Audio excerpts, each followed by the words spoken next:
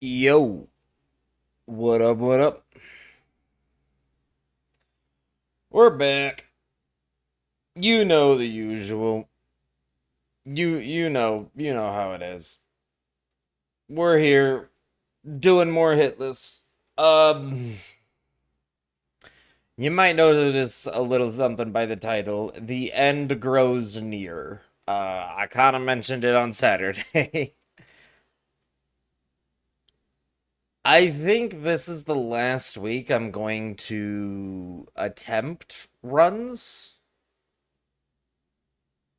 As much as I really don't want to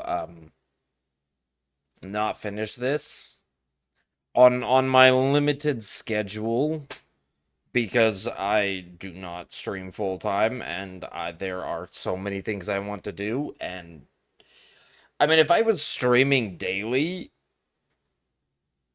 these last 3-ish weeks would have happened in a week and a half. The last 3 weeks are 9 streams. 9 streams. Like this, I don't know if this one is number 9 or if this one's number 10. I think this one's number 9. Um, I'm not including my warm up. I'm not including the week where I was like, okay, we're gonna try this again. Let's practice the bosses, make sure I'm not rusty. It's been also 4 months since I've played Elden Ring. I'm not including that week, but I guess if we do include that week, we're going on week 4. Thing is that like yeah, there's a lot of other stuff I want to do in a lot of different places. There's I've even started to put challenges in my head when before I was just like I don't know what I'm gonna do next. I've started to be like, ooh, well, actually, some challenges are looking fun. Also, there's just other games I want to do. Like I still really do want to go back and do the Silk Song Steel Soul that I never did. We did the speed run Silk Song, but we never did the Steel Souls Silk Song. Um, that and like, let's see, what else is there? I wanted to do a test of the what was it? Mortar Shell 2. The demo for Mortar Shell 2 came out. And I was just like, ooh, that's something I need to try. And it was on my list, and I still haven't gotten around to it because I've been doing nothing but this. Anyway, I have decided, for as much as I really do not want to leave this, and maybe giving myself a time frame will actually, fix something in my mental. But I am going to do Hitless this stream, and I am going to do Hitless on Wednesday. If I do not get it today, and if I do not get it Wednesday, on Saturday, I've decided we will be doing something else. However, I am not going to completely abandon Hitless. I think, and we'll do it this way. I think we'll move Hitless over to what I wanted it to be originally,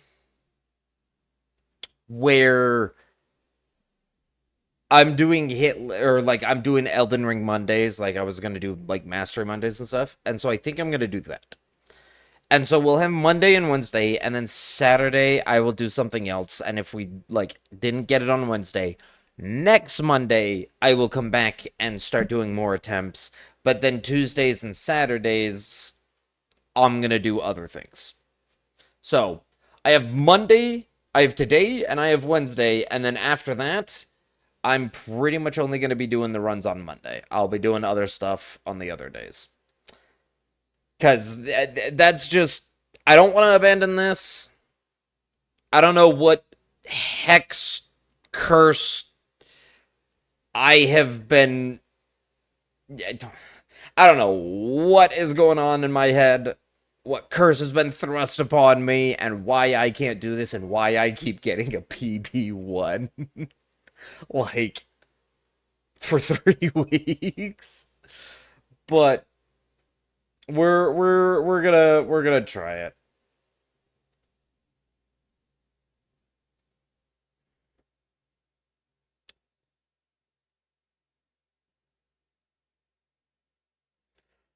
So yeah, that's about it. I think other than that, I think we can get to it. We can start going. Hold on. I think Guppy wants a little snacky. Let me get Guppy a snack. Otherwise, he's gonna be bugging me throughout the whole thing. Guppy, you want a snack? Yeah, he wants it. 1 second.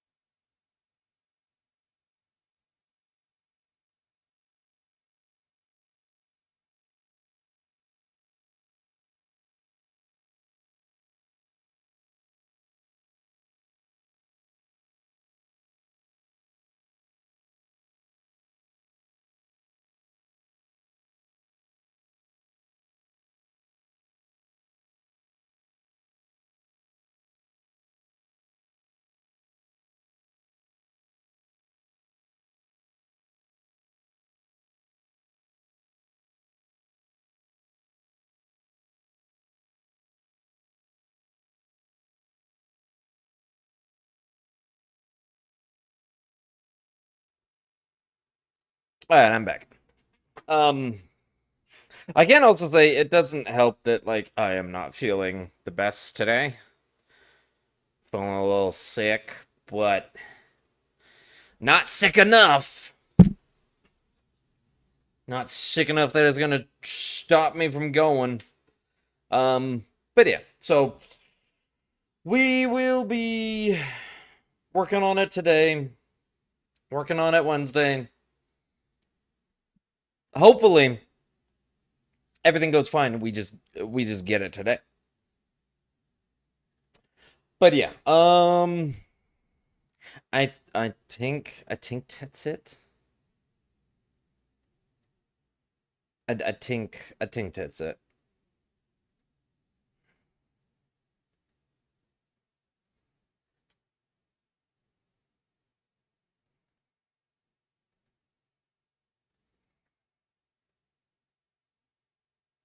Yeah, I think we're good. Let me start a local. There we go. All right, let's get to it.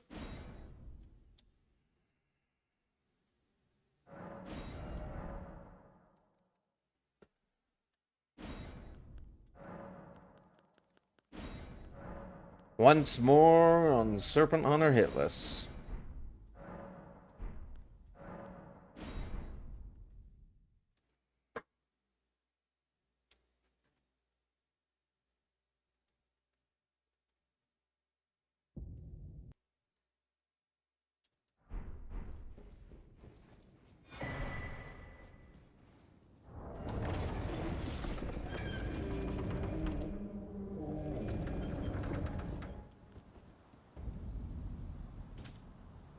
Oh, I didn't get it.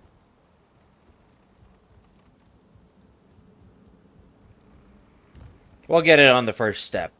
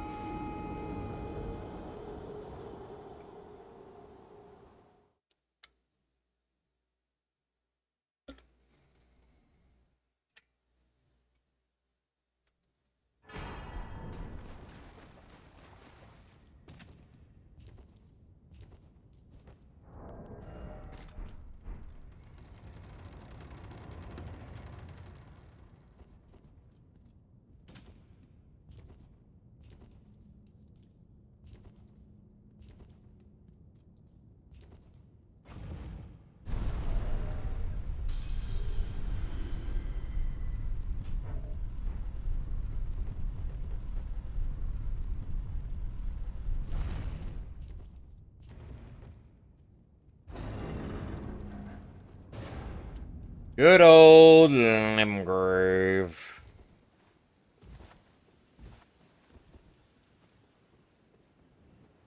Yeah, I told you we'd get it on the first step.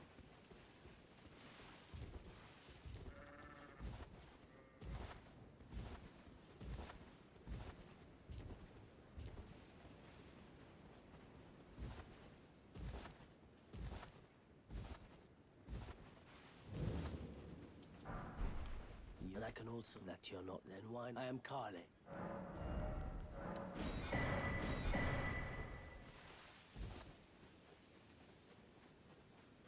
Time to go get Torrent.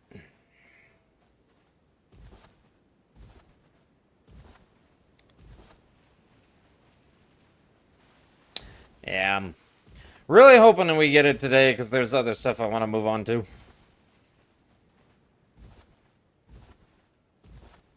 I just gotta focus up.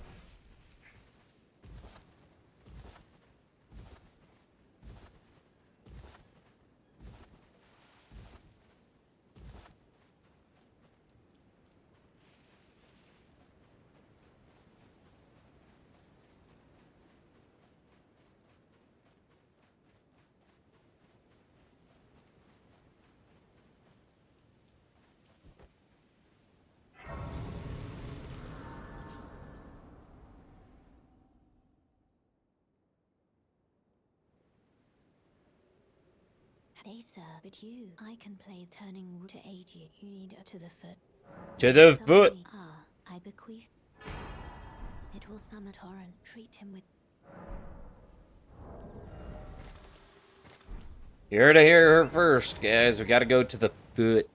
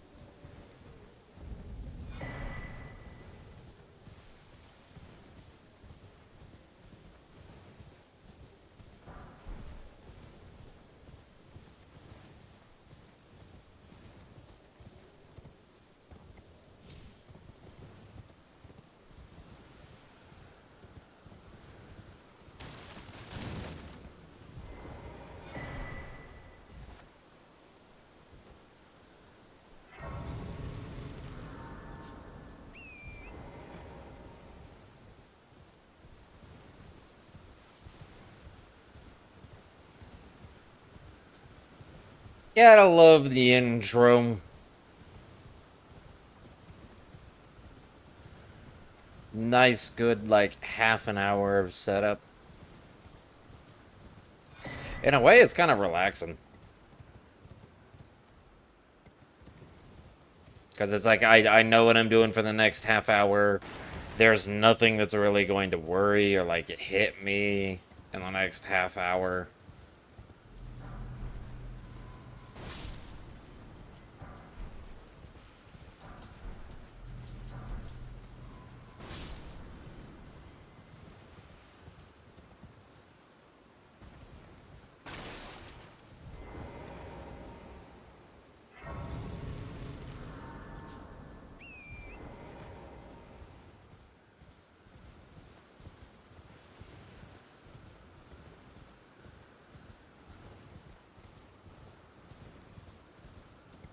I mean, I guess there's technically Alexander and Berne.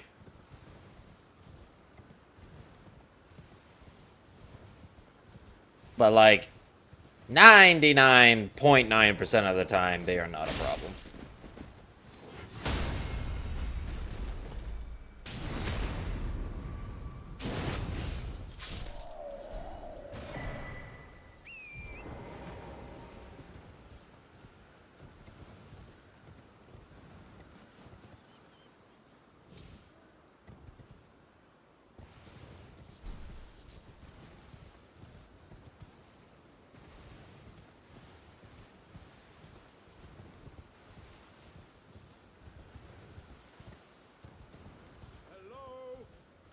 Hello. I can. I'm stuck. Hello? Oh, I am these. Had to get rid of a pesky I'll little give it your all. mosquito. Because I've had that mosquito attack me way too many times. It's just easier to get rid of it. I see it now. Humans all lose their wits eventually. Then there's nothing left to say except how could this? Was my whole existence just a crop?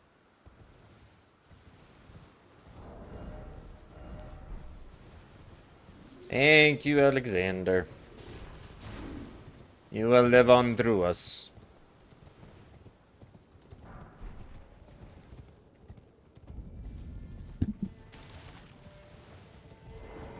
Oh, am I? Are you here as a cousin?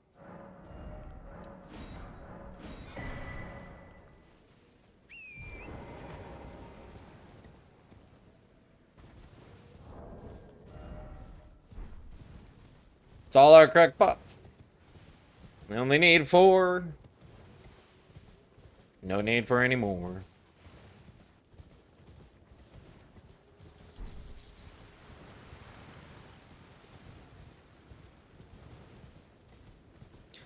To be fair, in a way, we would only need 3 from Kale. We could drop the last one there. Because you need 2 for Noble. And technically, you only need 2 with the setup I have for Duo. But it is nice to have a 3rd and a 4th. Oh, don't eat my jump. Jeez, Torrent.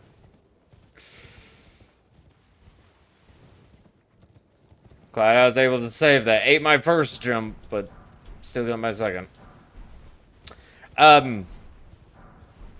Yeah, technically we only need 2, not even 3. But it's nice to have 3 and even 4, just in case of mess-ups. And we do go past the 2. There's 2 more when we go through Stormvale. Behind the pots, like right before Godric boss fight. But I don't bother grabbing those, because I mean, even in bad scenarios where we mess up, 4, like 2 extra is good.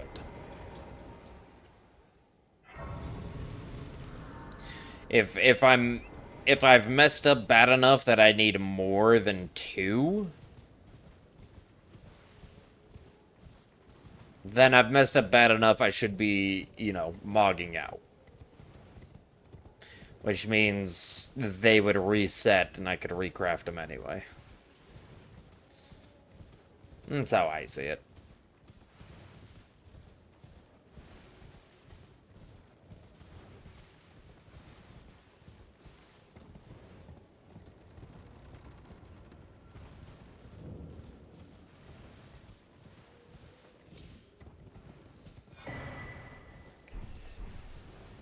Got our spiked cracked tier.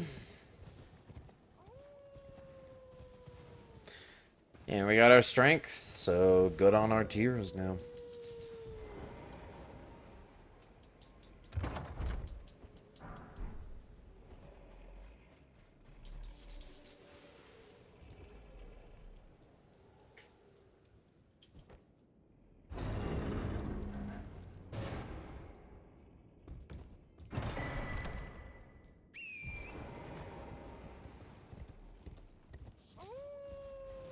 And our second main talisman.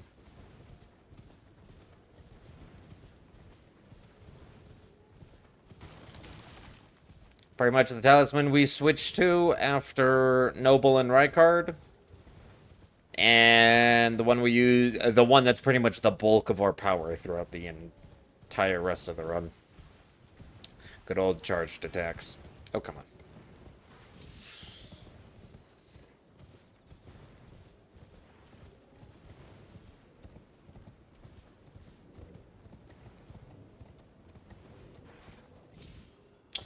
Really? How'd I mess that up? How am I messing that up? What is going on? There we go.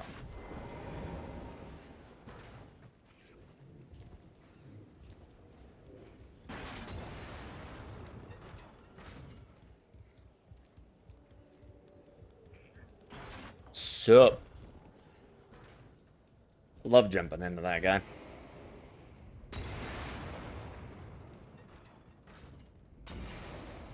Makes it so he doesn't chase us. Gives them a little bit of a scare.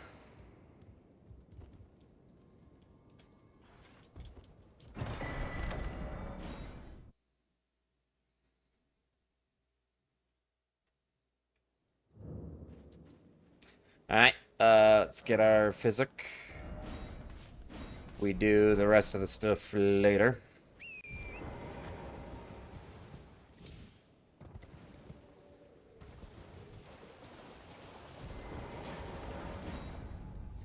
Yeah, the main reason why I do my physic there is because I need my physic for when I go to Bernie. But I don't need any of the other stuff till much later. And I have to rest later.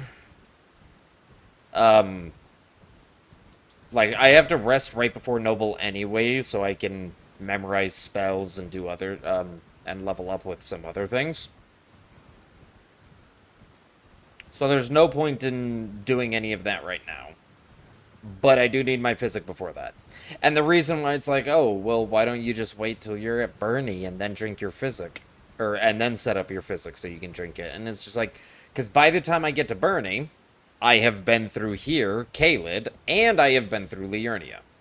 Which means the moment I sit down to craft my physic, Melina wants to take me to Round Table Hold. And that is just time loss. So we build our physic right before leaving Liurnia, so Melina doesn't stop us. And then we don't end up resting till we're pretty much at Volcano Manor. Because we don't need to go to Round Table Hold till that point.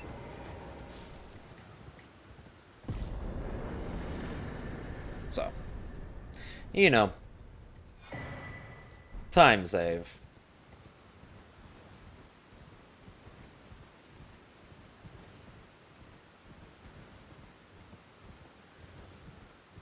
It's one of those where it's like, do I need to save time? No. Do I like saving time? Yes.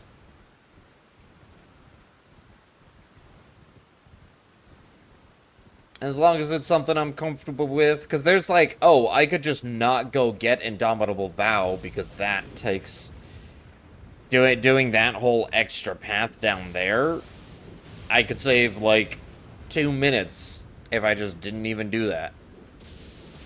I could also save like 6 minutes if I didn't upgrade my Uchi to a +6 and I just left it at a +4. I'd literally be able to skip like most of what I do in Liurnia.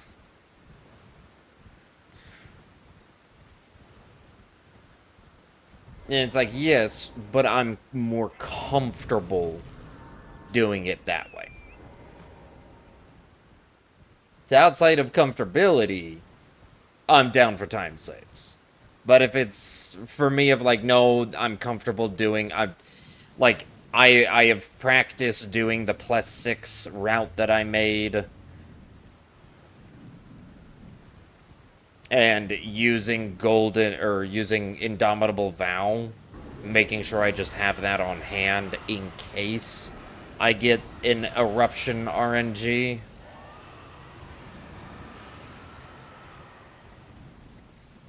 It's like I'd rather do those than worry about saving time. But changing when I go to Round Table Hold, well, that's just time save and no reason not to. It's like there's no reason not to do it. So.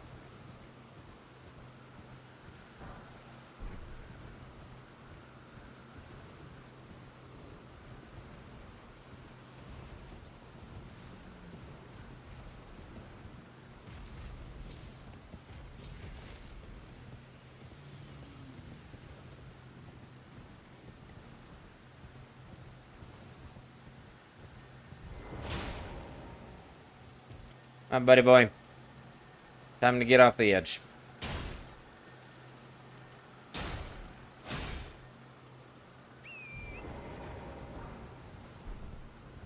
Clean. Alright, we got our 8 and 9. Let's go get that beast torch.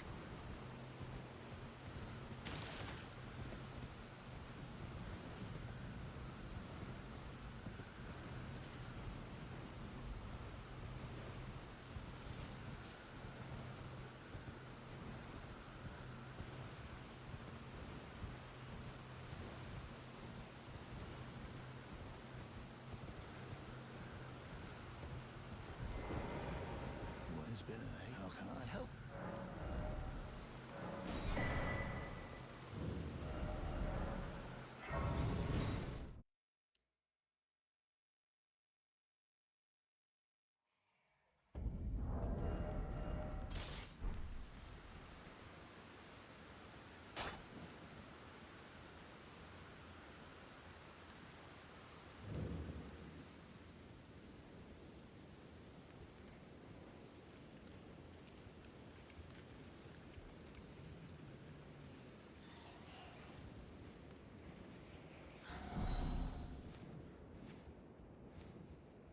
Solid.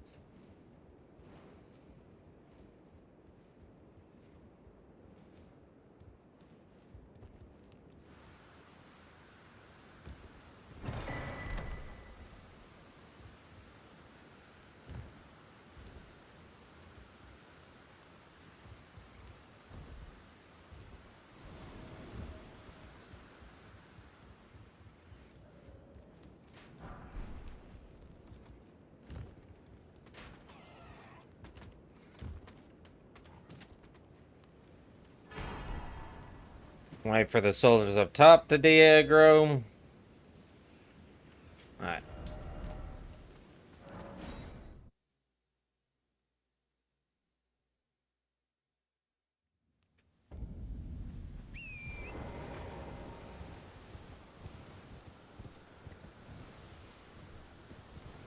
Alright.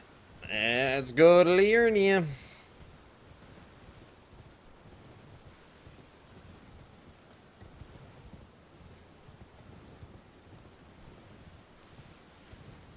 And I still haven't practiced the little jump skip that's up there next to the wall. I need to. It's a lot faster than going across the bridge right here.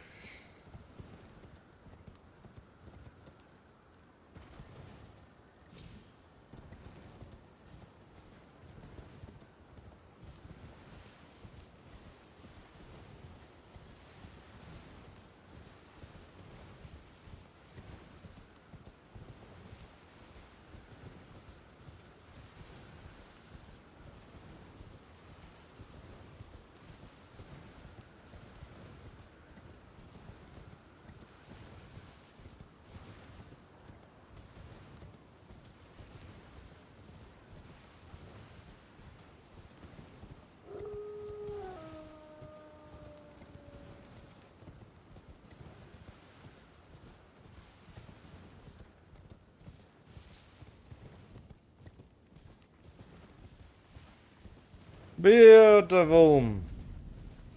I think there's also a skip here where you can like jump off of there and go down. And it's faster. I haven't learned that one either. I should though. It's faster than doing this little like roundabout.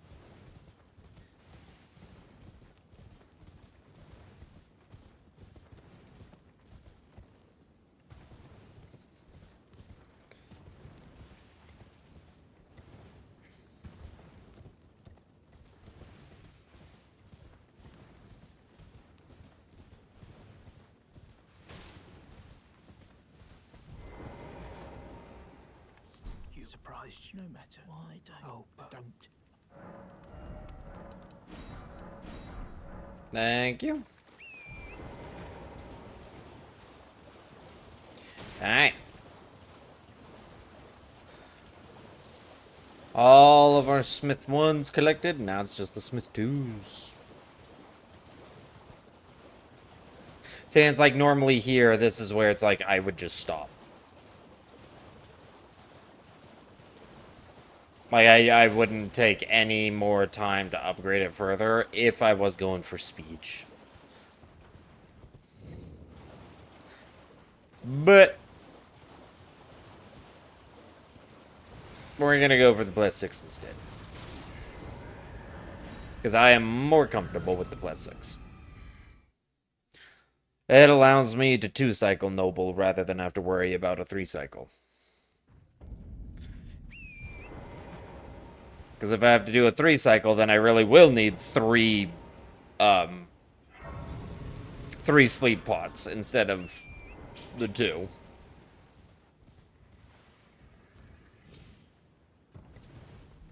Alright, south side first.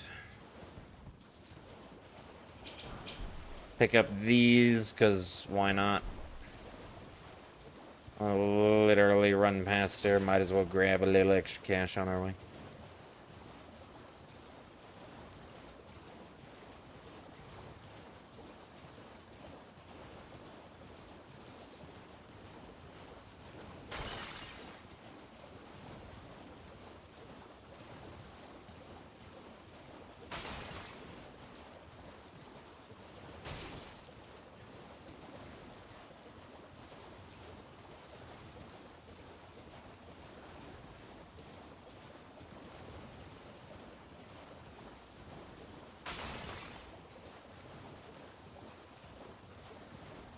Yeah, see, like, this whole area down here that we're going, like, pretty much south side wouldn't really exist. We would just go straight to Raya. And then after Raya, we'd go straight to EG.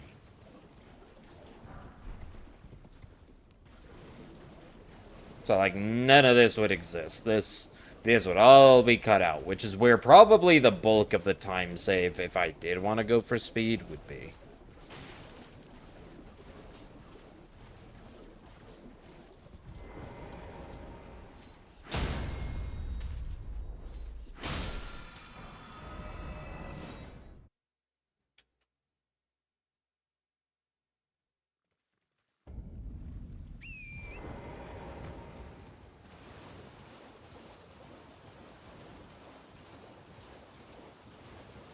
Time for laughter.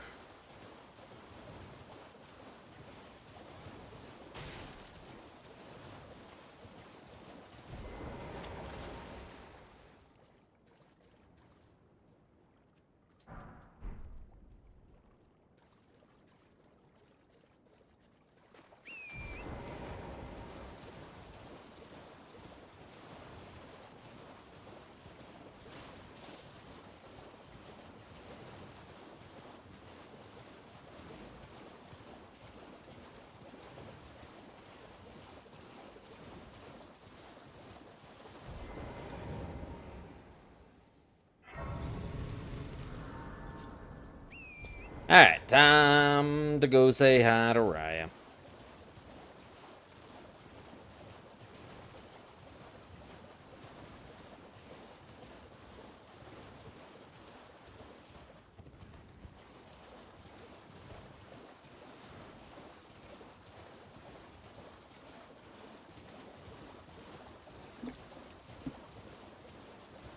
Hello. Hello. I missed what I was. Could I ask that thug only if you've? Oh, what a blessed thug, please. Time to go deal with a thug.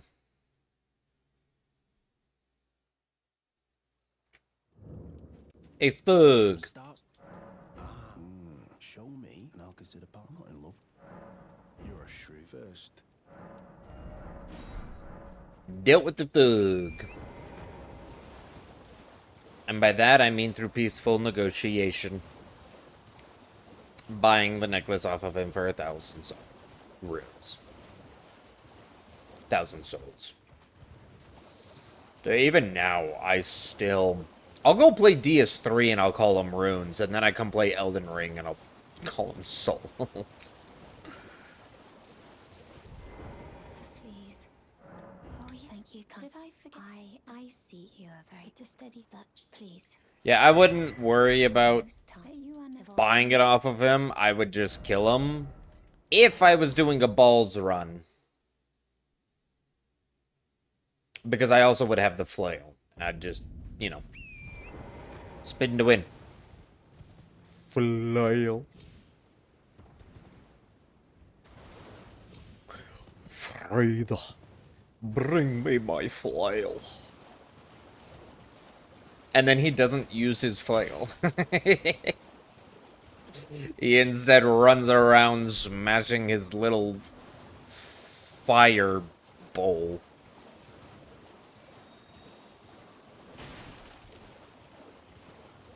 Anyway, that was the last of the upgrade 2s we needed.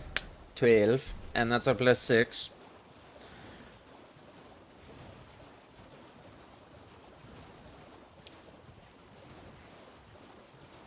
Now, this is the other part. Like, this, all of this would just be cut out. I come here because I want Kukri and the Glintstone Key.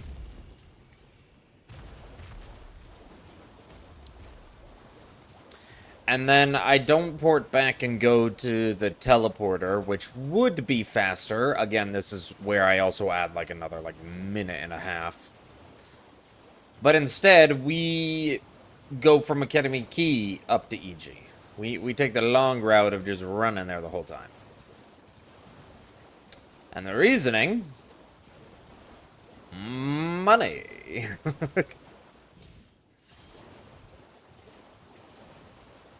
See, and if I was 3 cycling Noble, I wouldn't even care. Because these runes would not really be getting me like anything.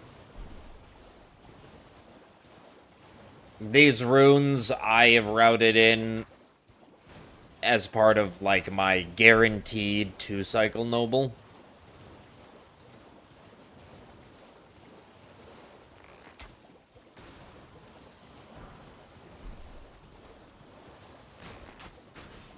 I could also... But this requires me completely doing a different route. I don't do a Red Feather Talisman setup. But that would require so much more of killing the knight at Fort Height, going to Round Table Hold early. Well, maybe I wouldn't have to go to it earlier than normal. But then I'd have to go and kill the bird here in Liurnia. I'd have to make sure it was night. Which arguably, in some ways, it could be faster. Alright, now we go deal with Bernie. And this is why, because if I rested now to set up my physic, Melina would take me to Round Table Hold. Now, I'm not ready to go to Round Table Hold yet. I just want to kill you, Bernie. Okay. I won't say it 3 times.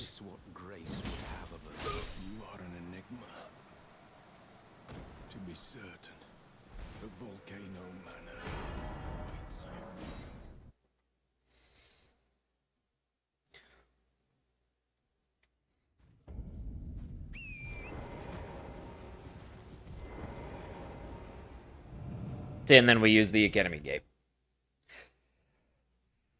If I did all the rerouting, it's like, oh, we would just go back to EG and go north from there.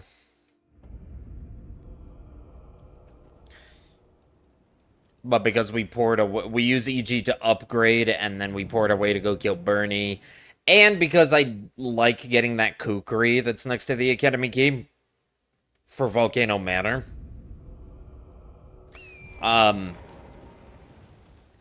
Because it just makes Volcano Manor so much nicer. Easier. might as well do the academy way. I think, or like, I'm pretty sure the EG way is faster if I just cut out the entire north side, like I said before, and just didn't bother to go get the academy key. Even if I cut out the balloons, though, and I still got those kukri, I think the academy key is faster, even at that point.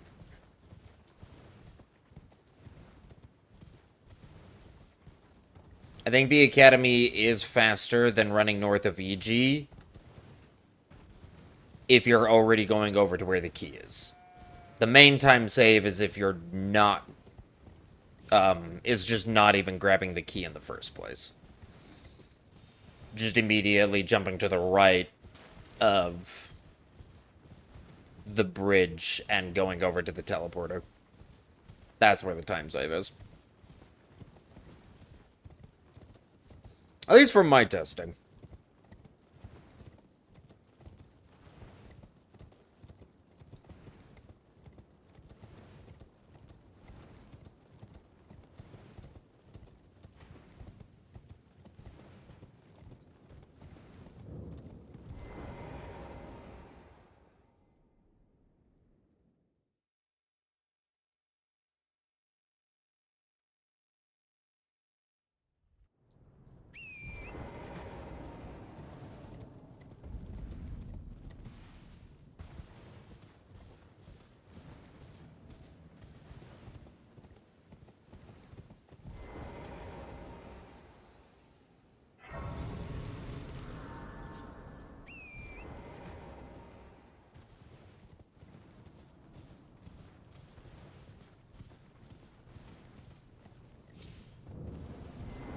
Alright.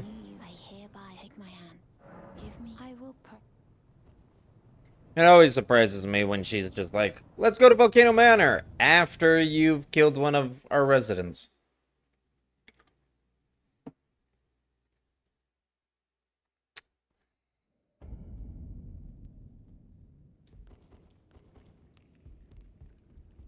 I am Tanith, Rias, a warrior. Perhaps you will you join YX rise with us.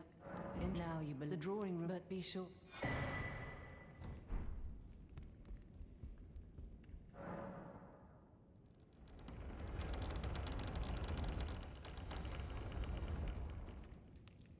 Alright, can we get past the snail without losing stamina? Nope. At this point, dude, I swear it's just complete RNG if you can get past that snail and it somehow doesn't take your stamina. Because sometimes it does, sometimes it doesn't. I have no idea what the difference is.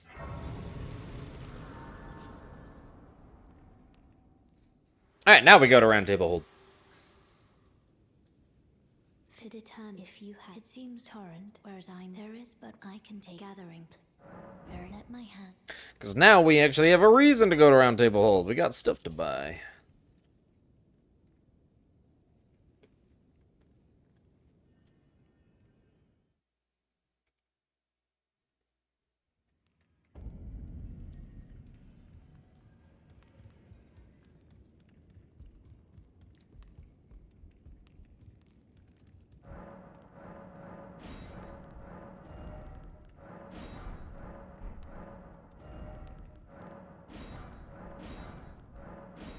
There we go.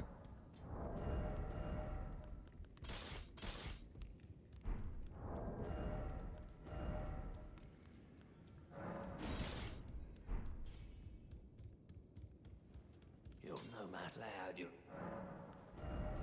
Got that Masters of War on there. And sell everything so we're ready to level up.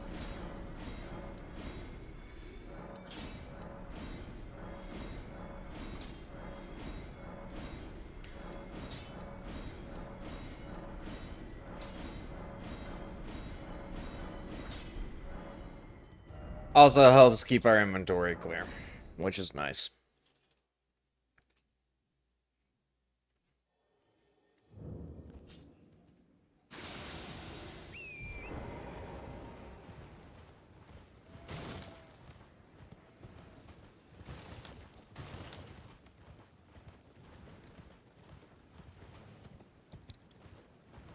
One final upgrade for our build, and we're good to go.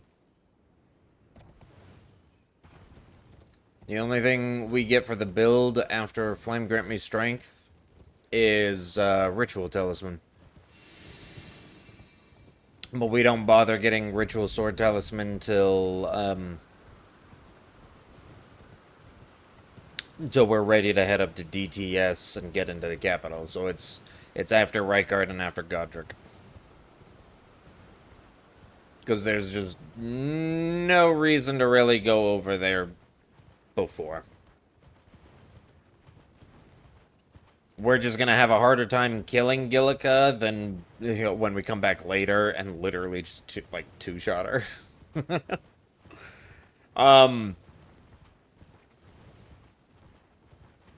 And we wouldn't even be able to use Ritual Sword till after Margit anyway, because we don't get our second talisman pouch till then.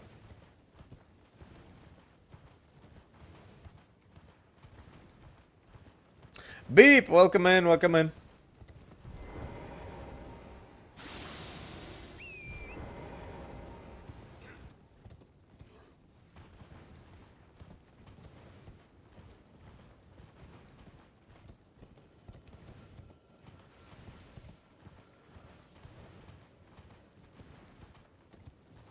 What's up? Wait, are you not at work? Usually this is when I'm expecting a message being like, "Oh, I'm at work."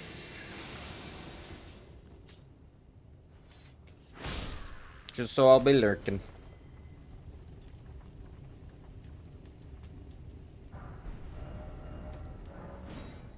Alright. Only working Friday and Sunday. Damn.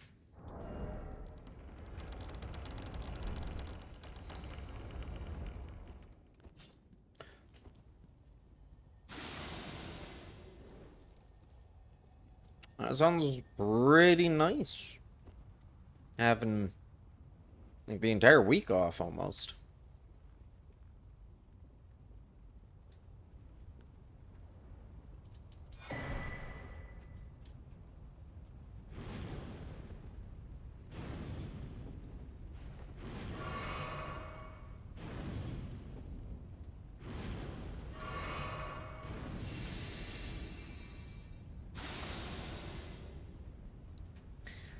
Alright, let's go.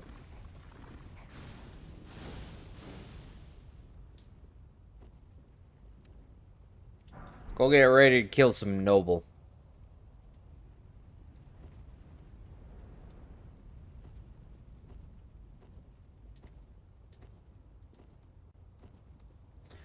You are in a weird spot now. Why are you there?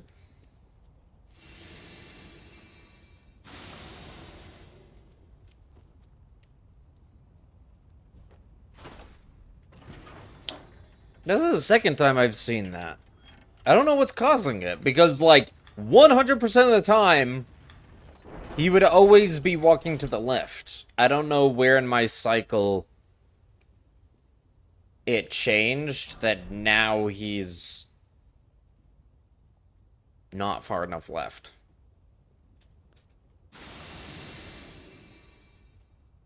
It's weird.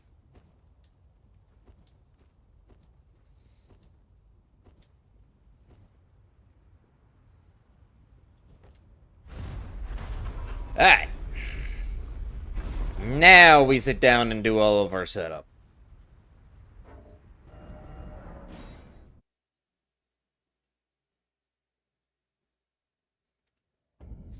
Why we don't worry about it before is because we'd have to wait to this point to level up anyway.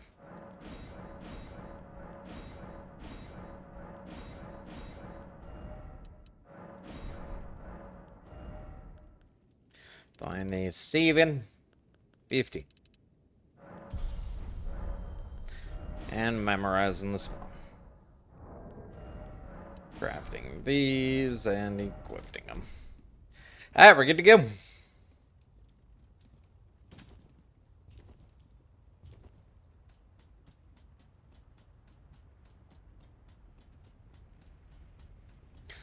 Let's get a nice and clean noble here. That's what I'm hoping for.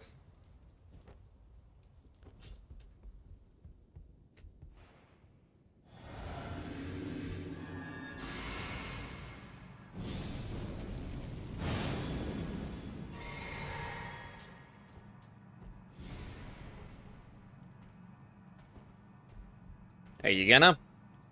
He's not gonna.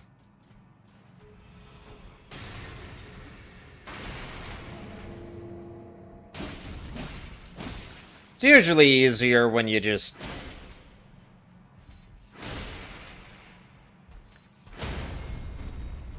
There we go. It's easier when he starts off with throwing a fireball. But he doesn't always.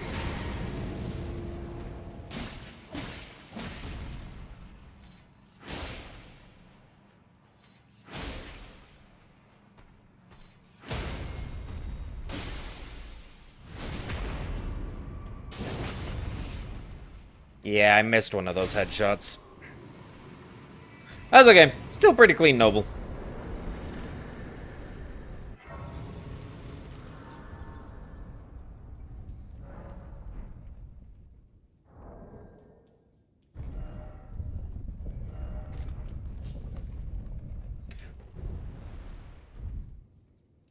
Today is the last day for this? Yeah, I hope so too.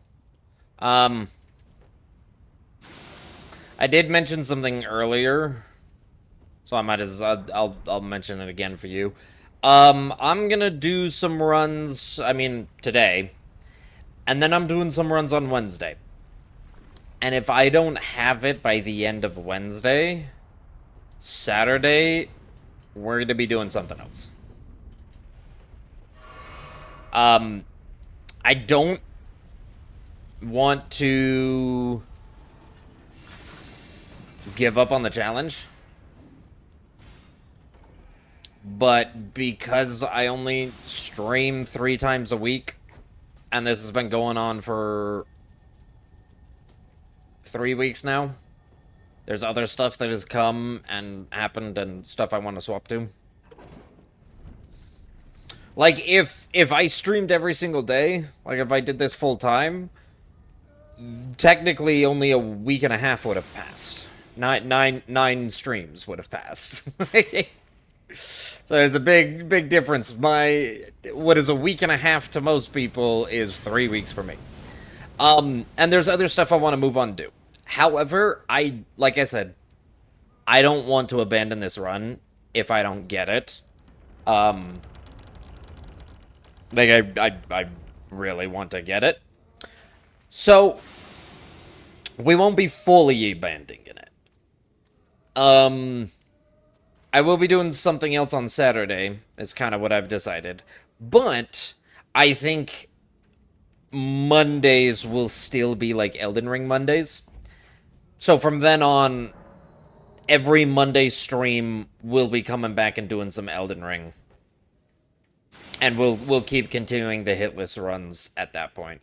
And then just Tuesdays and Saturdays will be variety. I don't... Like I said, I don't want to abandon this. But I'm a little annoyed at myself that it's taken 3 weeks to get it.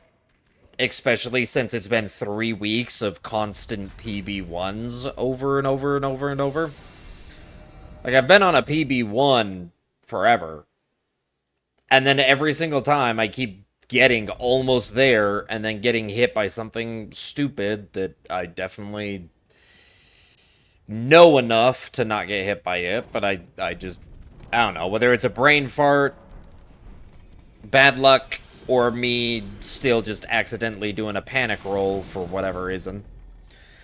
On something that I have dodged 1,000 times, it's just this 1,001, suddenly I'm panicking on it. I don't know. I'm cursed. But yeah, so I won't be fully abandoning it. But I'm started to get annoyed with myself enough that I need to move on, or I want to move on and do other things instead of keep putting other things off. So the compromise is we'll keep doing these Mondays. And then we'll do variety the other days.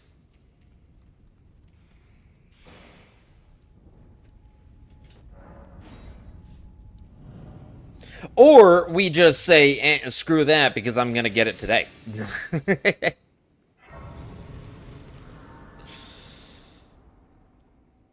That's the better mentality to have. Today's the day. This run is the run. We are already at Rykard. So, if Rykard goes smoothly, then things are looking up. Well, then I presume.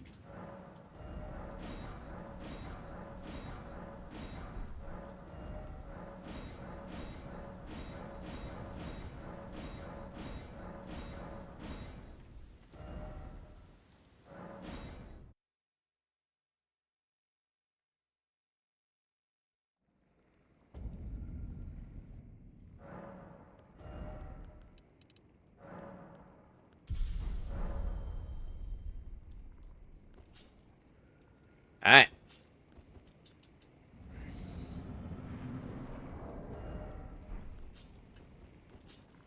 Let's do this.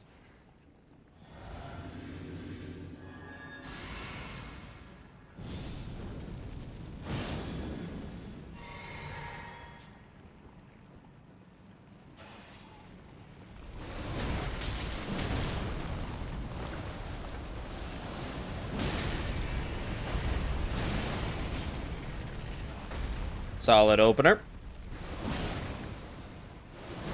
And he's not doing the spit, which is awesome.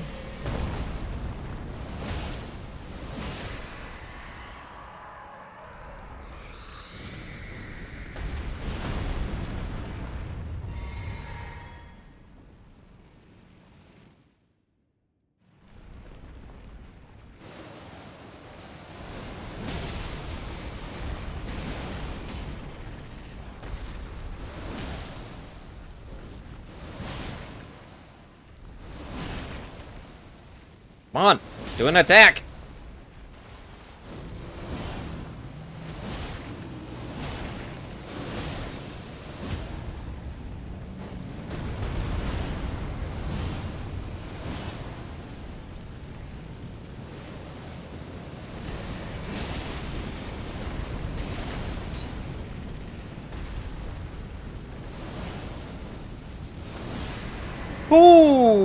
Okay, that last little bit of Rancor right there. A little bit of a worry, but...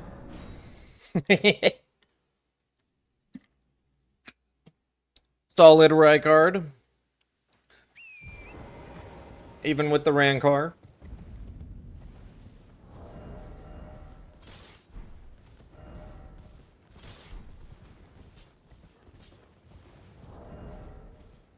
Wait, what? Oh. Meant to do that. I was just like, wait, what? Why? Unequip my shield with the bow, not swap the sealing bow.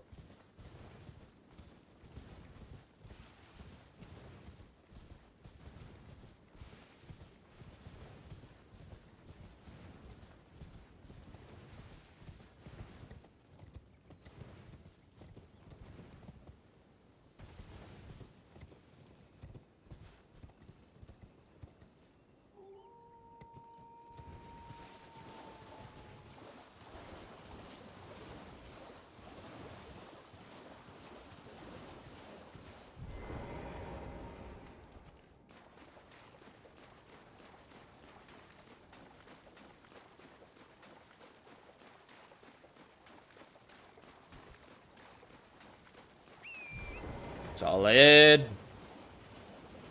He didn't do the weird thing where he randomly stayed. For some reason.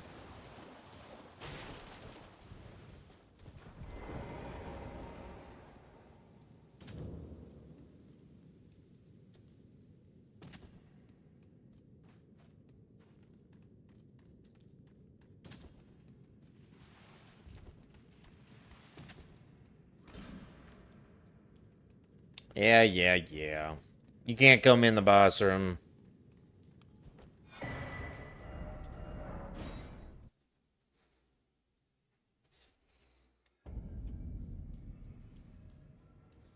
Alright, one thing to buy.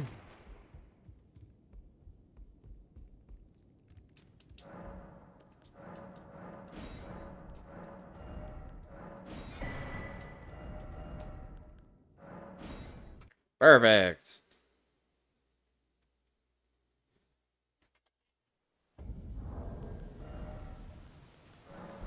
Pop this.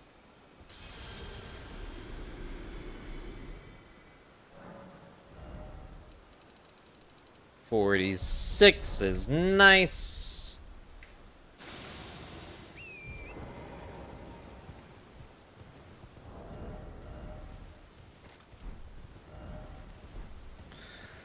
And there we go. Talisman swapped.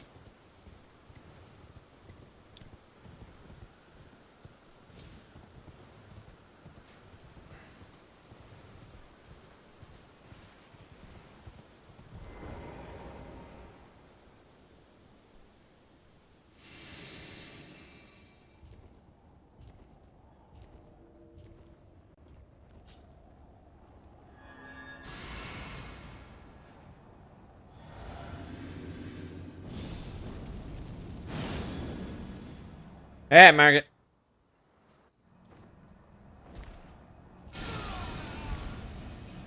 One, two.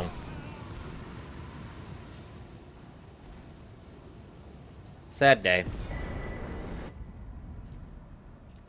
I shall remember thee, tarnished, smouldering with thy meager flame. Cower in fear of the night. It's tightly booked. The guards, you'll breach the... Well, but of course. The gay. The gay.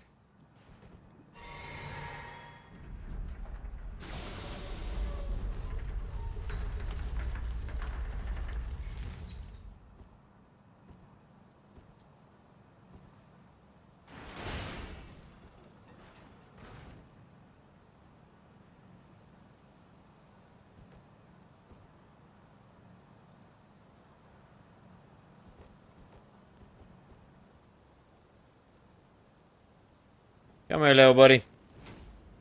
What? Say what now? Hubba-da-hubba-da-humana. How did that? How did that go through him?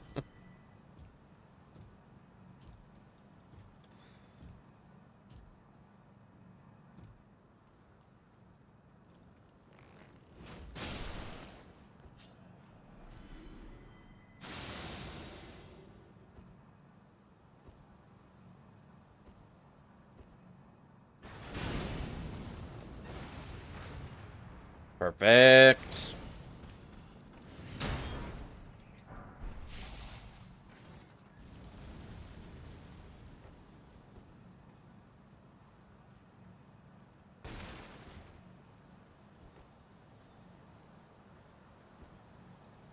I still don't know how that one guy sees me.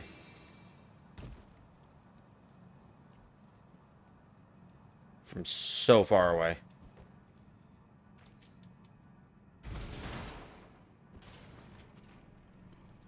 The other dude's closer. Don't even see. It's just him. One of the dudes randomly just in the middle of the courtyard looks my way and says, "Oh!" Pulls out his crossbow and starts shooting. And it's like, dude, there's like 3 people closer to me than you were. And they did not react in the slightest. What the poop.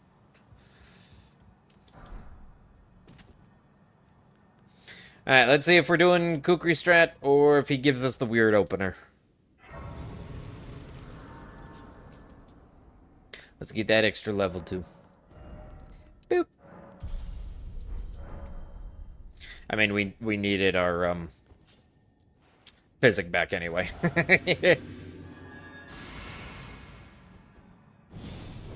Had to rest at some point to get that physic back. Alright, Godric. You gonna give us the weird opener, or are we doing Kukri strat? Oh, Kukri strat it is.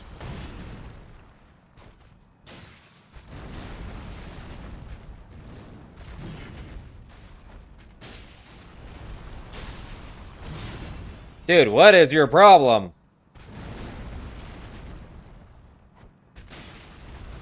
Dude, seriously, what is your problem?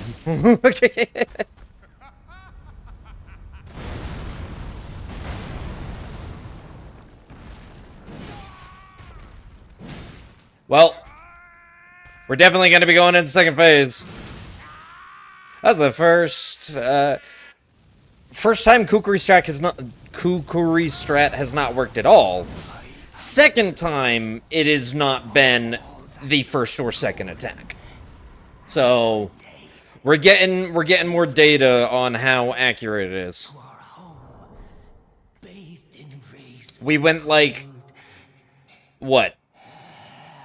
Roughly 10 times in a row with it working every time, where he gives us the tornado move either right after his opener or the third move or second move after his opener. It'd be opener tornado, opener swing tornado. That was like 100% accuracy for like 10 runs. Then, yeah, like on the 11th try of recreating it, or somewhere around there, he did like 5 moves before finally giving us the tornado. And then that one, where he just didn't give us the tornado at all. So, that kind of sucks. Hi, Gilga. I require your treasure.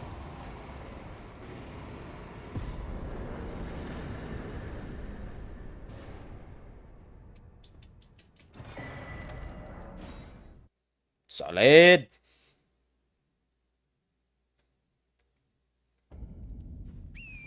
Yeah, might as well use it every single time. Because, like, you saw, like, even if it doesn't work, it's not that dangerous. A Kukri throwing animation is not that long of an animation. You have plenty of time to roll out of any attack that he might be charging you with. The weird thing is he gave 3 of his, like, grind openers. That's what was weird. I'm not sure if I've ever really seen him do that grind opener, or, like, the grinding, like, axe swing outside of his opener. I think maybe one time, somewhere, at some point, as just like, oh, he can do that outside of his opener? And then this is maybe the second time, and he did it twice. He did it for the opener, and then he did it 2 more times. I've never seen him do that move that many times. It's crazy. Maybe it was because of the Kukri strat. Because you stand at, like, a certain distance away. So his AI is more likely to queue up the tornado because you're throwing a projectile at a distance. Because if you throw a projectile but you're, like, within very close range, there's a chance that the AI still just says, oh, well, I can get him with a swing. And so it doesn't do the tornado. But then apparently that is his gap closer, so if it wasn't being tornado, I guess it would be the grind, the axe grind to charge at me. So, weird. More testing is needed. Gotta get a good sample size. Can't just base it off of, like, hell, I'm basing it off of, like, 12 or 13 runs.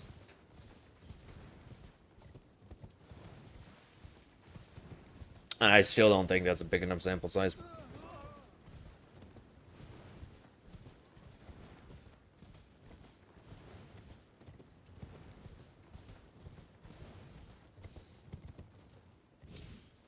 Oh, come on. What did... Hello? Thank you. Jeez. Couldn't even get on the first rock for some reason. It was just being weird.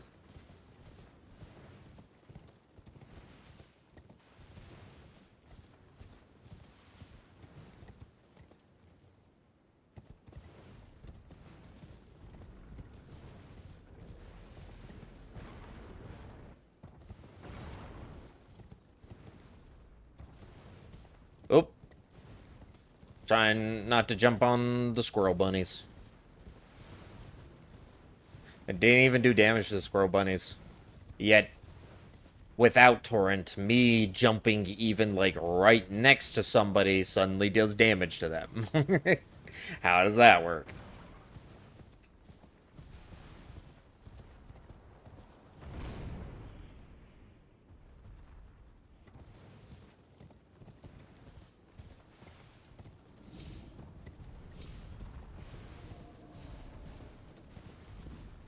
Hey, DTS. Howdy. Ready to get slapped in the ass? Because I'm ready to do some slapping.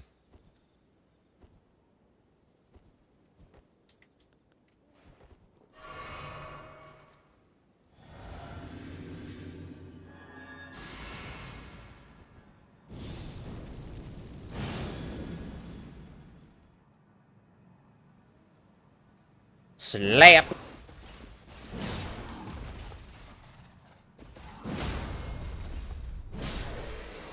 Slippity slap slap. You've been bapped.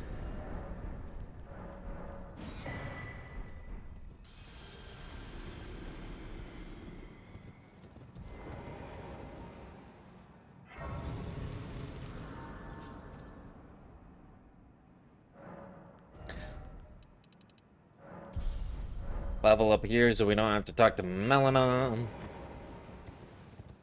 Because it's faster.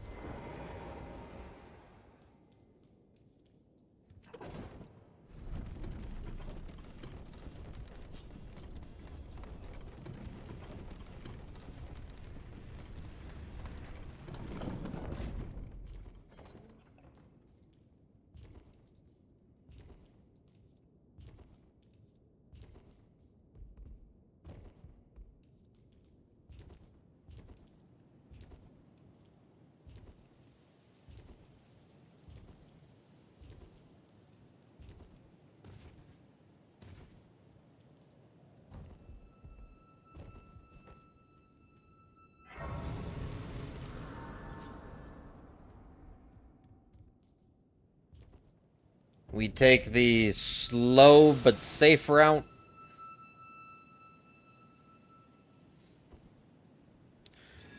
Because can't do quit outs. So, if we failed on any of the like wall jump skips or whatever, we'd be dead. That'd be the end of the run. Better to just go safer.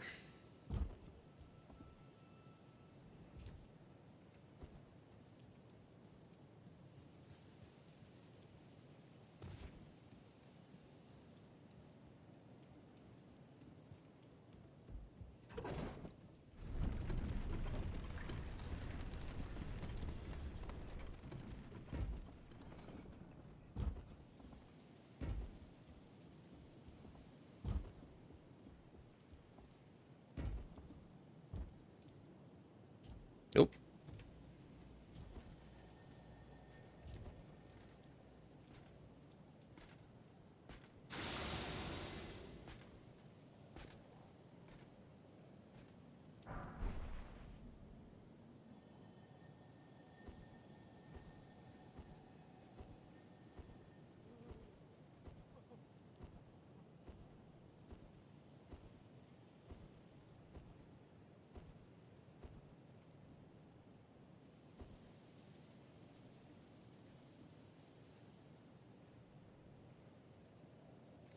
Alrighty.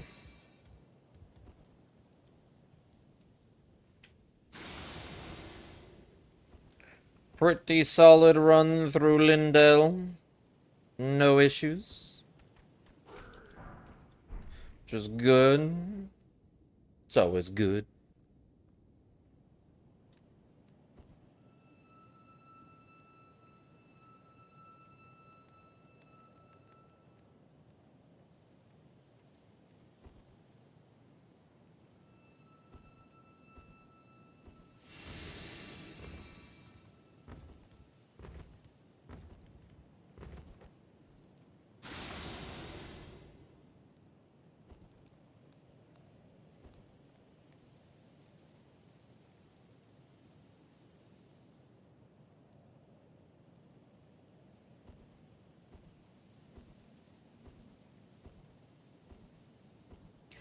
Okay, Godric.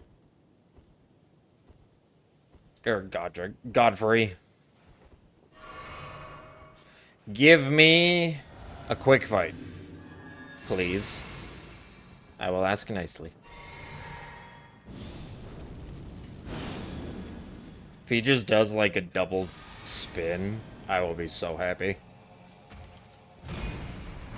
Oh, he did a single spin.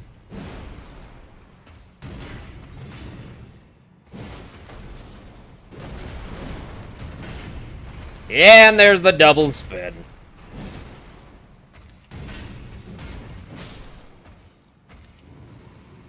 Loved it. Oh, that's why I was gonna say. I'm like, he usually dies in like 2. I never equipped a ritual sword for him. He would have been even faster if I'd done that.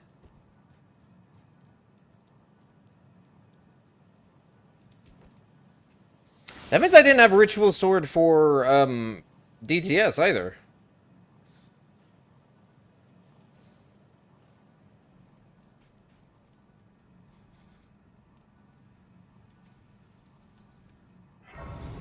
I guess we usually do overkill DTS quite a bit. So having an extra 5 levels instead of Ritual Sword still was probably enough. It's less damage overall, but that's just less from the overkill. Alright.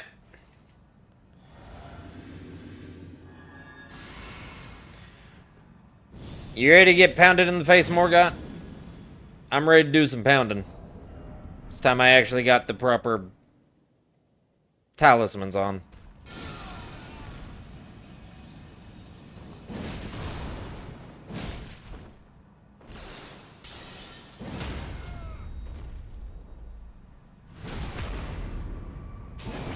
GG.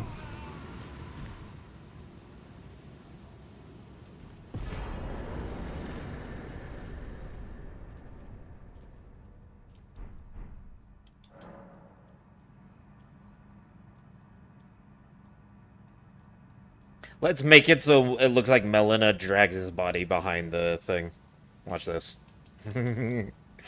If we rest roughly right here. You see his body behind the throne. And then she's just appearing from that direction. Thanks for hiding the body, Melina. Totally, no one will find it. It's totally hidden back there.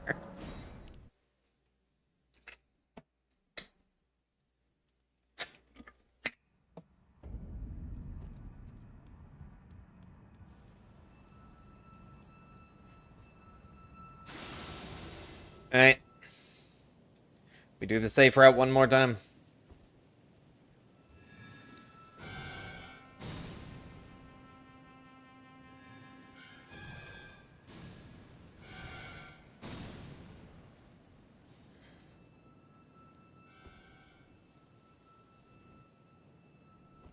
Easy peasy.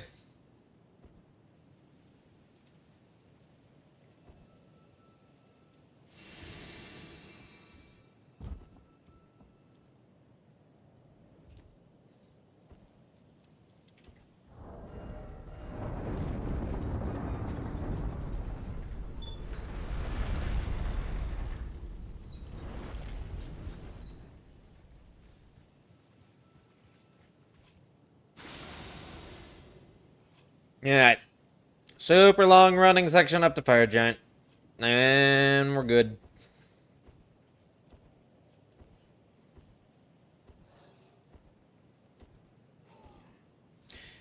I think from about once I hit the elevator, it's like 6.5 minutes.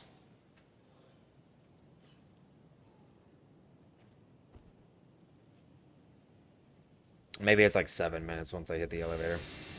We'll see. Bam! We'll do 740. 740 is our timestamp.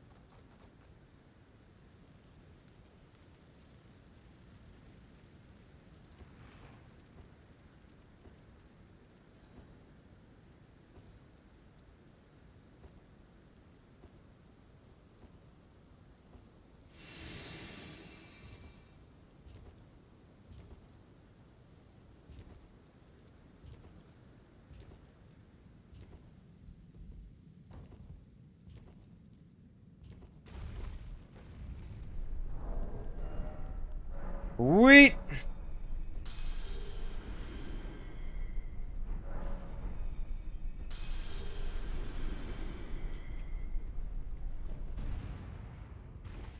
Let us turn it today.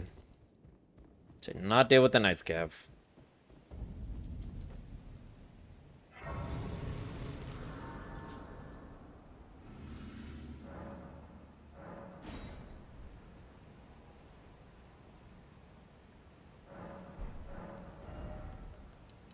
And we level up here. Because otherwise we're just do the entire run and then rest again to level up. Might as well just level up here. We're already resting. And then we don't have to level up over at Fire Giant.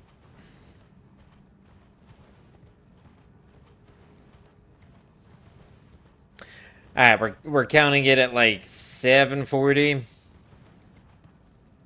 This is one of those moments where it's like, hey, maybe you should have just made splits for your run. And I'm like, yeah, that was... Yeah, past me didn't want to do that, and current me is too lazy. It is what it is. But yeah, I believe it's about a 7... Because it's like a 6-ish minute run from the Grace, where I just turned it day and leveled up. And I'm pretty sure it's like 8.5-ish minutes from killing Morgott.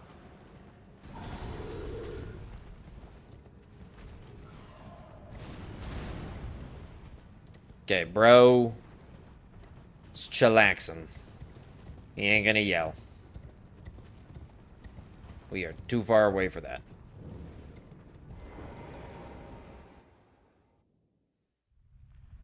So yeah, I guess if it's exactly 7 minutes, we would be entering Fire Giant at like 14. Or maybe... Was I counting it to the Grace? I think I was counting it to getting the Fire Giant Grace. Which we do get in case we have to Mog Fire Giant. We just don't sit at it. Because that's slow. But I have made the mistake of being like, oh, messed up the Fire Giant script, Mog out. And it mogged me all the way back, and I was like, yep, that's why we grabbed the Grace. Don't skip a the Grace. Never skip a the Grace.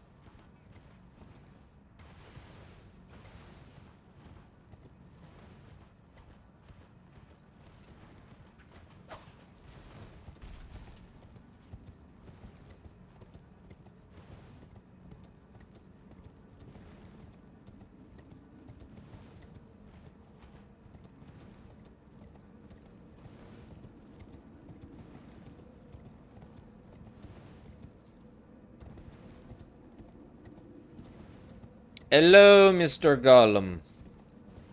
Do you wish to shoot me? Well, you missed.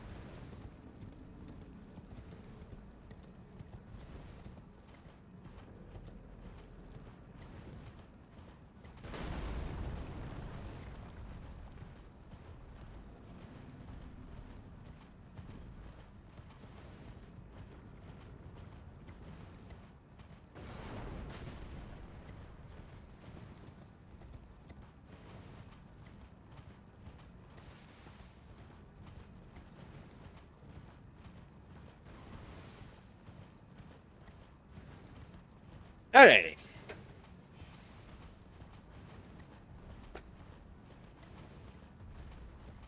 We're not past the biggest hurdle of the mountaintop climb, though. I'd say the biggest hurdle is the 2 skeletons. They just shoot us as we try to cross the bridge. That's like the genuine closest place something is close to hitting us, pretty much.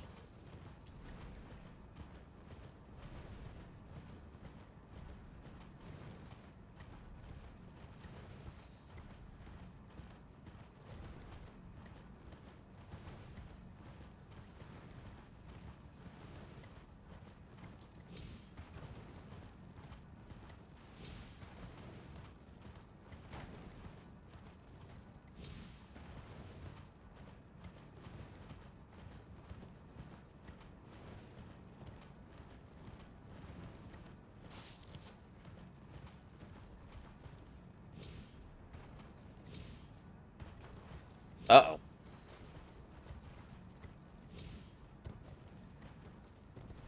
There's a bad cycle. Don't hit me in the back. Okay, I think we're good. As long as you get, like, a little bit onto the bridge, their arrows arc enough that they don't go that deep into the bridge. It's still scary. Missing the little jump up meant the timing of me directing their shots was off. Because I usually have a little thing that I do there where I hop up immediately and then do, like, parallel to them, making them shoot off. But missing that hop, that's why I was kind of like, uh-oh. It's like now I don't know when their shooting cycle is, and they could shoot right as I'm running away. But we're good. Oh, Gucci.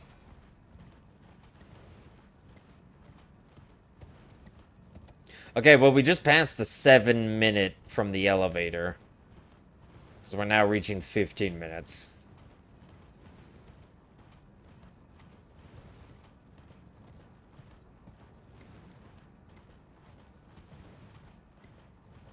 So that would have been 7.5. Wow, so it's like 8 minutes. Because it'll probably be about 15:40 when we touch Grace up here. So yeah, it's about 8 minutes from pulling the lever to getting up here. Could have been a little bit more optimal, but like optimal enough to like save 10 seconds at most. Yep, there it is. 8 minutes. We're not even at the Grace, technically.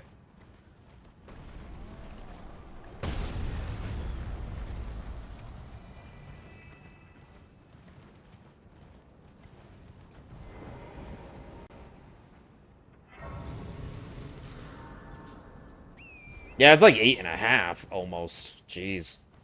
8:20, I think.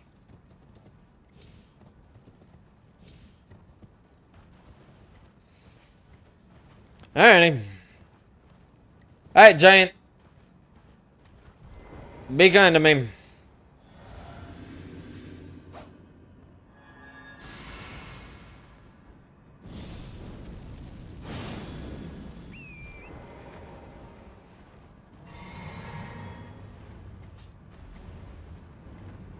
Give me some good RNG, boy. Give me some good RNG. A jump. I will take a jump. I do like the jump. That's okay with me.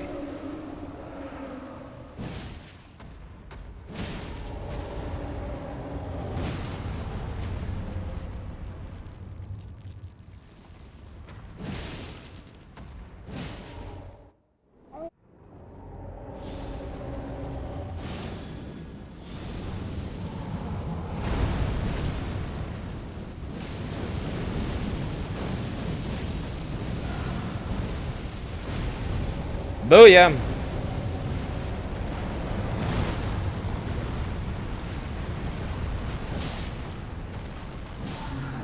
Easy peasy.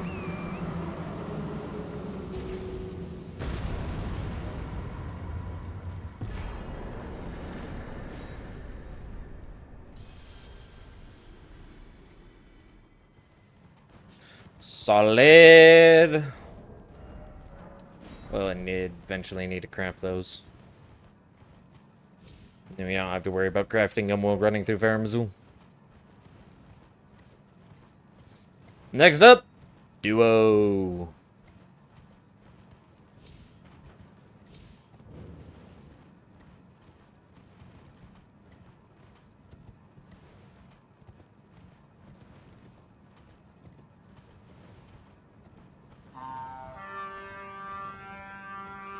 Rain!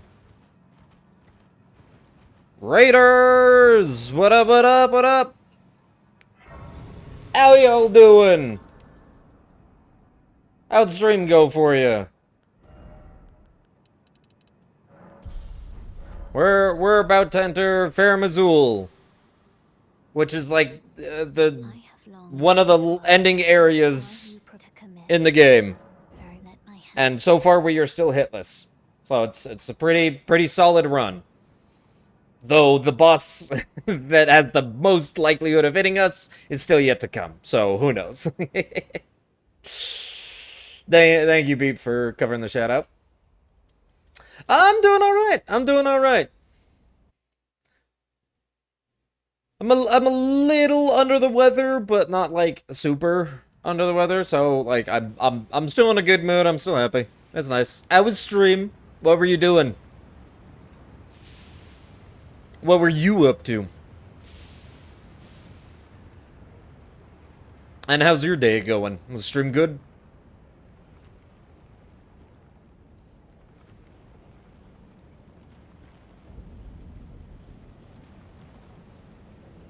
Alright. Distraction.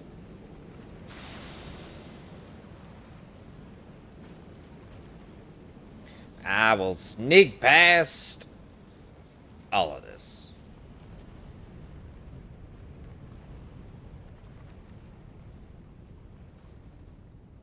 I believe in you. Thanks, Rain. I'm hoping this is going on week 3 of trying to get the run. So I've been at it for 3 weeks and I'm annoyed because I've had a PB of 1 for a while, a personal best of getting hit once and then beating the game. And the biggest problem I'm having is that I've gotten a PB1 like 12 times over the last 3 weeks. So I'm hoping that I can finally get the hitless soon.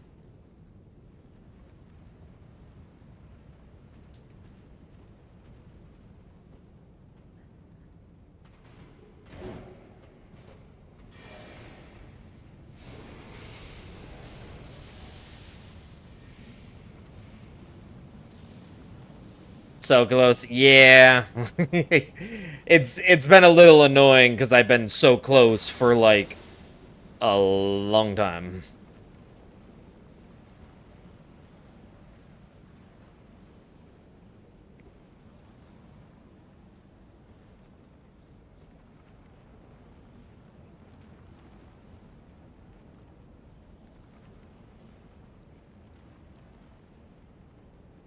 Alright, we got Godskin Duo coming up here.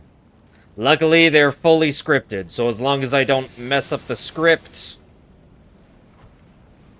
we should be good.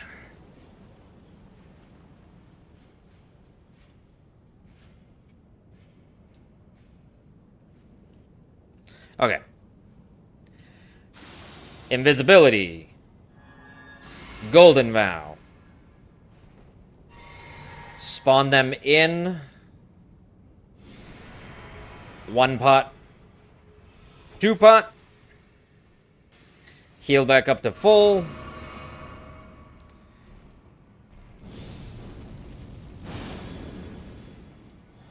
fully buffed. Okay, here we go.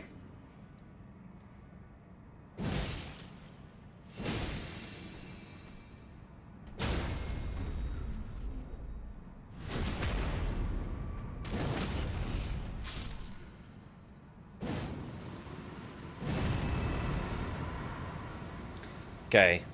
Wait for a couple seconds. There we go. Golden Vow is gone.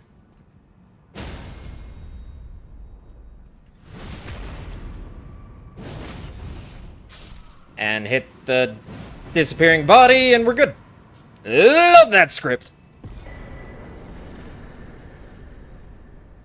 You're right there, you got this. Thanks for the hype.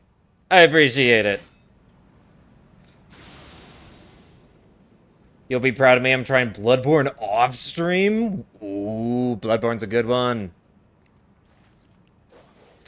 A lot of people, Bloodborne's their favorite one. Personally, I like Elden Ring and Sekiro above it. I like Elden Ring, Sekiro, and Dark Souls 3, all above Bloodborne. But then I would probably put Bloodborne next, and then probably Dark Souls 1. And then Dark Souls 2, we just don't talk about it. That can stay at the bottom where it belongs.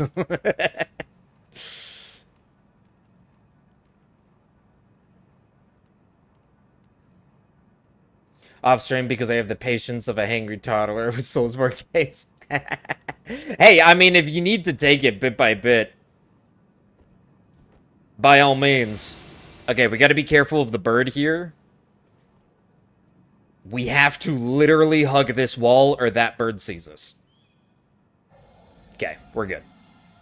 And then once down here, we have to literally hug this wall or that bird sees us. Okay, we're good. I'm not losing stamina, nothing aggroed. Hey! Big dragon! Go away! I did 3 damage to you. Get scared and run off. Yep, there he goes. Okay. How his buddy does not see me kill him, I do not know. But it works out in our favor. Alright, we're through.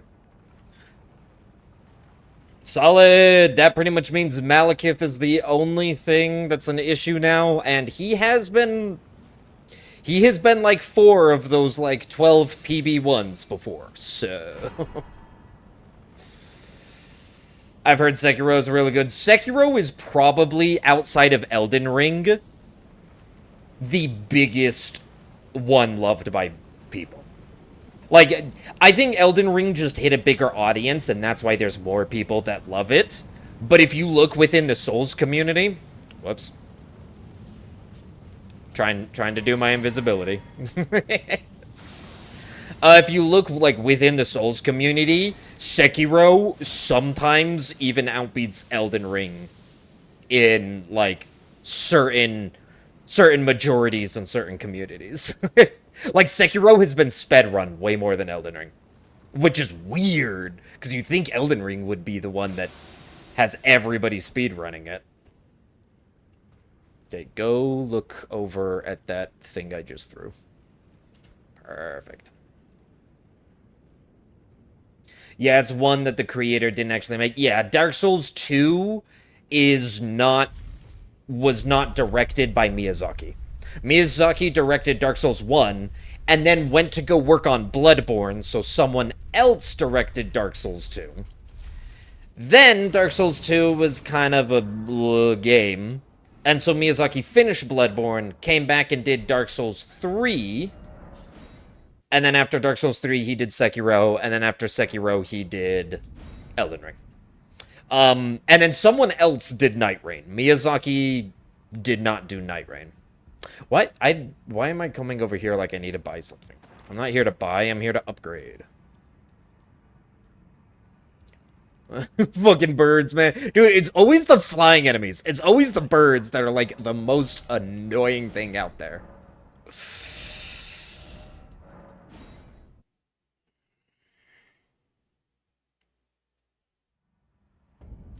Alright, now we level up with the remainder of our souls. 75 is about right where we get. And I can unequip these. Don't need them anymore. Okay, this is a fight that I gotta lock in. His phase 2 is scripted, but his phase 1 is not. I can get... The run could die here. And if it does, I mean, we'll just go again. But I gotta try and lock in. Get our buffs going.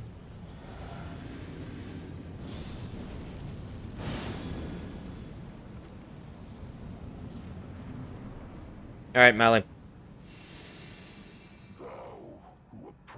Give me a good opener. Destined death. Yes! Not have it stolen from me again.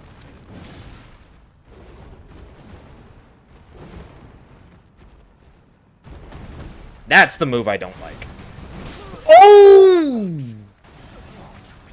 That came out so quick! No! Frick. Gosh, dang it. Okay, Mally, maybe I need to warm up on you a little. Let's... Before I start the next run, let's just make sure... You know what? Maybe I'll just finish this run. Then you can see the full run and what it's supposed to be.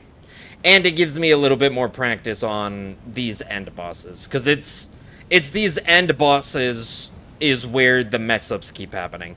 Yeah, like you just saw.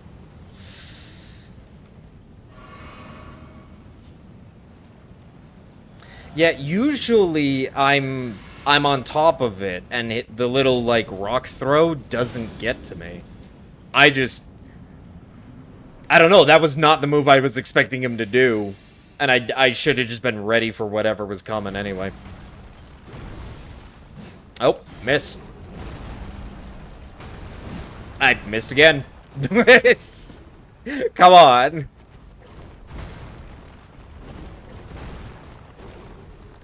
Oh, I didn't back up enough.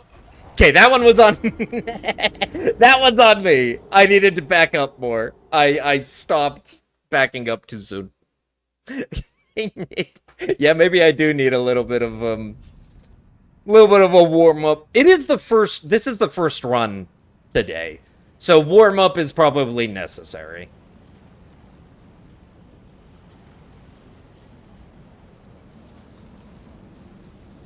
Because let's be fair, the first run is always going to be the warm-up run. Oh, I activated my invisibility, so... Is he just on me now? I think he's just on me now. Well, run's already dead, so... Won't matter too much.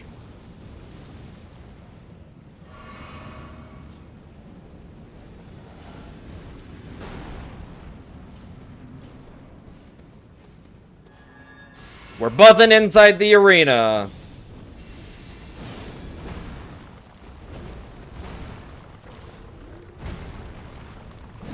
Oh, see, and that time I backed up too much to compensate.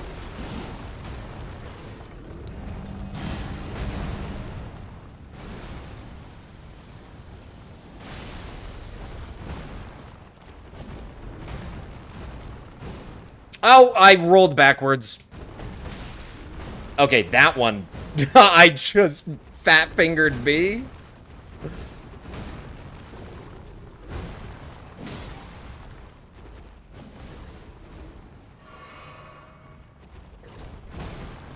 Yeah, I really do need practice on you. I don't know how I'm messing you up so much.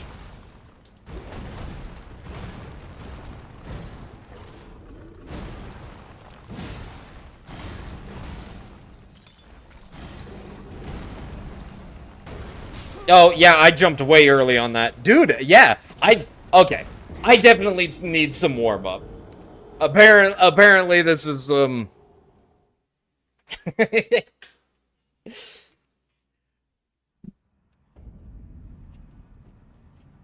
I'm getting I'm having performance anxiety. It's cause you rated me, Rain. Now I'm sitting and I'm like, everybody's watching.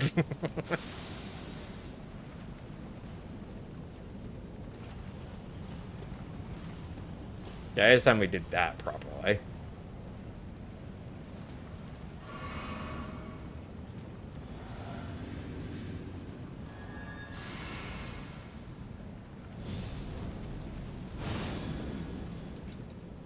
Yeah, I'm sorry. Don't be sorry. I'm just kidding. Okay. 1, 2, 3, 4. Back up. Charge start 2. Yeah, see, that got me before, but it, like, I'm should be used to those.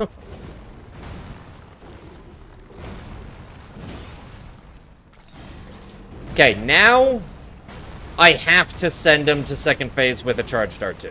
It's the only thing I need to worry about, which I should have it right here.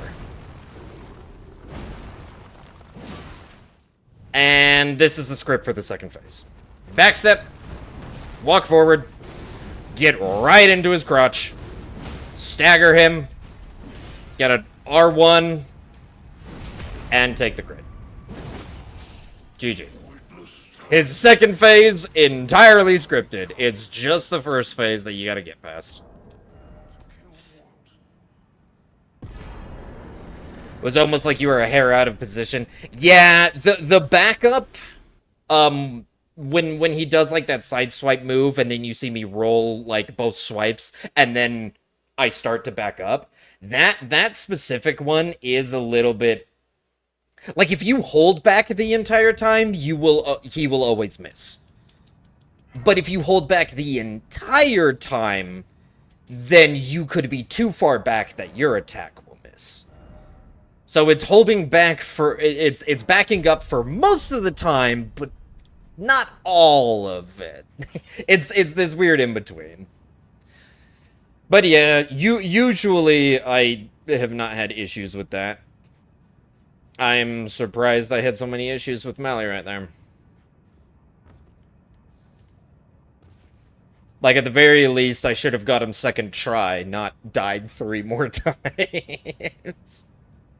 This isn't even a PB1 anymore, it's like a 4 hit or something.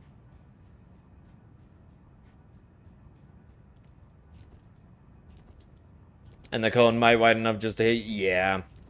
Yeah, it was one of those things. I don't need that, and I don't need that. Alright, spoilers, Rain. You're gonna see the final 3 bosses of the game.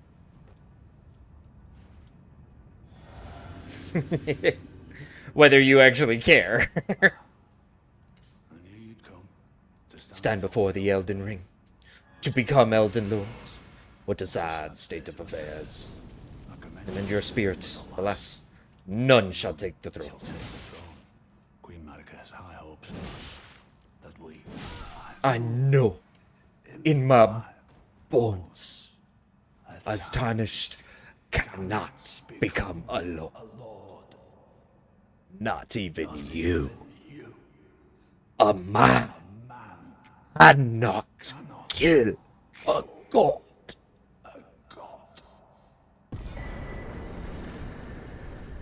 Yeah, it shows you how much I've played this game when I know that, like, entire speech word for word. The speech that is unskippable in the game. And I know it word for word.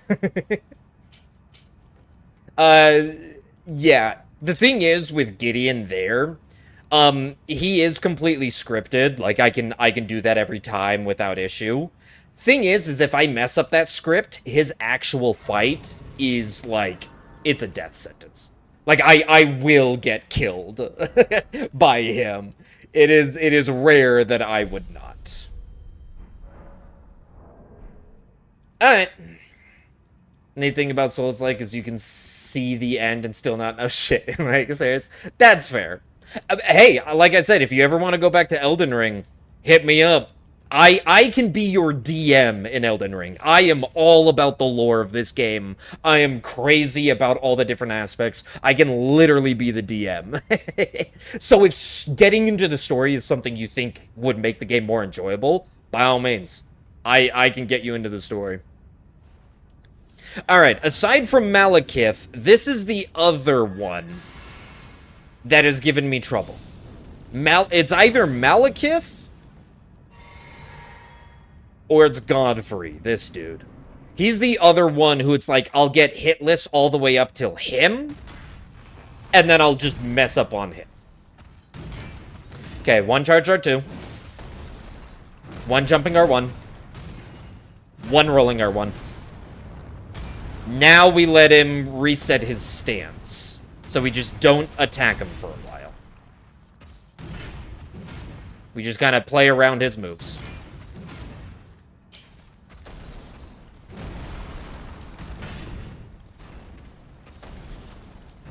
Okay, that should be enough time. 1, 2, 3, 4, 5.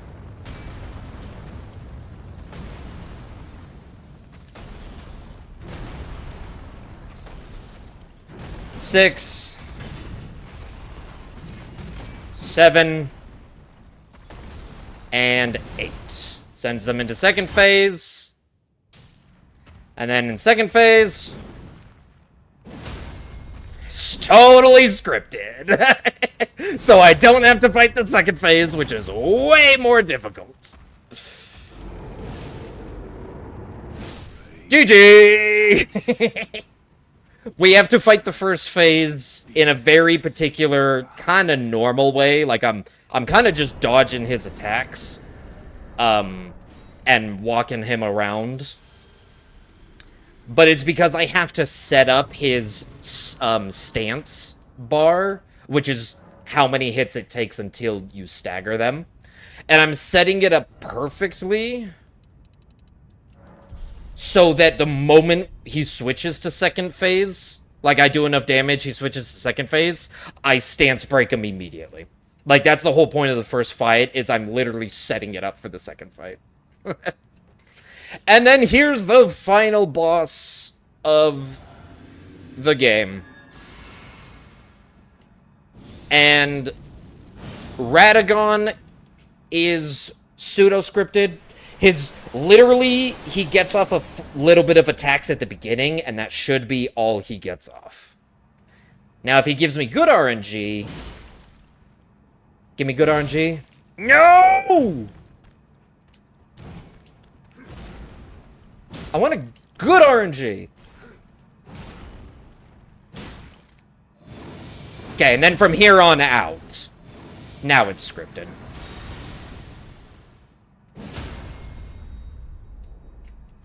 It's just that beginning.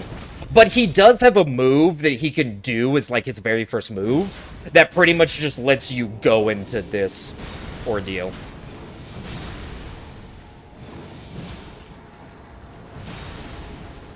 And GG. You know what I didn't do? Oh, well, actually. Alright, so I messed up, so we're gonna do safety, and we mog out. Now, if this was still a run, like if I hadn't got hit up to this point, that is completely legal. You have a special thing called a Memory of Grace, which we refer to as mogging, but you lose all runes. So like, you notice I'm at 0 runes. I can never get them back. They are gone forever. But I do get to reset back to the checkpoint. And in a run where you're trying to get hitless, it is sometimes, if you mess up a script, it is often better just to reset and try again than continue the fight where there's a chance you'll get hit. So I messed up there. I messed up because I didn't I didn't drink a blue before going into the fight. See, like right here, I do all my buffs, and then I'm supposed to drink a blue so I have maximum mana back. I didn't do that, and during Radagon's fight, there are no openings to drink a blue. So we gotta do Radagon again. Give me the good move this time. Okay, that's the semi-good move. That's the good move. That's the good move. If he just does that immediately...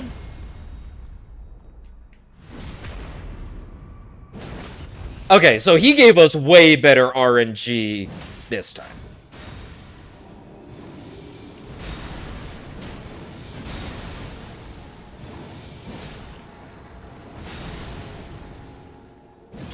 Okay, this is why I need blue, is because right after I kill him, I have to reset my buffs.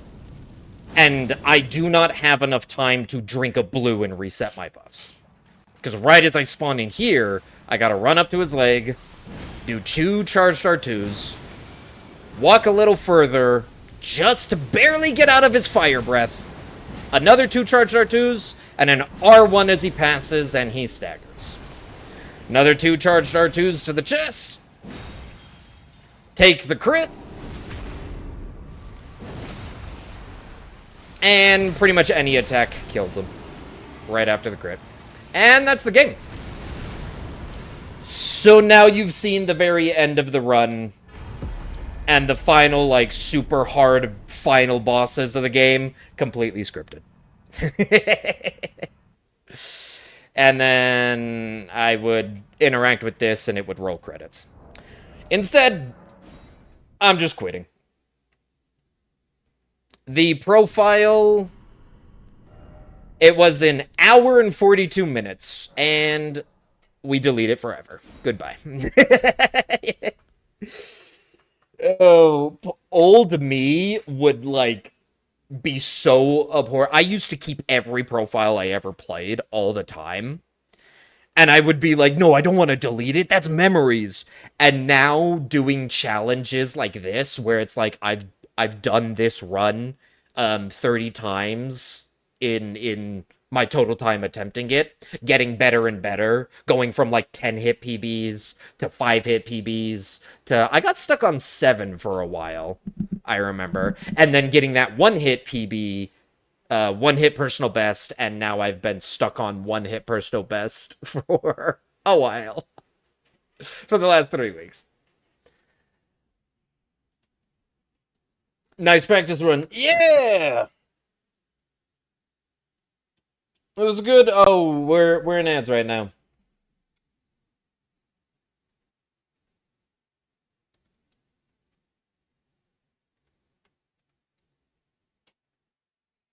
Let me reset my recording while you guys are in ads, since that was a dead run.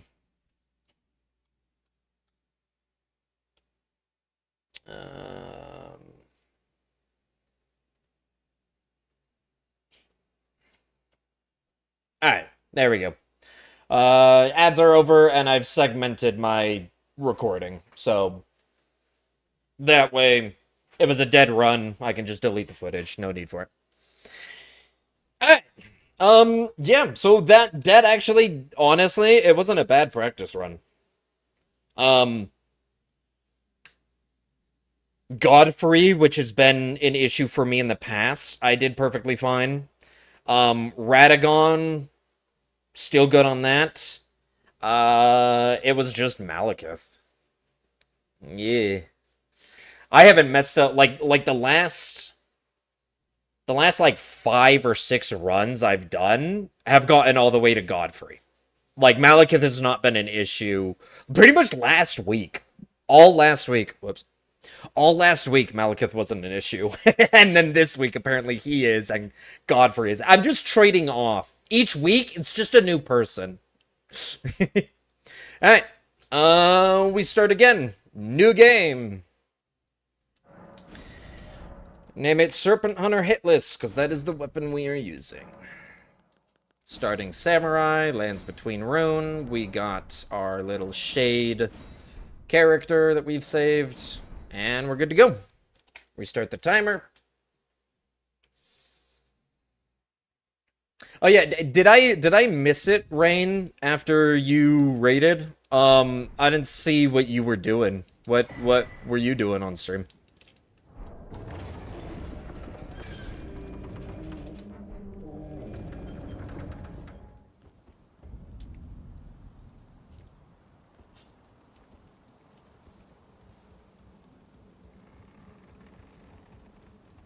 I feel like that's kind of the way. I know savages were like that me when I... Yeah. Man, I remember doing savages. Scripted death. This is the one we are allowed. This one doesn't count. Because in order to get past the intro area, you have to die.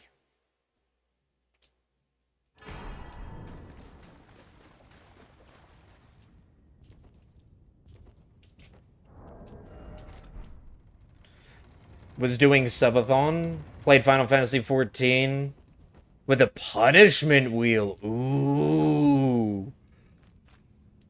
That sounds fun. Punishment wheels are always entertaining. As long as the punishments aren't, like, outrageous. Let your chat pick your jump. Ooh, so you were doing savages and forced to play whatever role chat wanted. That's actually, I could see that being really entertaining. Do I get bow cancel?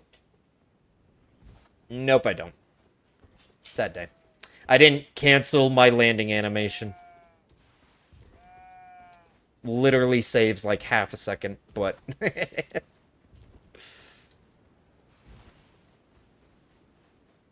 It was. You have stuff like no HUD runs, shots, and things like... Damn! Okay, purchase these three and that, and we're good. And that's why we start with our burial gift as some starting runes. Damn, like, I can't imagine, well, obviously, I could not do a no HUD run, because half of my abilities were all bound to the keyboard and whatnot, but then I had other abilities that I would click. I would do a combination of keyboard bindings and clicking. I'm one of those people. And yeah, I know, when I run savages and when I was fighting for that 99 parse, I knew in the back of my head, you'll never get a 99 parse unless you learn to keyboard everything. And I still didn't keyboard everything. I keyboarded like 60-70% of my abilities. But there's still like that remaining 30% that I would click.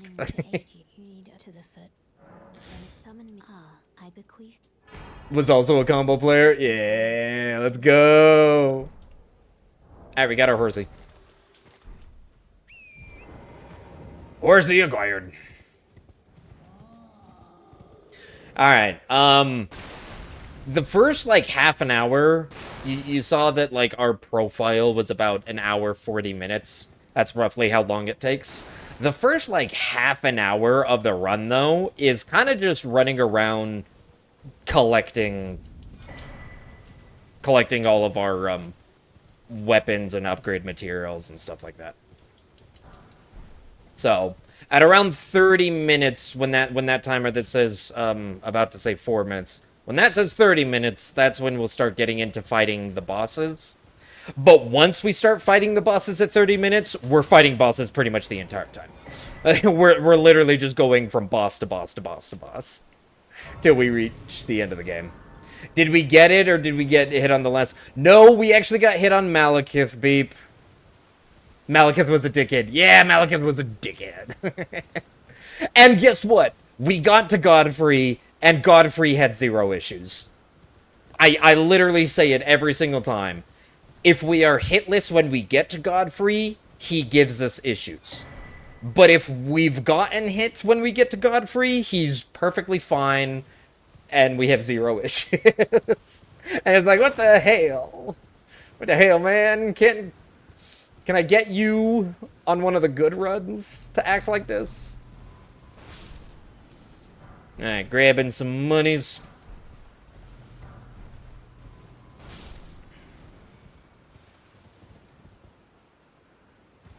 Godfrey went off like a dream. Yeah, he really did. He was perfect. 0 issues. I toyed with him a little bit. Because he was just that nice to me. My hands are too fucked to keyboard everything all the time. Yeah, that makes sense. The reason why I was like a combo where I clicked some and keyboarded some was just because I hated stretching my fingers across the entire keyboard. Oh no. Okay, we're still good. I didn't meant to dismount Torrent a little bit earlier than that. Alright, we got Golden Vow. The first of our 2 buffs. The little, like, whenever I was holding up that dagger and gold was shining on me, that's what that was. We use it through the entire run. Also apologize, I'm spelling these names how I hear them and probably butcher. Honestly, you spelled Malekith exactly correct. That is exactly how you spelled Malekith. The God Free? I call it God Free because, you know, he's supposed to be free. But it's actually F-R-E-Y. Godfrey. Godfrey. Free. Kind of. I see it now. Sorry, Alexander. I love you. You are an amazing person, and you have a wonderful quest line. But for this run, I need your thing. Your talisman is just too strong. I'm sorry. Can't believe it's spelled Malekith, right? Like, dude, I misspell Malekith all the time.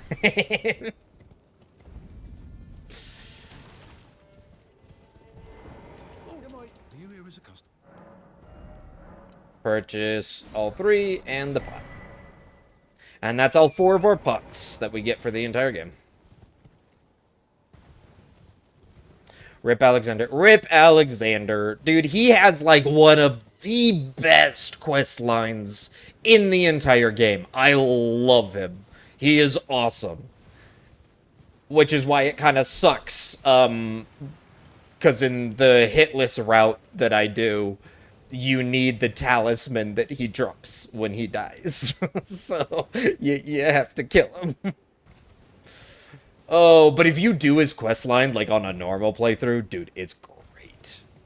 His story is one of my favorite stories in the game. I really like his story. I really like Selen's story. And then, of course, you can't go wrong with Ronnie's story. If you ever meet Ronnie, you do her questline. Because her story is just so damn good. But yeah. I have to ask, Rain, how are Savages? Because I haven't had a sub in, like, a year at this point. And even before, I haven't done Savages in, like, maybe 2. But I liked doing blind Savages back when I played Final Fantasy. I didn't like the whole, like, watch a video on it and know how to do it. I wanted to figure it out, which was always a problem because I, at some point, wanted to do all of the old Savages. Like, start from the very beginning and do all of the Savages, but all the very old ones. The only thing is I wanted to do it blind. And which means I would have to find an entire group to do it blind. And that was never gonna happen. I was never gonna find a group that had never done any of the old Savages and didn't know how to do them. But because I find Savages fun figuring them out. I find it less fun when it's just, oh, let's run Savages, but I know what to do the entire time. At that point, I'm just kind of making sure I hit my buttons in the correct order to try and get like an 80 or above 80 parse. But how are Savages nowadays? I can help you look. Well, like I said, I haven't ran Savages in like 2 years. And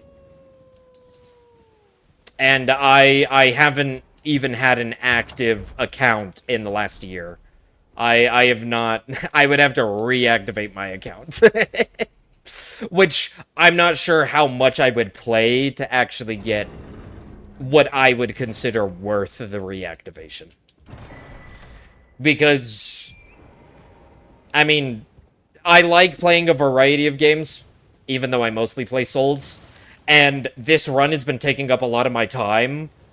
Once I finish it, there's a lot of variety games I want to go play.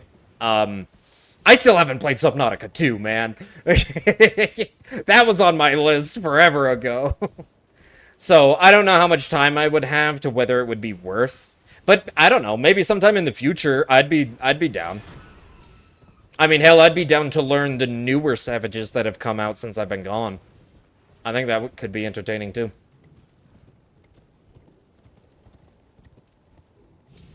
Ow! No.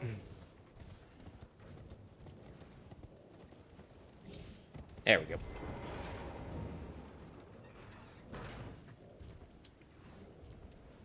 There, your pot. Make sure it doesn't hit the explosives. Or if it does hit the explosives, you are far enough away so those explosives don't hit you.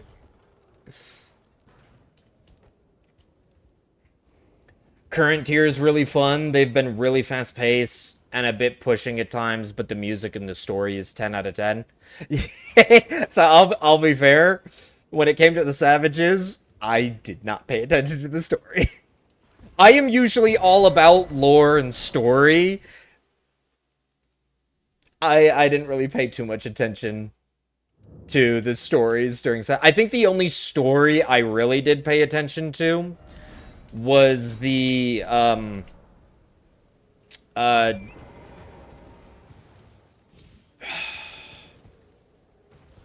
Which one was it? Was it the Shadow Walker Savages that I think I paid attention to the story? I think it was those ones. But yeah, I probably should if I ever go back.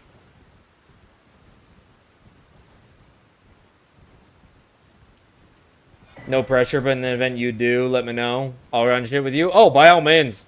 You're probably the first person I would think of. If I got back into Final Fantasy XIV, you're probably the first person I would think of to hit up.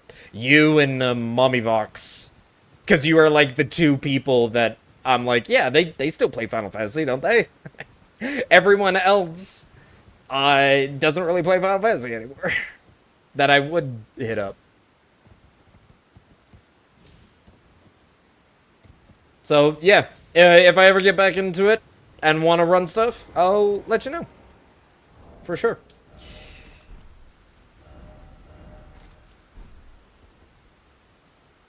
I mean, like I said, if you ever want to do Elden Ring, hit me up.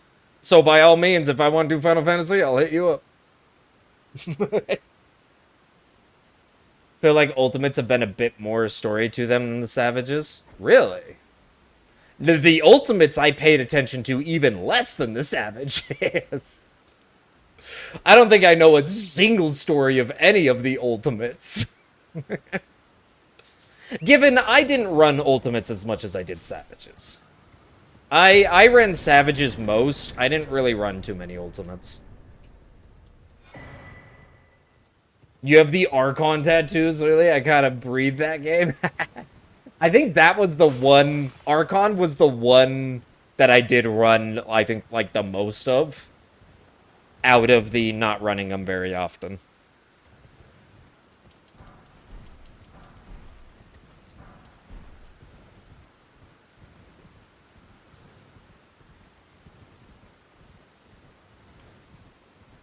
DSR will break me if I finally get there. Getting to that one point. Totally understand.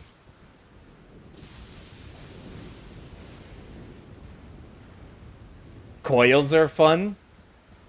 I think... What have I done of the coils?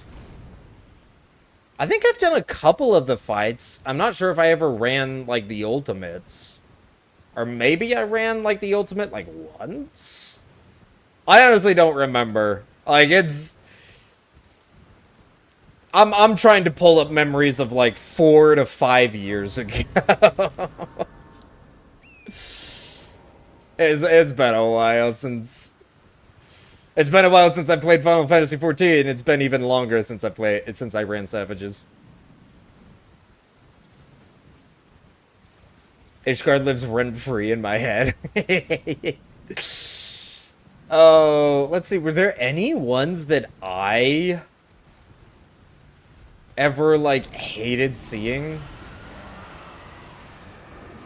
I don't know. I honestly am not sure if there were any that I, like, really, really hated. I mean, at times I would find certain fights annoying, but it's mostly I would get annoyed at the fights because I was messing them up, not necessarily because there was always one that, like, I could never get down. It was more of an in the moment rather than having, like, a bane against one. At least from what I can remember. Pretty big in the Final Fantasy XIV RP community. Have like 27 characters? Damn! I think I have one... I have a couple characters, but I think I have, like, one RP character that I used a couple of times, and that was it.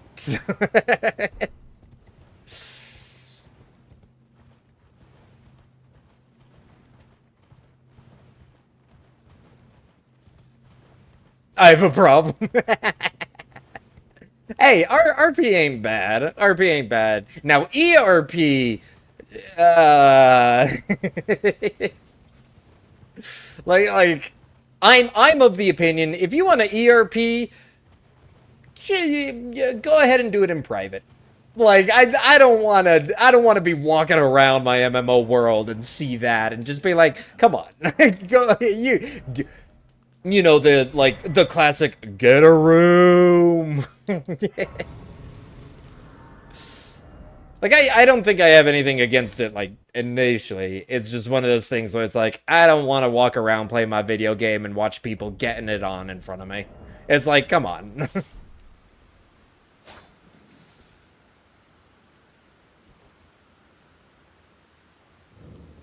I've only skipped about 5 of them. Jeez.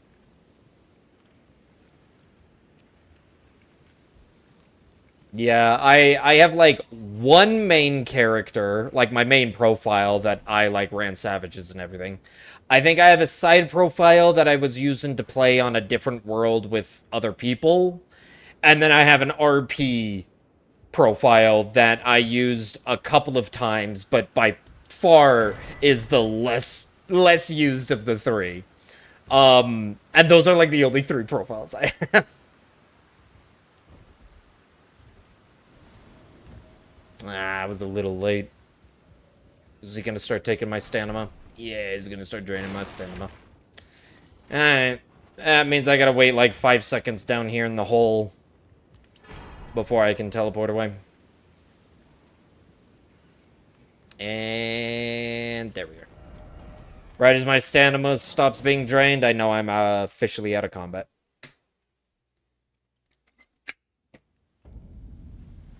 Alright. To Liurnia. We gotta go do Riot's questline now.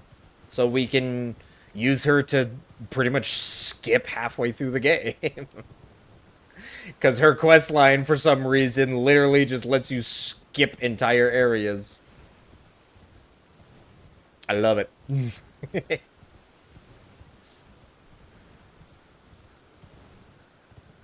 You've ERP'd too? From another adult appropriate space. Yeah, yeah, see, and like, honestly, that's fine. Like, if you want to ERP, it's a private thing. I mean, it's the same thing of like, it's just like, yeah, you're everybody's got kinks. They can stay between you and another consenting adult, and they can stay in the bedroom. They don't need to be publicized. Unless publicizing them is your kink, but then you find other people who share that kink, and you share with them. That's my mentality of it.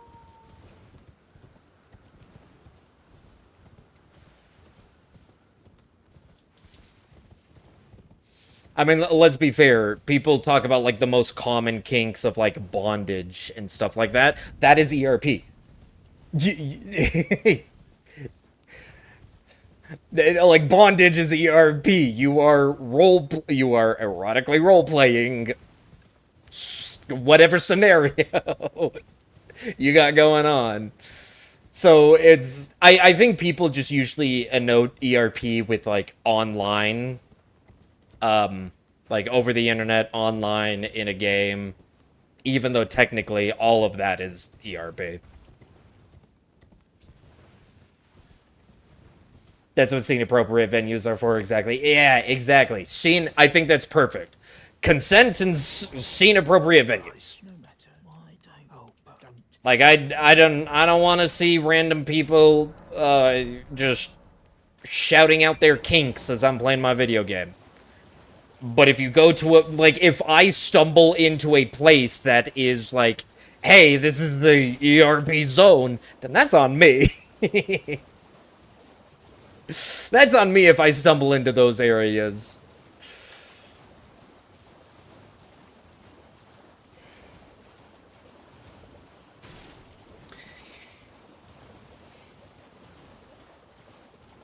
But yeah, I think I mostly played Final Fantasy. Like I said, I did have an RP character, but I mostly played it because, like, I like challenges in my games. That's why I'm doing a hitless Elden Ring run. I like challenges, I like those things, and I like them in a variety of games. That's why when I played Final Fantasy, I like Savage. But I like figuring them out like puzzles. It's like, that's why this route that I'm running for Hitless is a route I made myself. Because I like figuring out, to me it's like a giant puzzle. I know it's possible, it just takes a puzzle of figuring out what to do and when to do it, and then it does take skill to execute it appropriately. But that's why I ran Savages, and that's why I liked blind running Savages. Is because where I found the entertainment was figuring out, okay, this is the next move, how do we dodge that one, where does everybody need to go? That's what I found entertaining.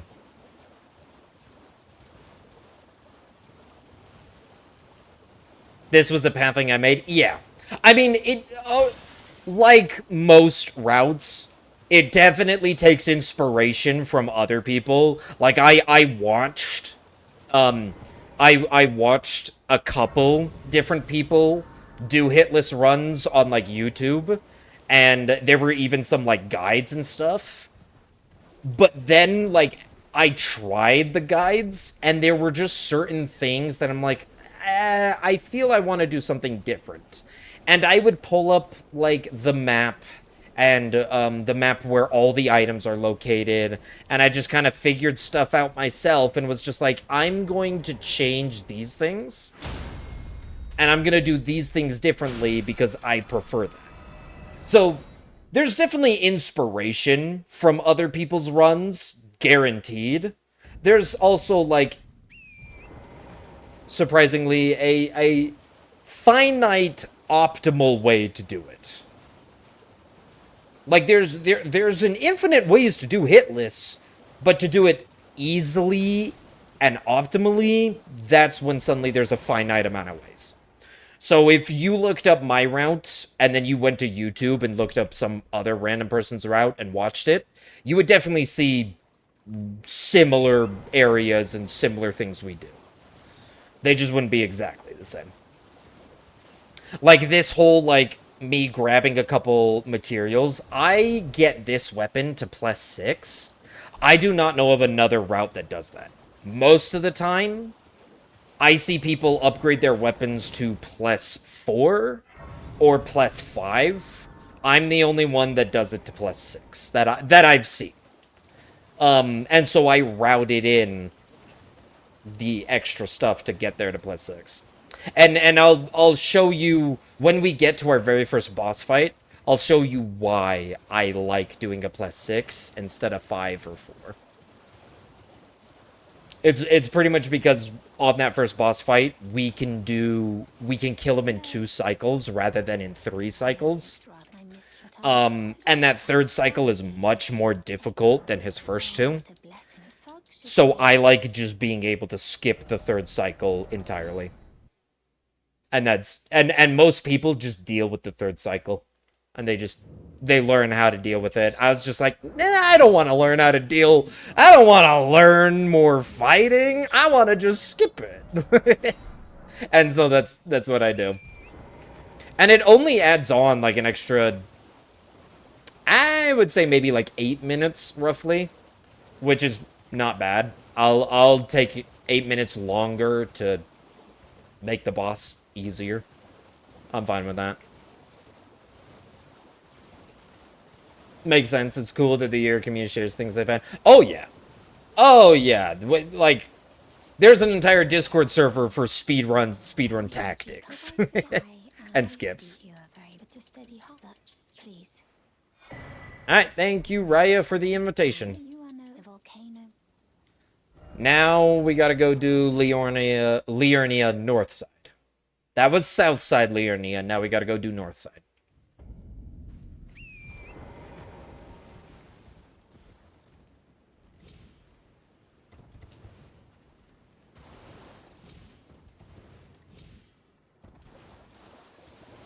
That makes so much sense. Can't get hit if you kill the boss faster. Exactly! Exactly!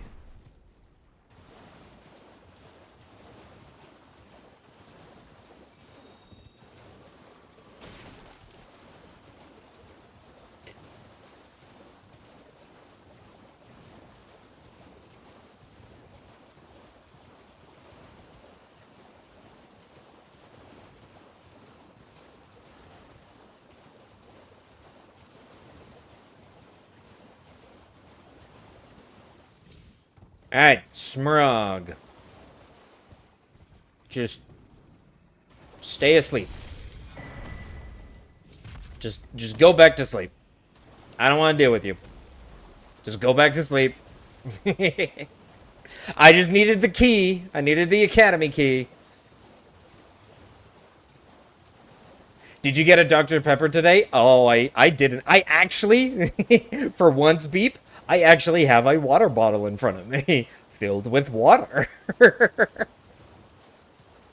For once, it's not a Dr. Pepper. Maybe that's why I messed up. Maybe that's why I messed up on Malekith. It's because I didn't have my daily Dr. Pepper.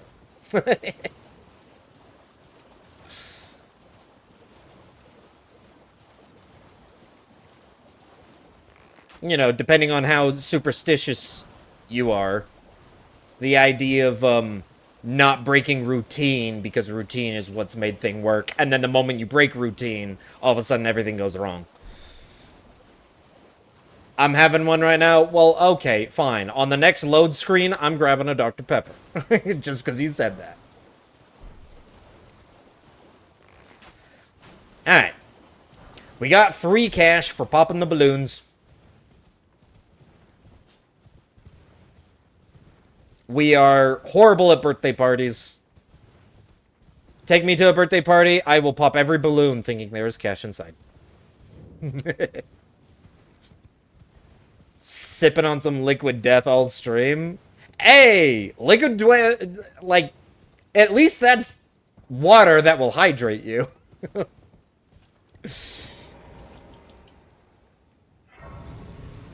Alright, EG. I need you to upgrade my weapon because I have a vendetta against a man named Bernie, and I gotta go kill him. See, and then right here, you'll see Uchi Katana up to +6. Most people do not put it up to +6. They put it up to, like, +4. But I put it up to +6 because it makes this fight a little bit easier. This isn't the 2-cycle fight. This is just... okay, gotta make sure I got my talisman. Gotta drink my physic. Bernie! I need you to perish. I have a vendetta against you. Farewell, buddy boy.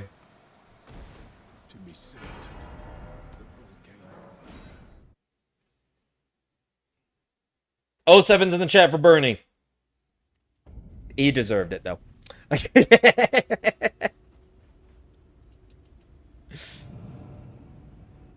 Is it superstition, or is it just me being, neurospicy? The world might never know. Maybe it's a little bit of both. Who's to say that superstition isn't a little bit of neurospiciness? Alright, right here. I'm grabbing a Dr. Pepper.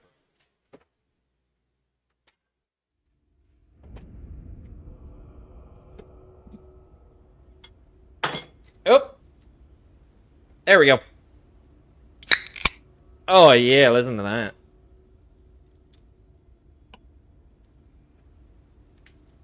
Ah!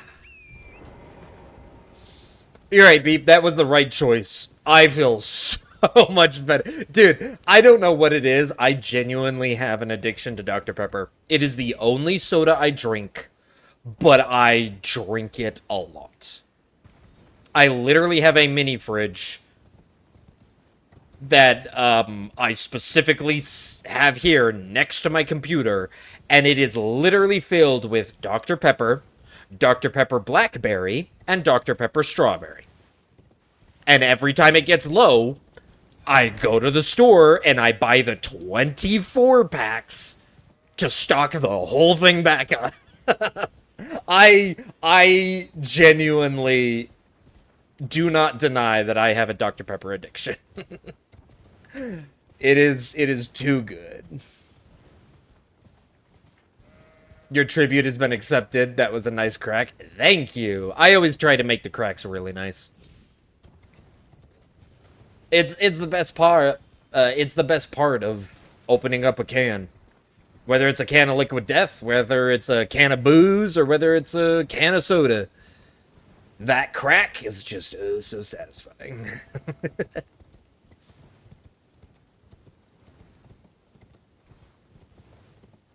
You have a daily rate monster. Okay, at least I can say that Dr. Pepper is slightly healthier than a monster. I'm not saying Dr. Pepper is healthy, but...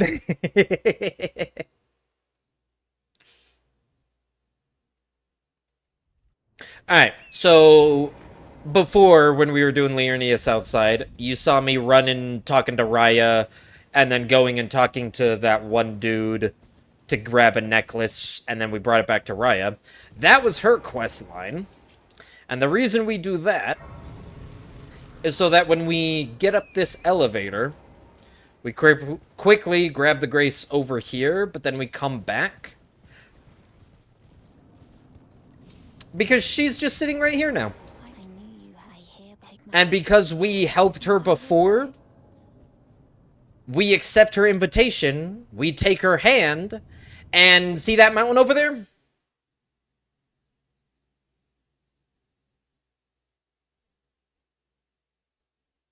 Bam! We are now inside that mountain. skipping the entire travel time of walking all the way over there, which would take like 20 minutes. And then I join Volcano Manor, get the key, and then I say, thank you for letting me join Volcano Manor. I am now gonna go kill its leader. Like, I love it.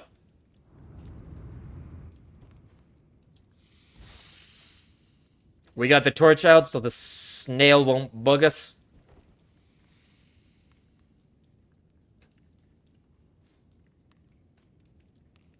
You gotta self-medicate this this DHD. I like that. I gotta use that from now on. Dude, I gotta get rid of my ADHD. Alright, and now we finally go to Roundtable Hold. You know, the place that usually you end up going to while you're still in Limgrave, because it's like the central hub of the entire game. Yeah, that's right, we're halfway through the game, and now we're going there. For the first time. That's the other thing I love about doing challenge runs and speed runs like this, is just how much, how out of order you play the game. Because it's just far more optimal. Alright, this is why we killed Bernie, to get that ability. Assassin's Gambit. That is the whole reason we killed Bernie, is so that we can get access to this ability that normally he sells, except that it takes him, like, we would have to go on like a 20-30 minute quest line of his before he would sell it to us. Versus if we just, let me equip the rapier, dagger, and seal that I just bought. And then let's put those special abilities, that golden vow that we got at the very beginning, the one we just bought from Bernie, and a different one that we obtained for the shield. Now, the last piece of our setup is we're going to go get our last buff. There's one more buff, but in order to get it, we wanted Bernie's ability of, like, invisibility. The little thing I just did there. It lowers my visibility to enemies, so it allows me to sneak past them without them aggroing and trying to attack me. Which you can imagine, in a hitless run, having an ability that turns you invisible so enemies don't notice you is very helpful. And when we go back to Volcano Manor, right after we grab this buff spell, you'll see it is very much useful. Do a 30-minute quest or just murk him? Well, gotta go fast. Sorry, Bernie. Exactly. It's literally... And now, yes, of course, fighting him could get us hit. Like, he could... If we don't do the fight properly, if we mess up or whatever, he, of course, could hit us. But... the quest line that we have to do, we have to invade other people with Bernie. Which means we're going to be fighting people anyway to do his quest line. Yeah, if I'm going to have to fight somebody, I'm not going to fight like 2 people with Bernie. I'm just going to kill Bernie. Especially since if you kill him there in Limgrave, because he moves to Volcano Manor afterwards. If you kill him there in Limgrave before he moves, he's much weaker. Like, he gets significantly stronger when he moves to Volcano Manor. So killing him there is just optimal.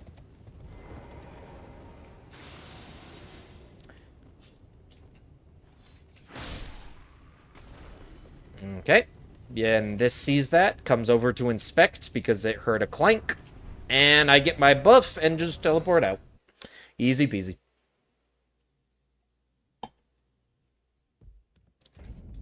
Alright, and then this, now we're actually going to do Volcano Manor.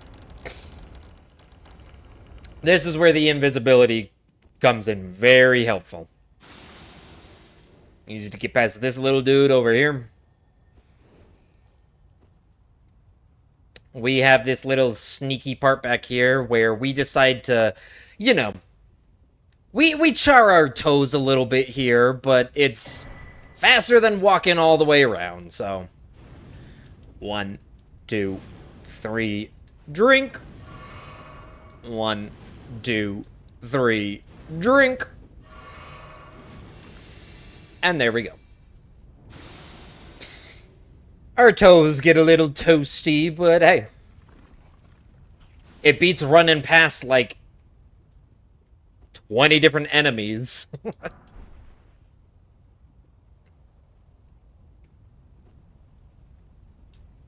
Yeah, and PvP isn't something as predictable as boss patterns. Yeah. Well, I mean, he's not really a boss. He is an NPC, so he essentially has the same moveset as a player character. But at least, like, I get what you mean. Like, he's an AI. He's not an actual player. So it's a little bit easier. He's still... I have gotten hit by him before because he does something that I just was not expecting. Luckily, it's only a half an hour into the run, not an hour into the run, so resetting there isn't too bad. But yeah. Alright. Then we use this and a little bit of distraction to get past this guy. Alright. And that is the entire intro sequence. We are now ready to fight bosses.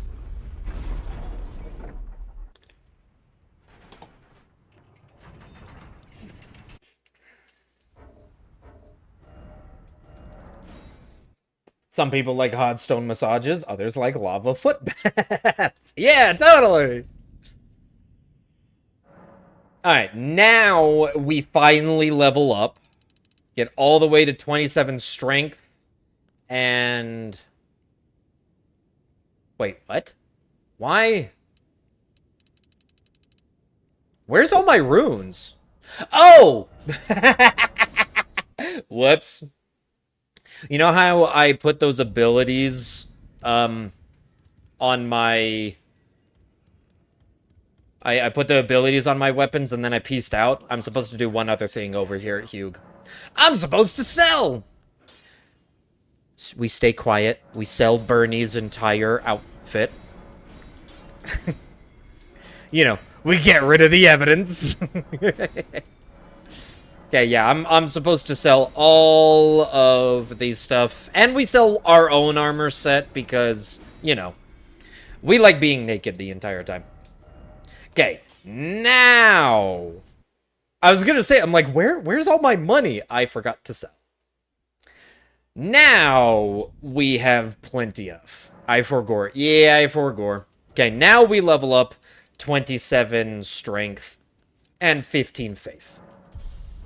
We need 15 faith because that buff spell that we got, the one called Flame Grant Me Strength, in order to cast it, this spell, requires 15 faith. So aside from that 15 faith, oh yeah, then we also need to craft 4 sleeping pots and put them on our hotbar.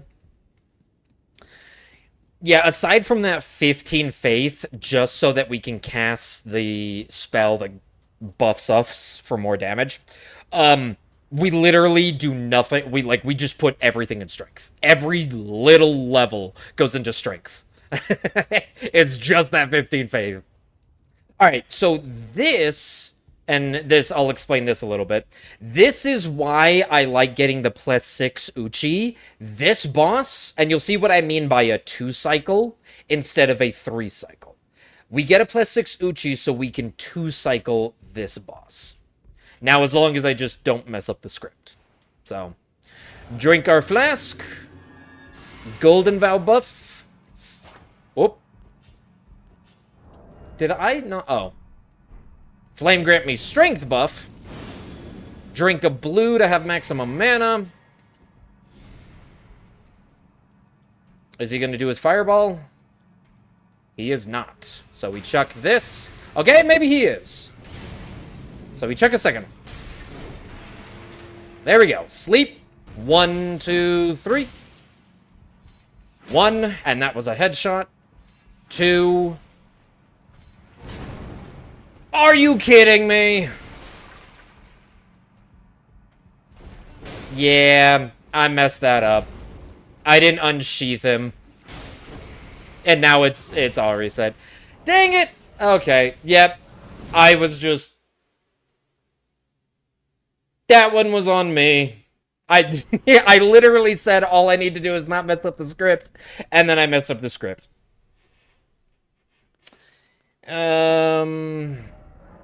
Delete that one, and we start again. Yeah, this is what it's like to run hitless. Samurai, lands between rune, and go. I jinxed myself? Seriously, I did. Alright, well, I mean, as you saw from the beginning isn't too difficult, it's just time-consuming. It's literally, okay, it's gonna be another half an hour before we're back there, but it's not like it's gonna be difficult to get back there. Like, I'll for sure be back there in a half hour. Because most of it is just running around.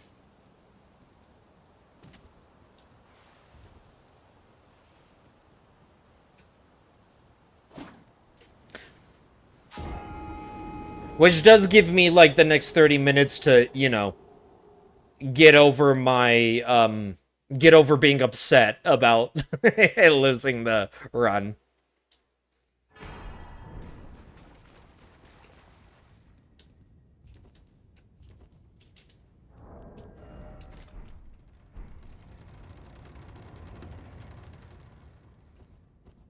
In the words of Bucky Barnes, again? Yep.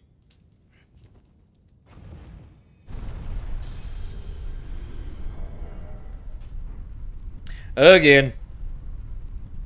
And you've pretty much seen everything of this, so it's gonna be a little bit of kind of the same of what we've been doing before. Did we get bow skip or bow cancel? No. That like heavy landing animation. There's a way of like two-handing your bow while mid-air, and it makes it so that animation just gets canceled and you just land and immediately start sprinting.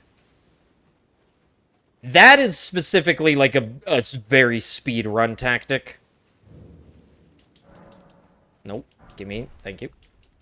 It's something that I don't need to do because like it's literally like I'm gonna shave half a second off of my time. But you know, you shave enough half a seconds off of your time and you start getting a better time. But I'm not necessarily speed running. I'm trying to just complete the challenge rather than actually speed run. But it's always good to have practice. So I try to do like speed run tricks and skips even in the run, just so that I can practice them. Gonna be real quick and grab a snack. You got this?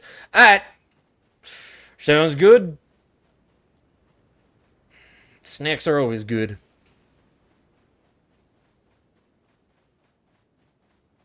Maybe by the time you get back, we'll be past Alexander, so you don't have to experience that atrocity again. It always hurts a little killing him. It must be done. Doesn't mean it hurts a little.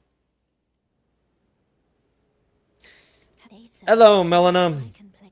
I talked to you a total of 4 times in this entire run, you know that? It's a little ridiculous. They're literally all the required talking points, too.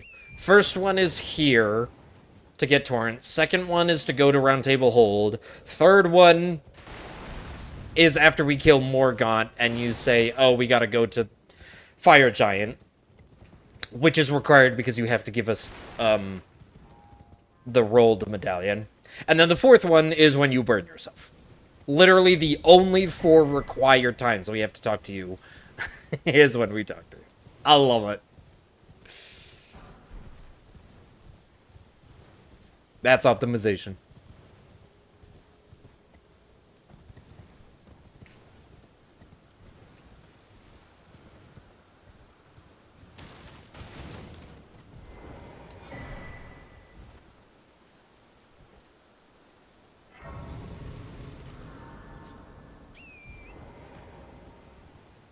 Alright. I just need to take more sips of my Dr. Pepper.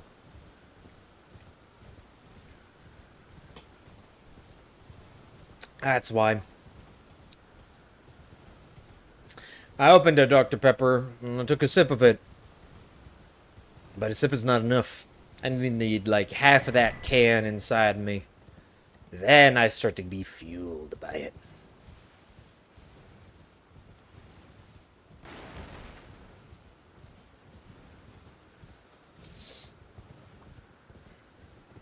You know, maybe I should change my the music playlist.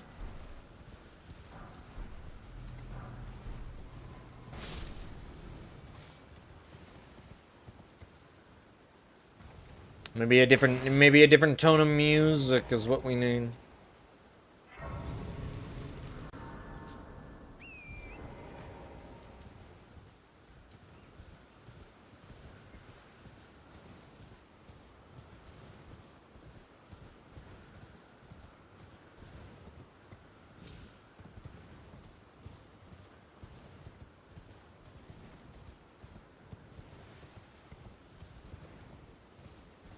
Alright, let's not almost get hit by this guy like we did last time.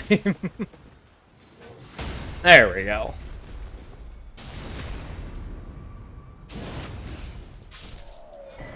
Last time he queued up his charge attack when we knocked him off, and I was like, ooh! That was a close one. Will you take requests? I mean, I will take genre requests, mostly because I don't have a way to automatically just add specific songs, and I don't want to keep alt-tabbing to change the song to whatever it might be. I'd rather just, like, pull up a mix or a playlist I already have. Because, like, right now I'm just playing my funk playlist. We have my video game playlist, video game soundtrack playlist that I usually play. Or we have, like, my metal playlist, or we just have, like, my giant favorite song playlist that's, like, 800 songs. Those are the, like, 4 playlists I usually play. But if you have a genre that you want to listen to, I can just say, hey, make a mix with this genre.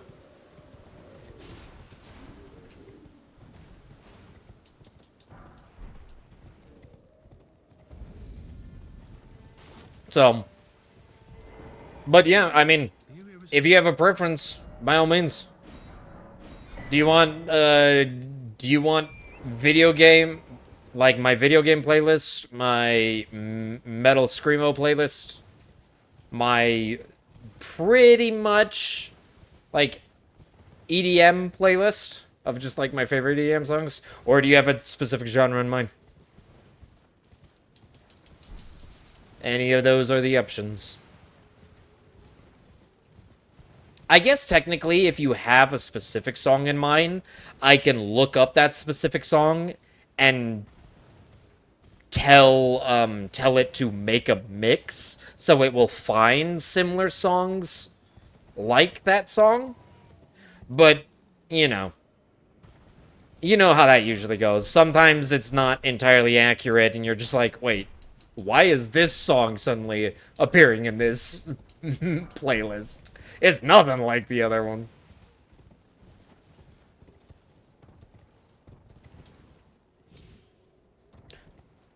Not a genre guy, more of an artist guy. Well, I mean, artists usually make a type of genre. Like, yeah, they can make any kind of genre, but most of the time an artist is like they have a primary genre of music they make. So like what artist are you thinking of? Ooh, see now you got me thinking my artists. And so now I'm thinking of like my favorite artists of like Porter Robinson or Midis.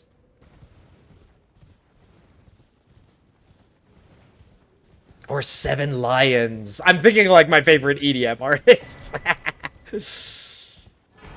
Or Martin Garrix. That would be good.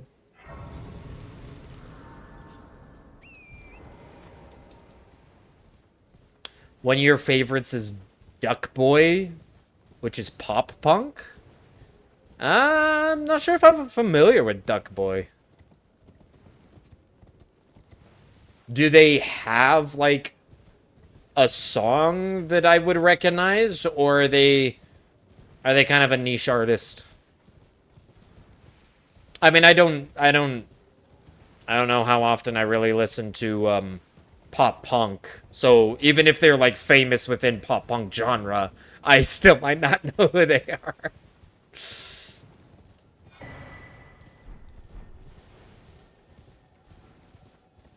Not at all more of a niche artist. Okay. Well, I mean, I can look them up and I can just yeah, you know, I could just go to the artist's page and just shuffle all of their songs. And then we can maybe move to something else at a different point. I don't know, maybe when Rain gets back, he'll have an opinion on what he'll want to listen to. But yeah, I can... on the next load screen, I'll look up Duck Boy.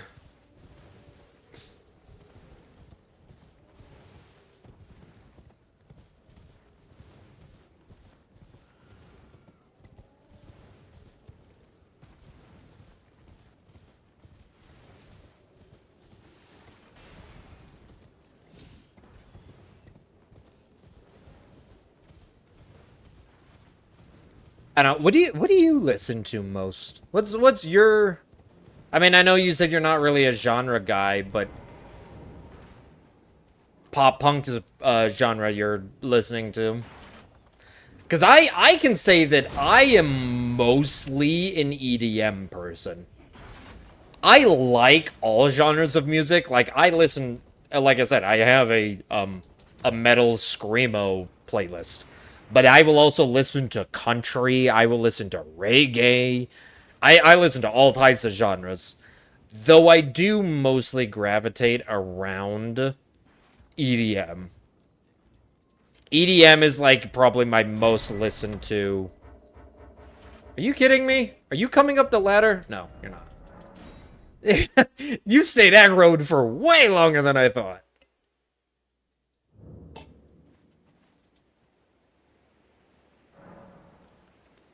Okay.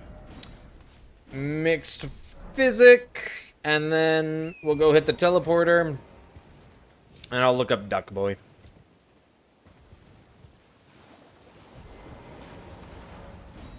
Okay, Duck Boy.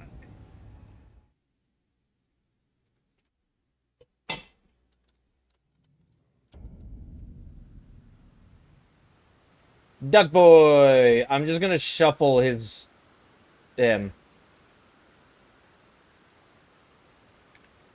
Alright. We'll get that, pop punk.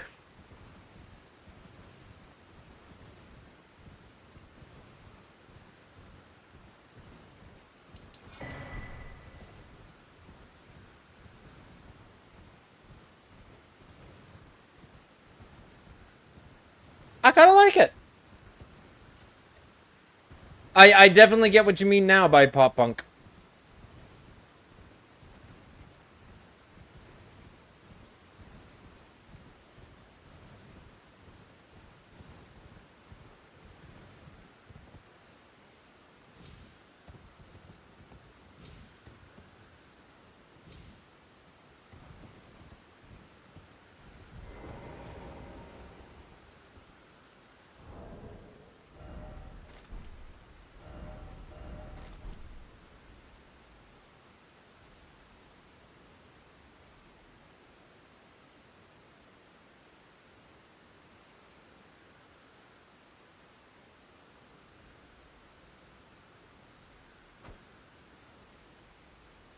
That's right. Here are my distractions. And jump off the edge. Whoop! There he goes.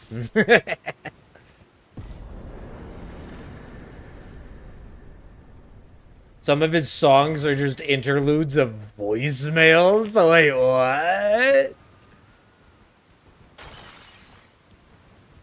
That's interesting. Like, what do you mean, like, interludes of voicemails? Where it's just, like, a voicemail, like, it's part of the lyrics or part of the song is just someone popping on a voicemail talking. Is that, like, what you mean by interludes of voicemails? Yeah, that's what I assume. I know there've been really popular songs that have done stuff like that. But that's kind of interesting.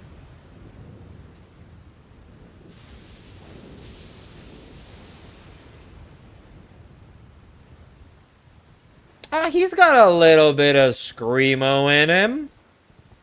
It's definitely not the majority of the song, like most screamo music. But he's got some sections.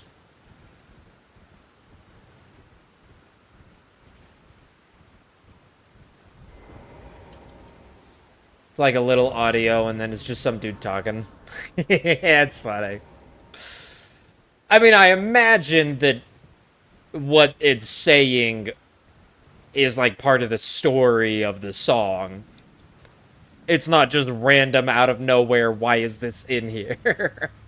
I imagine it's part of the story being told.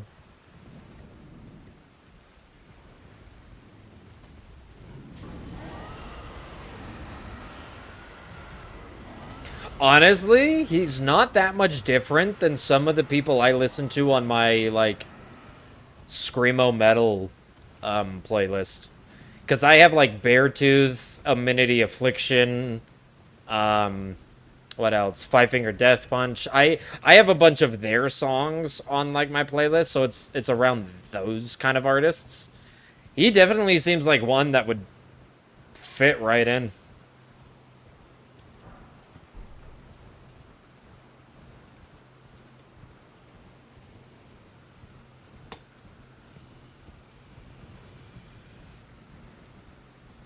Sort of. You'll have to hear something from him. Well, I kind of just I grabbed his whole artist page and I just clicked shuffle play. So it's just kind of shuffle playing all of his songs. I don't even know if it's playing his popular ones first or if it's throwing just them in any order.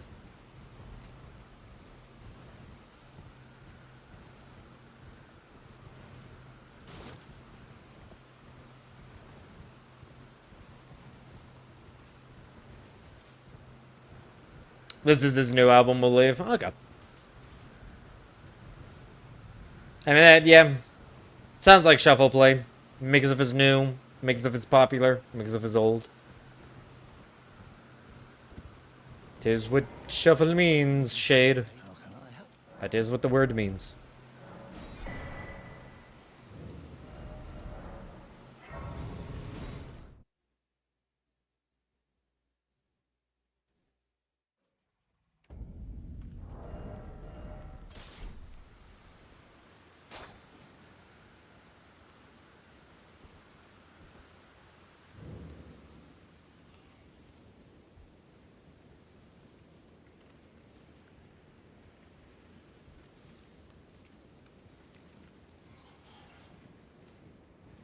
Sneak past all the beady bats.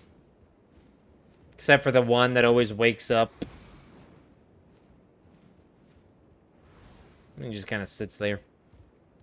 He really doesn't like the ladder.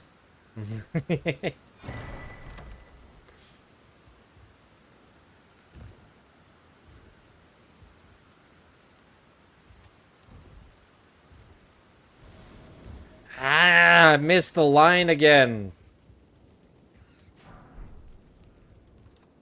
There's like a very straight diagonal line that you can sprint there where it doesn't spawn the ghost who then starts taking stamina.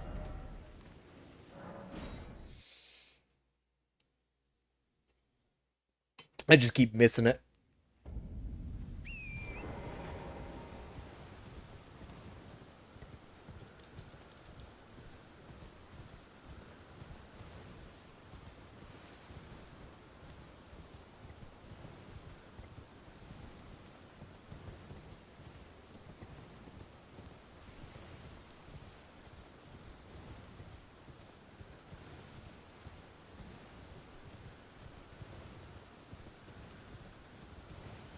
So is this mostly what you listen to, or are there other genres you listen to?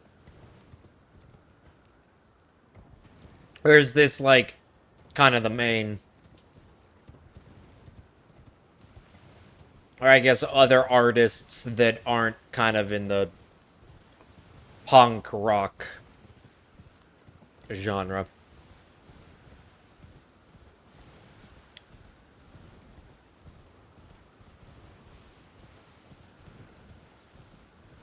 Out of my way, squirrels!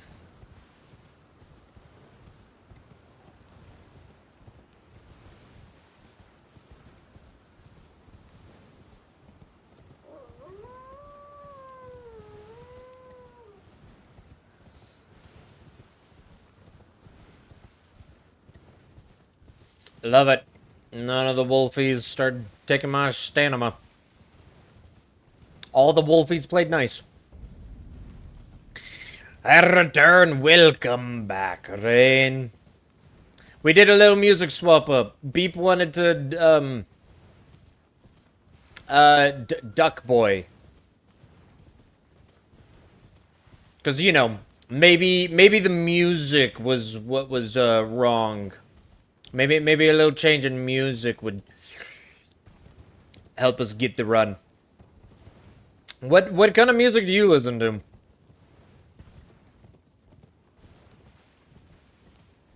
I was just, we were just talking. Because I listen to, like, a little bit of everything, but it's mostly EDM. But I listen to, like, literally every single genre.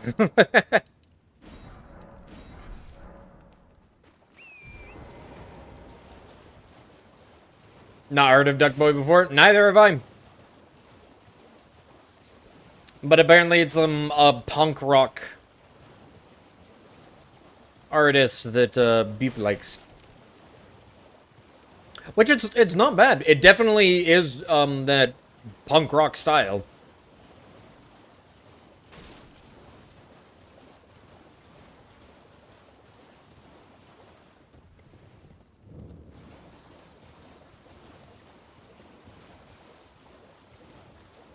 Mostly a rock kind of guy. I get that. I get that. Rock, metal, new metal. Okay. So yeah, like I was mentioning before, I have like a couple of my playlists that I'll cycle through depending on the stream. And it's usually like what you were hearing before was my funk playlist. But then I also have like a video game soundtrack playlist that I listen to. And then I do have like a screamo metal playlist that I occasionally turn on.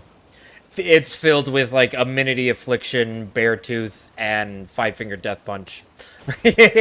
like a lot of that. So I think one of my playlists is within your comfort zone, at least.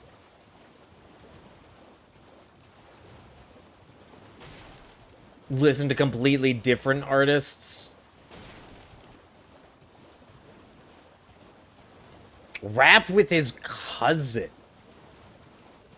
Named Suicide Boy. Interesting.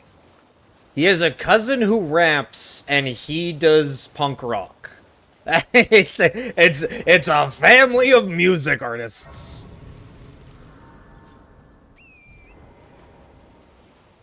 You do fuck with some funk though? Yeah, I like funk.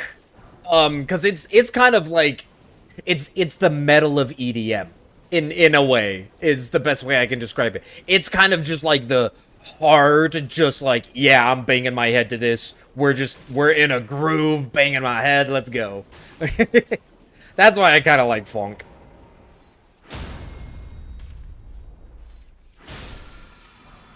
There's Valve the Indomitable. Nick Nocturnal did a Def Funk project that went really hard. Ooh.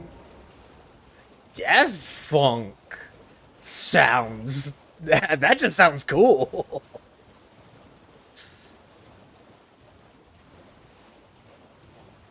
The cousin's brother also makes music. Dude, it really is just a family of music artists. Alright, lobsters. You stay asleep. Stay nice and asleep. I just want the stones that are sitting there. And then away I go.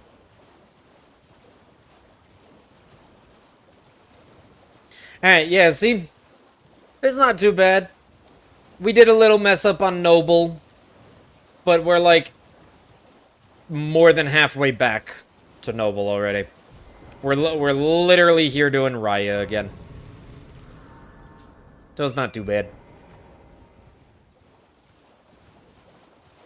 It's on Spotify.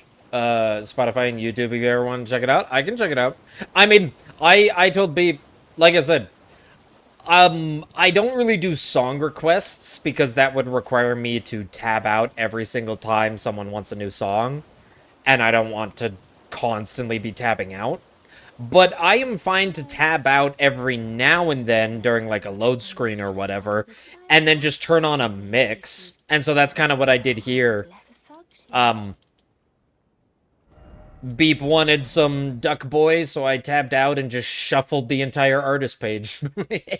So we can, after listening a little bit to Duck Boy, we can... I can look up, what you were mentioning. We can take a listen, see. I assume you use Pandora? Nope.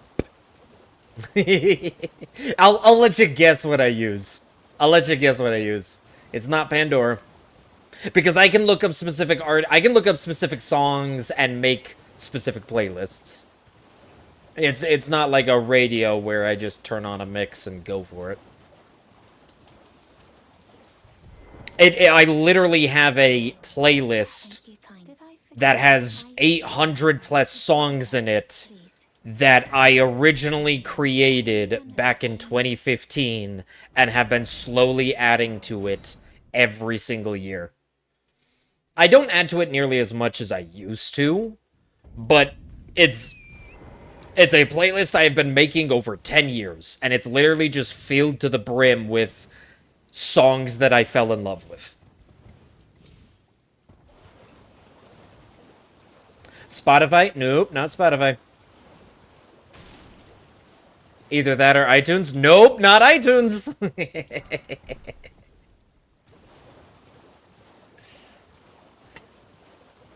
Not Spotify, not Pandora, not iTunes.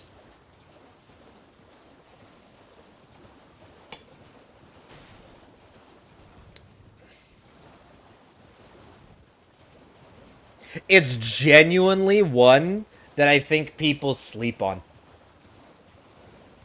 Like, I genuinely, like, a lot of people either don't like it, but I think it's genuinely actually well put together.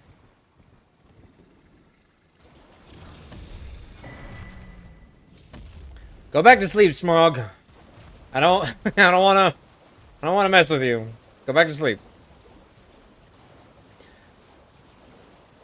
You have to wrinkle thinkle. What kind of a word is that? Wrinkle thinkle. You gotta get enough folds in your brain. Like a baker. Pull it out, knead it a couple times, fold it over on itself, put it back in. See if the idea comes. Is it SoundCloud? No, it's not SoundCloud. Don't worry. SoundCloud's for your niche artists that the thing that I use has access to pretty much any song you can ever think of. Like, if it exists, I can probably find it. There are very, very few songs that are not on this platform. Think so hard it unsmooths my brain. I mean, hey, if you unsmooth your brain so that the only wrinkle left is the wrinkle you wanted, then, I mean, that'll be the only thing you can do anymore, but hey, at least you won't have to worry about forgetting about it. Tidal? I've never heard of Tidal. No, it's not Tidal. I think you guys are thinking too niche. It's not niche. It is not niche. Alright, we get the +6. And time to go pay Bernie a visit. So look at that. We're already back to Bernie.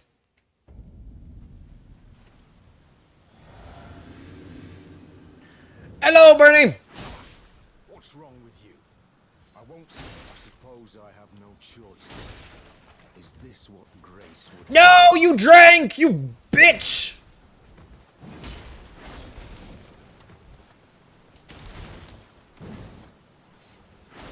Oh, come on.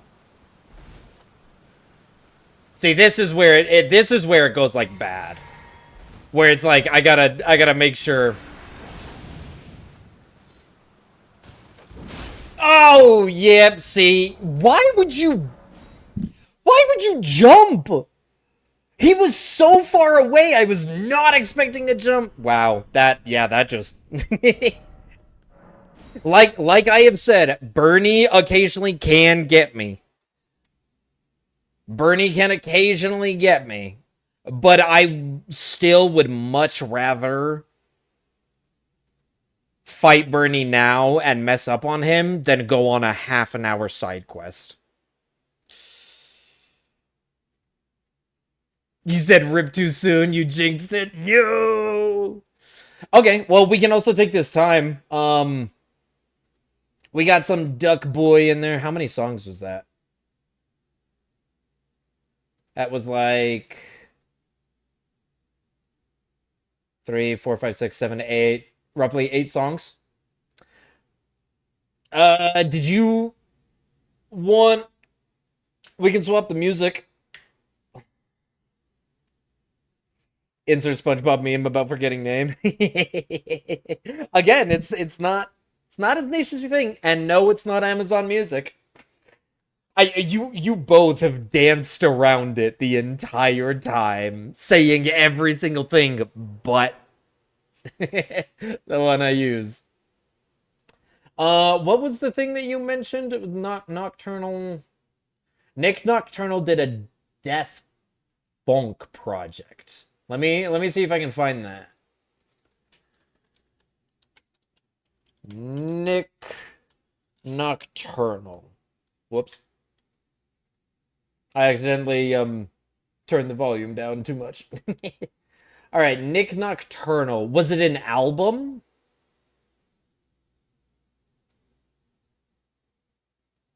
How to Metal Volume 3, released in 2015. Was it an album or was it just like a single song? YouTube Music? There you go. Yes, I use YouTube Music. That is my primary thing. Is it actually just, is it the song or whatever called Death Funk? Let me try looking that up. Or does he have it in like a single EP? Or maybe it's not even on his page if he did it with like other people. Death Funk. Oh no, it's an art like it's a group by themselves. It's just a different group entirely called Death Funk. My sister uses YouTube Music. It's decent. Yeah, I actually pay for YouTube Premium. Um, and honestly, YouTube Music, like I've had people like argue with me, being like, "Oh, Spotify's so much better," and they've never been able to list off something that Spotify can do that YouTube Music doesn't. It's like I have all of my playlist. I can literally make a playlist on regular YouTube and pull it up in YouTube Music. And I have never had issues. Anybody's like, oh, we're now on Spotify. This song's on Spotify. I have found it on YouTube Music. Like, I've never had an issue with that either. He did it with other people. Okay, so yeah, I found the group called Death Funk. So, you know what? Should we just go from like top songs? Should we just Oh, they only have a few songs.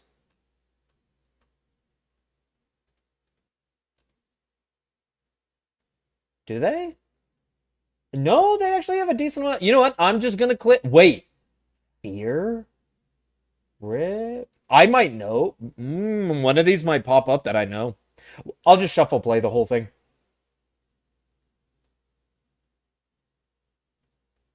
Alright, we got that Death Funk playing.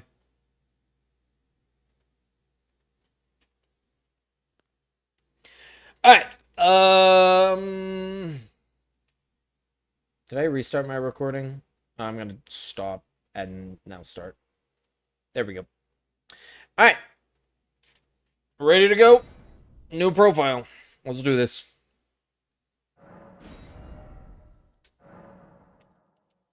You know, usually at this point, I'd be like slightly annoyed.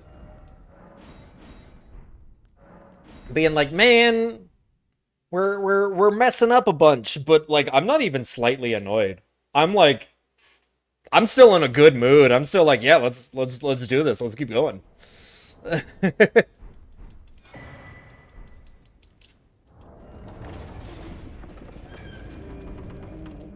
Get naked. Boop.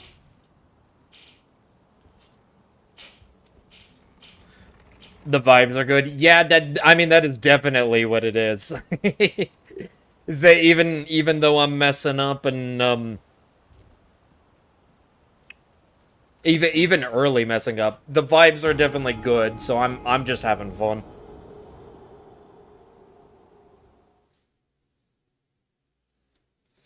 Also, having your Dr. Pepper give you a mental reset? Oh yeah, most definitely. I popped that Dr. Pepper and I was just like, oh, this is good. This is what I needed. It was exactly what I needed without realizing I needed it.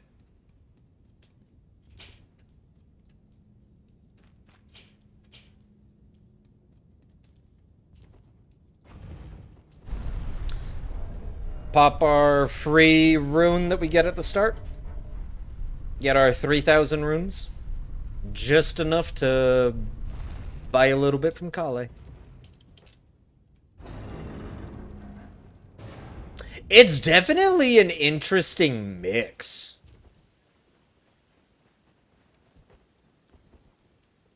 Okay, let's see. No! Man, I can't get that.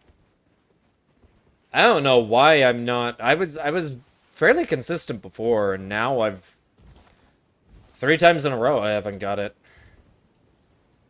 I need to work on my bow cancel.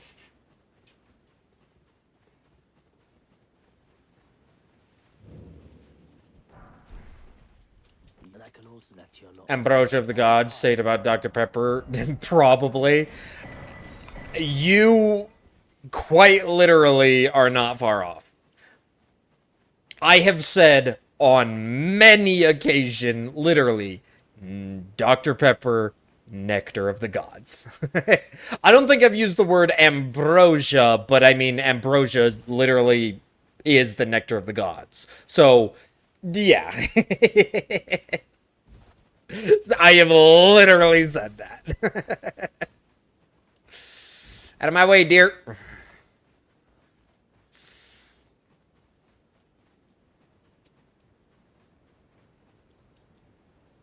Oh, thanks. I'm having a good time. It's a good time. Dr. Pepper and Elden Ring. Favorite drink, favorite game. What can go wrong? I can die 1,000 times to the same thing until I actually do start to get annoyed. That's what can go wrong. Have they, sir? But you, I can play turning to aid you. You need to the foot. Oh, she said to the foot! I bequeath. I need to take her to the foot, guys! Summer Torrent has treat him with. You don't have to tell me twice.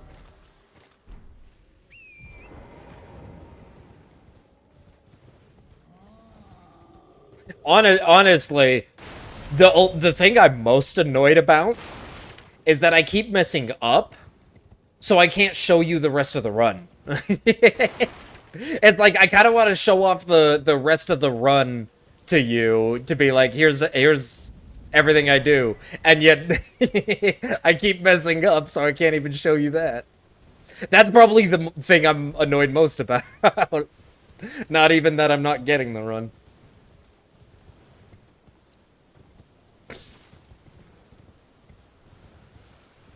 I've got good soju and a good stream. Can't complain right now. I mean, hey, I'm glad you're enjoying. I'm here to have a good time.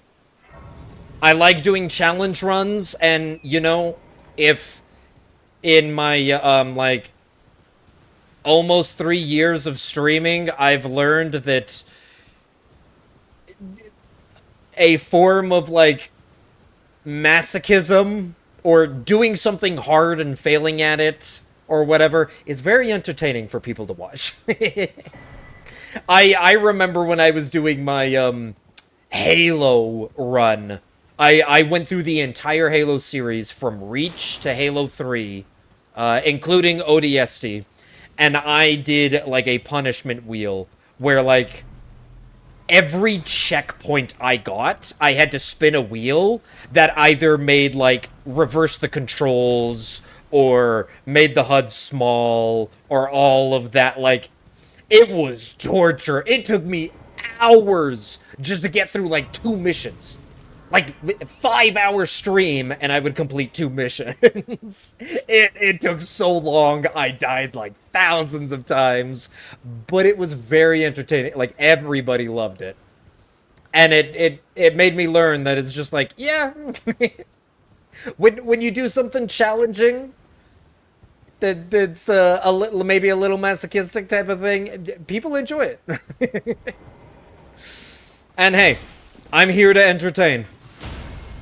Don't get me wrong, I will never, like, I do what I like doing. I will never do something that I genuinely find miserable. If I find it miserable, even if everybody in chat is like, no, we're loving this, if I am genuinely miserable while doing it, I won't do it. Like, I will not pander to chat for my own misery. I have to be entertained as well. It just so happens that doing challenging things is entertaining to me. So, I'm A-okay with it. Wait, did we start streaming around the same time? I mean, we might have. So, I'll say this. We probably did start, like, streaming around the same time, except I did technically start streaming before a lot of people. The first time I ever streamed on Twitch was back in 2017. Technically, I streamed back in 2017. That was my first time I ever streamed. I just don't... Like, aside from it being my technical first, I don't really count it. Because I only streamed off and on for, like, 8 months. Not... Like, I did not have a consistent schedule. I did not... And then I stopped streaming entirely around end of 2018. and I didn't start streaming again till around 2023 is when I finally picked it up. And then since 2023, I have been streaming fairly consistently. I did have like a 9-month span where I didn't stream at all. But that's because I moved to a place that had the shittiest Wi-Fi ever, and I struggled with getting the landlord to do anything about it. And it took 9 months before I finally was able to get the Wi-Fi to something manageable. And then I finally moved away and it became way more manageable. So there was like a 9-month span that I didn't stream. But other than that, I've been streaming since 2023.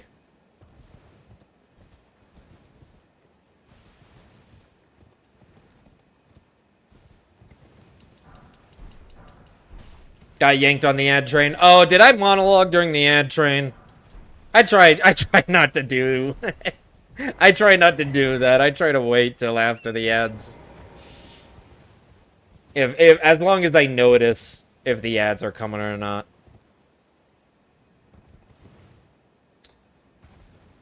So you got consistent around when I started. That's funny. Yeah, around 2023 is when I actually became consistent. And then I've aside from that 9-month horrible living situation period that I was in, I have been consistent since and before. I was only using my Twitch to share stuff I played on my PS4, like August of 2023 was when you became your little VTuber self. I mean, so yeah, it was around the same time, because it was... I actually don't quite remember when my... Actually, never mind, I think I do. I think it was summer. I think it was around June. May or June was when I started streaming again in 2023. But I didn't become affiliate till... I think around September. I don't know. I would have to go look at that. Twitch will tell me when my affiliate anniversary is. I'll be honest. I don't remember it. But happy 3 years? Yeah. Well, I mean, like I said, there was that 9-month period. So, I mean, 3 years minus 9 months. Because I do make a habit of mentioning that 9 months because it's not like, oh, I took like a couple months off. It was like 9 months is a significant, it's more than half a year. That's a significant amount of time. So, I don't know. But then I guess if you add in my 2017 streams from, you know, back when it was still, Twitch was new. Like, I'd been watching on Twitch back when it was called Justin TV. Like, I'm old enough that I remember the Justin TV era. I didn't start streaming, though, till 2017. And at that point, it had become Twitch. So. I think I caught the tail end of Justin TV. Started watching on Justin TV, and then, like, literally, probably a couple months passed, and it turned into Twitch. I don't remember the exact date that they sold over and became Twitch, but... Your situation, you couldn't help significant... Yeah. And I mean, that is... I guess that's my excuse, is just like, I was in a pretty poor situation. Moment I was able to get out of that situation, I did. But, yeah, it still just kind of sucks. Physic there and there.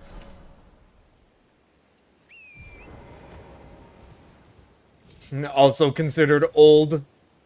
Old.tm. in the VTuber space. Really? Was 20... I'll be honest, I don't remember when VTubing really popped off. I mean, I know it popped off like a decent... Like the first... I'll be fair, like the first VTubers I really start to think of is straight up like Iron Mouse and stuff. And I know, like, even when Iron Mouse was small, like not as big as she was now, or is now, it's been a while. But I do know that it was like, wasn't it COVID that really I know COVID popped off like Twitch in general. I'm not sure if that's when the VTubing space popped off.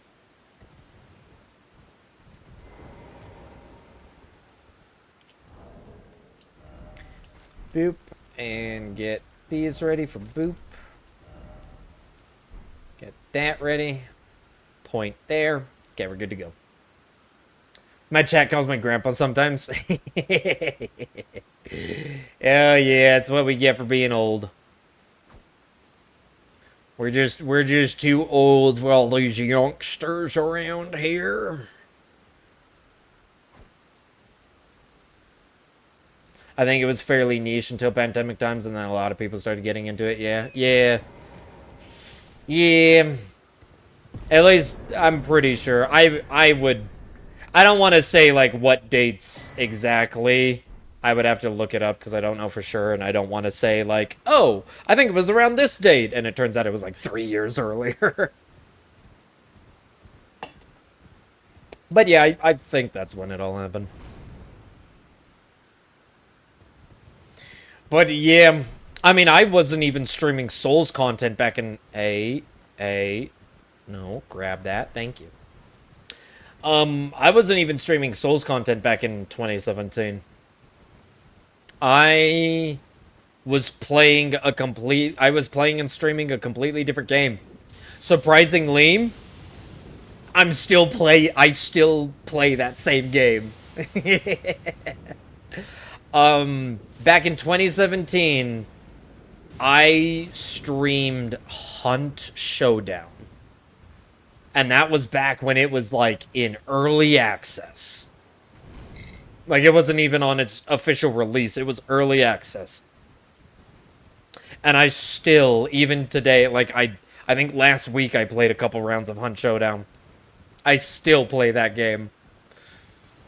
Almost 10 years later. I've heard good things about it. I genuinely love it. I was a big Halo kid growing up, and I played a little bit of, like, Call of Duty. I never really played any Call of Duty past Black Ops 2, but that's because my friend had Black Ops 2, and we loved playing the zombie mode. But to me, I enjoyed when those shooters were slower paced. Like, I look at the modern shooters nowadays where everything's like go at Mach 10, sprint slide everywhere, kill 10 people in the span of 10 seconds, start wall jumping and sprinting, like, and I very much do not like that. I genuinely, that made me stop playing shooters for a long time. Is when everything was just like, has to be fast-paced. It's overstimulation, racetrack for sure. Exactly. It's like, I feel like I was playing a overstimulation racing game with a gun instead. I didn't like it. The reason what attracted me to Hunt Showdown is because it is much more slower-paced gunplay. And the gunplay is deliberate.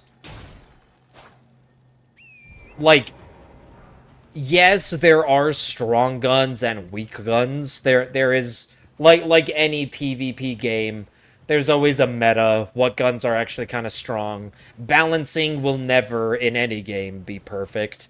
But the thing I like about Hunt Showdown is the literal weakest gun in the entire game will insta-kill you with a headshot. Like, it's just... a headshot from any gun will kill you. Most guns will 2 or 3 tap you. The weakest gun will literally 4 tap you in the game. Like, it's slow, but, like, thought out. You have to think about where you shoot, how you shoot, and all of that type of stuff. It's not just spray and pray everywhere. There's only one automatic gun in the entire game, and it's balanced because it is the most expensive gun, so it's the most expensive gun in the game, and the recoil is insane. Like, after 2 shots, you've already moved your screen up like 45 degrees. Like, you are already looking 45 degrees into the air after, like, the 3rd shot goes off. You have to, like, pull your mouse down heavily.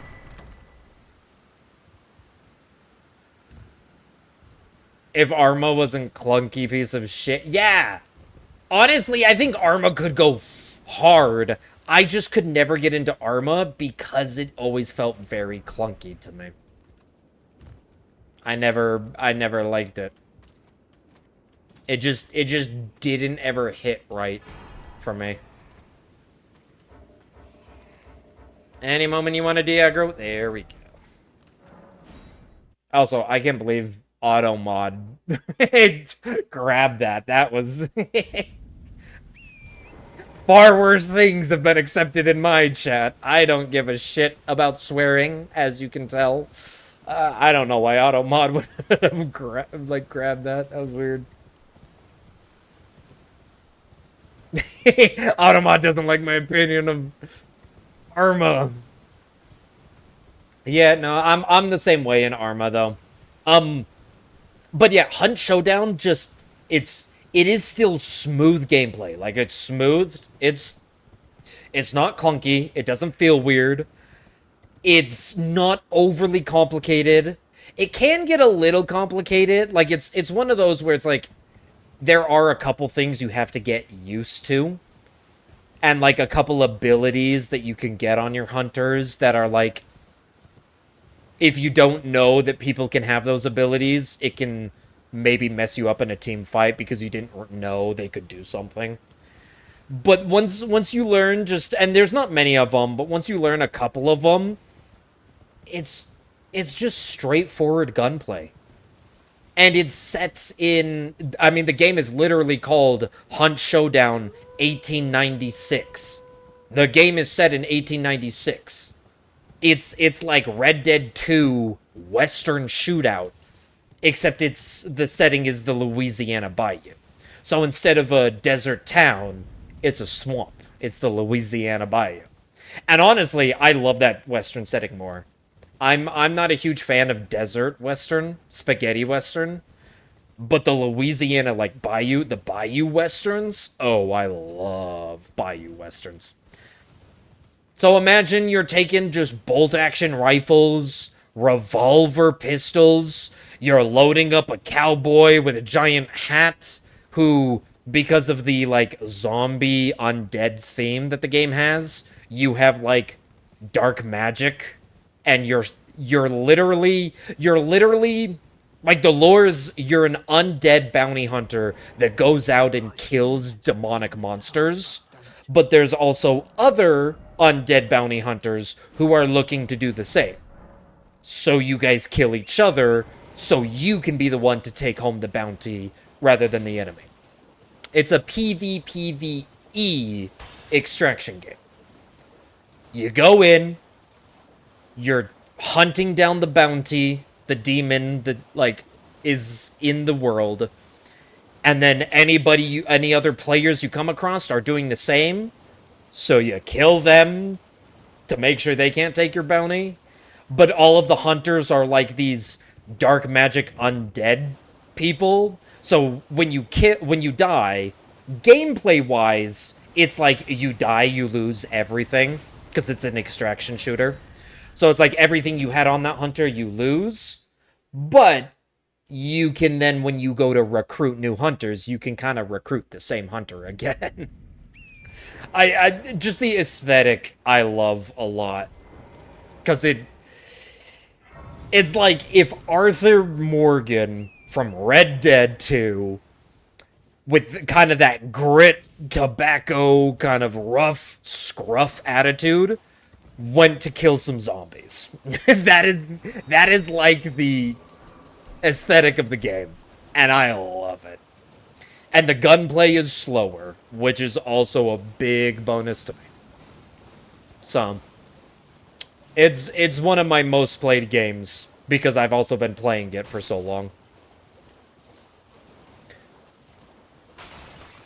Do love a good Victorian setting, but that's the thing. It's Louisiana Bayou, so like it is much more American Western than it is European Victorian.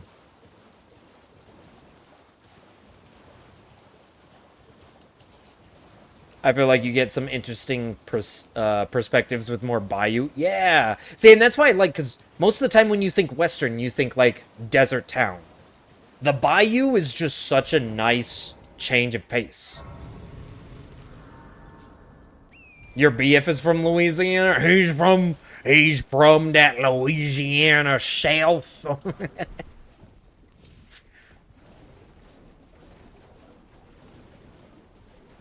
Like Caroline and Cajun, a lot of unique. Yeah, dude, I like. See, and that's the thing, is because it's like Louisiana Bayou styled in Western, it's not just dark magic. It has kind of like that spiritual feel to the dark magic. It's not like fantasy dark magic that you're dealing with. It's like spiritual dark magic. They're like doing blood, like as the game has progressed, and because they do like events, they'll have like, you know, the classical live service game model. They have events with battle passes, but their events are always fun. But every time they do an event, it expands upon the lore, and now the lore is like, we know that the hunters were normal people that came to the infected area, and they got infected, but so they didn't turn into zombies, they performed like these Indian blood rituals, which turned them into this weird half undead dark person. But now they're all killing each other for the greed of the bounty and whatnot. Like like the lore has expanded, and it's actually like really cool how the world has been built out over the decade the game has been running. Best friend is Cajun. They're really helping learn the accent when you cosplay as Remy LeBou. That's cool. Is gritty folk magic type shit? Yes! It's like, that's exactly it. Is they perform dark rituals. Like, they get infected, so they perform like a dark blood ritual so that they can keep a bit of their humanity and not turn into an undead zombie. Like all the other zombies that are in the game are. But then, because of that, they use their, like, they have, like, now, like, a dark sense where they can see into, like, a bit of the shadow realm. Kind of like the ethereal realm from, like, D&D and stuff. They can see into the shadow realm, and they use that power to hunt down these, like, demon monsters that mutated from humans. So, like, there's these giant spiders, or there's, like, this assassin. It's called, the boss is called the assassin, but it's, like, an amalgamation of, like, cockroaches that then turn into, like, a human and try to, like, stab you and stuff. Like, it's all this cool stuff. And it all has, like, this dark magic undertone. But again, it's 1896. So it's all Western bolt-action rifles and revolver pistols with that dark magic. I have never found a game that quite fits the same genre. And I love it. The aesthetic is genuinely what got me into the game originally, and then the gameplay, it is my favorite shooter. If you're ever, hey, if you ever want to try a shooter, I highly recommend it. And the game does have solo, duo, and trios. I play a ton of solos because I genuinely love going in solo. But I mean, if you ever want to try it, there's another game you can hit me up for. If you want to try Hunt Showdown, we can do some like duo runs. But that is probably my longest running played game. I have more hours in Hunt Showdown than I do in Elden Ring. But that's also because Elden Ring came out in 2022, and I've been playing Hunt Showdown since, like, 2017. I can't say it's not by much. Elden Ring is definitely almost caught up to Hunt Showdown. I think I have over 1,000 hours in Elden Ring. I think I have just over 1,500 hours in Hunt Showdown. Elden Ring and Hunt Showdown are by far my most played games on Steam, at the very least. If I had to say my most played games, even though I haven't played the game in like 2 years, I genuinely think my most played game is either League of Legends or Final Fantasy XIV. Oh, I think I have like 4,000 hours in League of Legends because I started playing League of Legends back in 2013. Like I played back when it was still a pretty new-ish game. And then I started playing Final Fantasy around the same time. It was like 2018. But then I sunk a ton of hours. There was a time where I just kind of lived and breathed Final Fantasy. So I have like, I don't know, I think if I looked at my in-game time, it would say I have around, I don't even know. It was like 140, 150 in-game days. So whatever 150 times 24 hours is roughly how many hours I have in Final Fantasy. Voodoo, local folkman practice use neat things with it. Yeah, yeah, it's just a good aesthetic. All right, Bernie. We're not messing up this time, okay? I won't say it twice. I suppose I have no choice. Is this what grace There we go. See, I love it when he just does the simple R1. That's how the fight's supposed to go.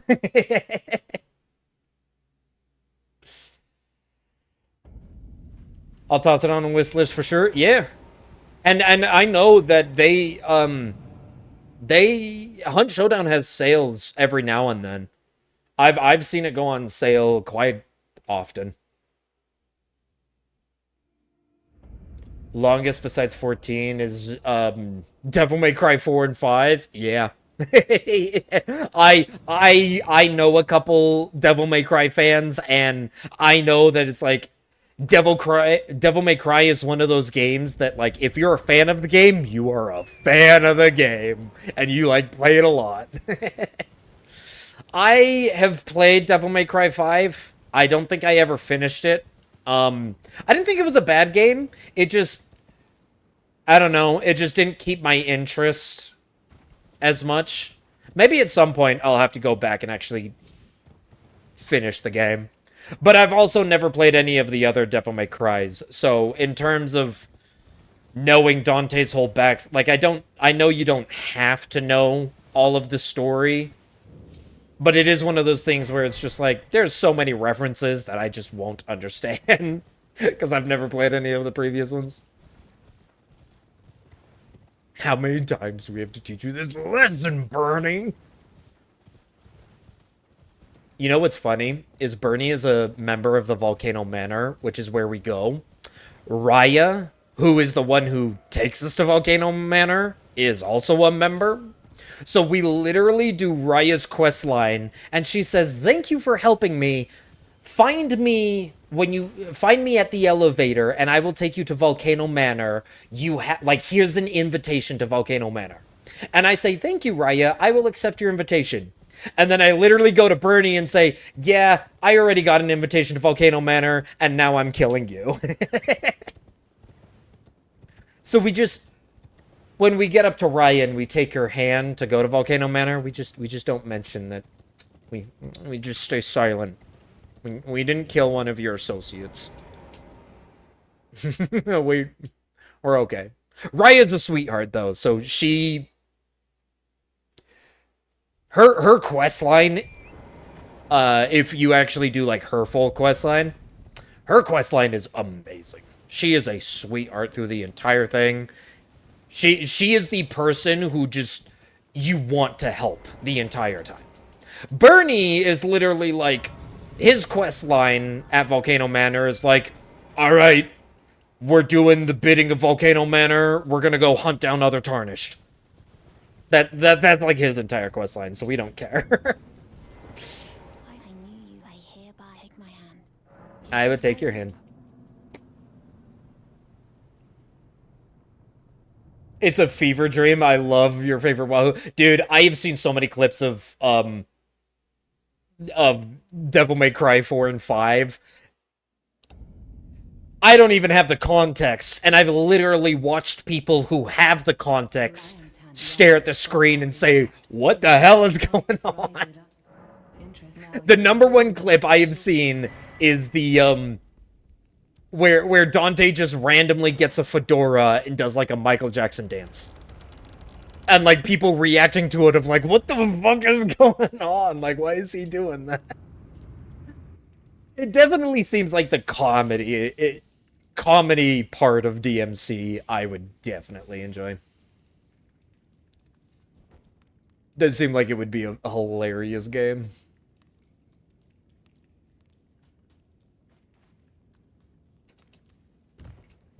Alright. Time to finally go to Round Table Hold. It's fun, especially if you don't take it seriously. Yeah. I imagine. To determine if you had, it seems torrent, whereas there is, but I can take gathering. The hat? So you know exactly what I'm talking about. See, I have no context of what that hat is. I just know that there's a cutscene where he gets handed a hat, and then he just pulls a Michael Jackson. And I'm just like, okay, that's funny. I have no idea why he's doing it, but it's funny. Alright, time to purchase. Time to buy our Assassin's Gambit, Invisibility, Dagger, Rapier, Seal. Now let's equip our Rapier, our Dagger, and let's get our Seal. Alright, now this time we remember we sell. Last time we put the Ashes of War on... Wait, where's the dagger? Excuse me? Dagger. Thank you. Dagger. Okay, Ashes of War, and now we sell. You don't forget about it that time. Get rid of Bernie's armor, so there's no evidence. Sell literally everything that we just don't even use in the run. And we go grab our last buff. Make our way to go get Flame Grant Me Strength. And then, after that, we'll be ready to fight Noble. And we'll be back to Noble, and I won't mess it up this time. Did your friend ever tell you that Devil May Cry was supposed to be Resident Evil game? Yeah, I did hear about that. That Devil May Cry was supposed to be a Resident Evil game, but then it kind of got like abandoned in a way or something. Like they were gonna cut funding for it or something. And so the guy just said, "No, let me just cook," pretty much, and came out with Devil May Cry, and they didn't think it would succeed. They thought it was going to be awful. They're like, this was supposed to be Resident Evil, and it's nothing like it. And then it just made it big. And they're like, okay, we'll keep the series going. If I vaguely remember what I was told, that's, like, roughly how it went. I think that's funny, though, that it was meant to be a different game, and it just spawned a new genre that just... a new IP that just went crazy. It was awful, but was awful in a very entertaining way. Yeah. I mean, hey, like I said, I'm not really a fan of Devil May Cry, but I know it has a huge fan base. And I'm all for good video games in general. I like me some video games.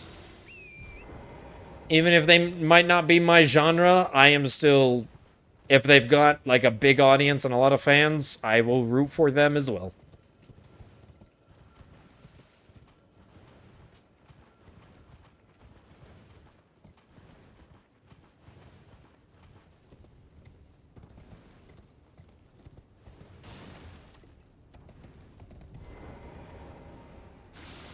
Alright, little bit on you. Boom. Make the guy come over to investigate. And boom. And prison town.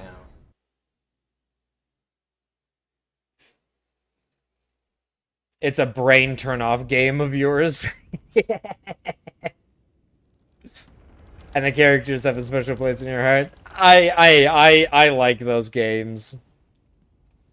When it's sometimes just a game where you're like, I'm just gonna sit back and I'm gonna relax and I'm gonna just enjoy what's happening in front of me.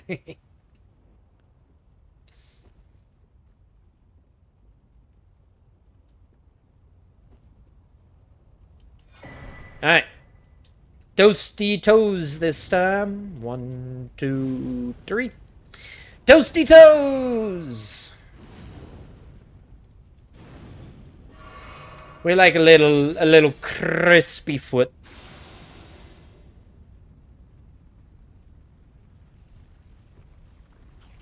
I feel like everyone has their I'm just a silly little goober game. I have a few. Like, it depends on what my mood is. I mean, hell, sometimes Elden Ring literally becomes I'm a silly little goober game. Oh, see, and now you're on the left side. What am I doing differently that makes you sometimes on the right side? I don't get it. The left side is where he's supposed to be. That's where he normally is. But sometimes his little, like, patrol cycle, when I get to him, he's on the right side. And I don't know what causes that. It's only happened, like, twice, which is weird. Out of, like, the many runs I've done.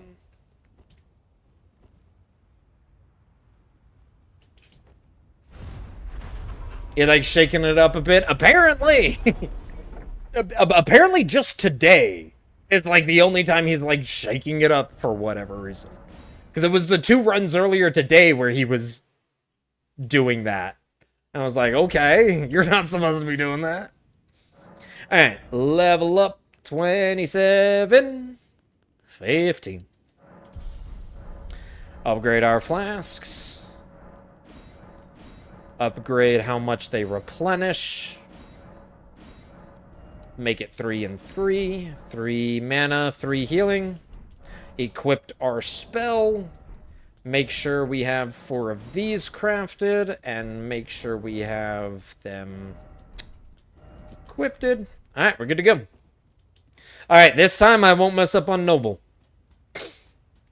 Then I'll finally show you what I mean about the plus getting my Uchi Katana to +6 so I can 2-cycle him instead of 3-cycle. Alright. This time I'll actually, like, focus up. Drink. Buff. Buff. Drink blue. 2-hand Uchi.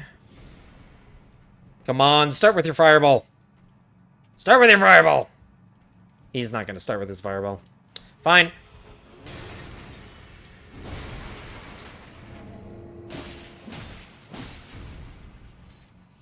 One, two, three, bleed, take the crit, kabam! Second pot, while he phase transitions. 1, 2, 3. 1, 2, 3, bleed, take the crit, and simple R1 at the very end. That's how Noble's supposed to go. Oop, what? Tap my mic there for a second. My bad. Hopefully that wasn't a loud boom. Alright, so that's what I mean by 2-cycle. I get my plus Uchi because, as you see, like, we barely... Like, he had, like, 1 HP at the very end, and we hit him with a very basic attack. That's what I mean by 2-cycle, is there's a pot at the beginning, he falls asleep, we get a bunch of damage on him. Then while he phase transitions, he falls asleep, and we get a bunch of hits on him. If I don't have my Uchi at plus 6, I don't do enough damage that I then, after he's entered his second phase, he'll still have leftover health, and I will have to do a third pot. And the reason why that's an issue is because when you try to sleep him the third time, he has a big enough window to get off like 1 or 2 attacks. Or if you miss your pot, then you have to fight him normally. It's just much more of a pain. The 2-cycle, you guarantee the second cycle because he will always do his phase transition. Which you see me just throw a pot right at his face when he's doing his phase transition. You're not gonna mess that part up. But that's why I take like the extra 8 minutes to upgrade my Uchi to plus 6 instead of most other runs that do like a plus 4. Is it allows me to just pretty much kill him after 2 pots.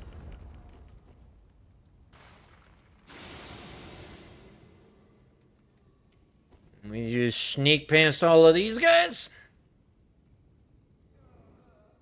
Alright, now you're gonna see why, well, you kind of have been saying, why I like, why Assassin's Gambit, the ability that makes me turn, not completely invisible, but like a little less visible. Why I love it for Volcano Manor. And this is why we killed Bernie for this ability. Is because it allows me to just, like, pretty much sprint past all of these guys.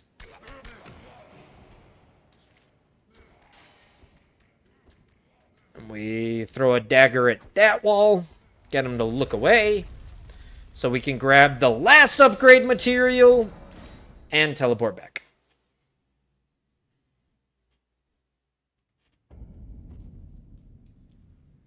Alright. Here's the other sad part. The Uchi Katana that we used to kill Bernie and to kill Noble. We aren't using it anymore. Those are literally the only things we use the Uchi for. As I said at the very beginning, and why my name is SHH, this is a Serpent Hunter Hitless run. We use the weapon called Serpent Hunter. It was the big stick that you saw me using before. When I got hit by Mally. Well, what we just accomplished was picking up all of the remaining upgrades for the weapon. Now, we're gonna go get the weapon. Make everybody look over at the wall so I can just sneak my way behind them. Take the teleporter.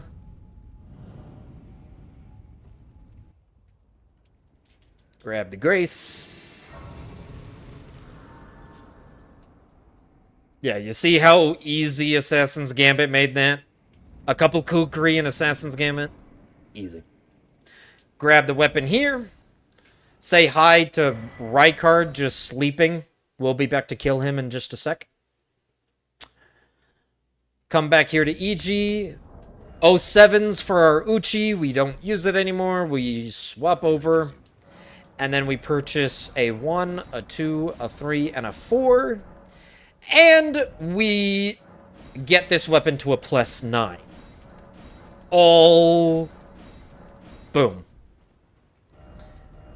So that's also what we were running around and doing for a lot of our setup, is we were grabbing all of the upgrade material, so that this weapon is a +9 weapon. For context, a maxed out, fully upgraded weapon is a +10. We literally get it to 1 under maxed upgrade. And then we start killing bosses. Alright. I do have that. Okay. Now I do have like a little bit of a script for Rykard. Rykard, give me some good RNG. Don't mess me up, please. Drink our blue. Alright. Running heavy. Into an L2. Into our second L2. And now we shield poke him.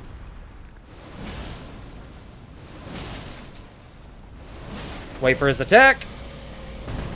What? I rolled...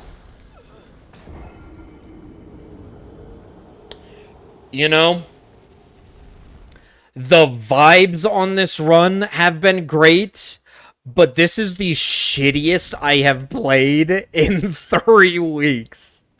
Rykard... First I messed up on Noble, and now I messed up on Rykard, who I have not messed up on in weeks. I don't know what's going on. But I can say that I don't have enough time left over. An entire run is an hour and a half, at minimum, is an hour and a half. I don't have enough time to do a full run if I start over right now.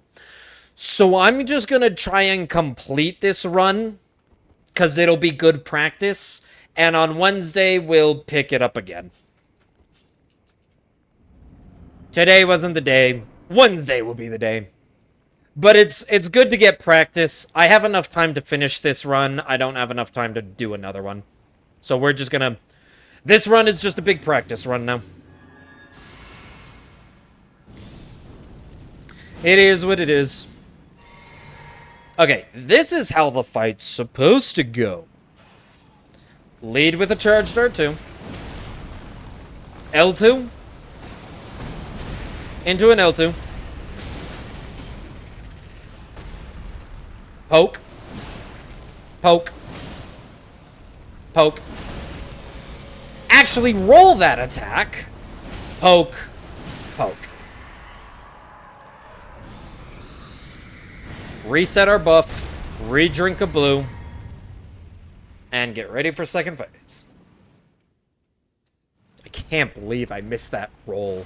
That wasn't even a difficult attack to roll.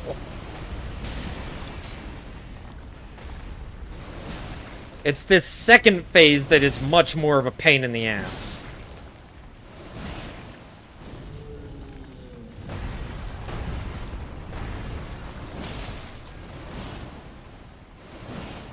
No.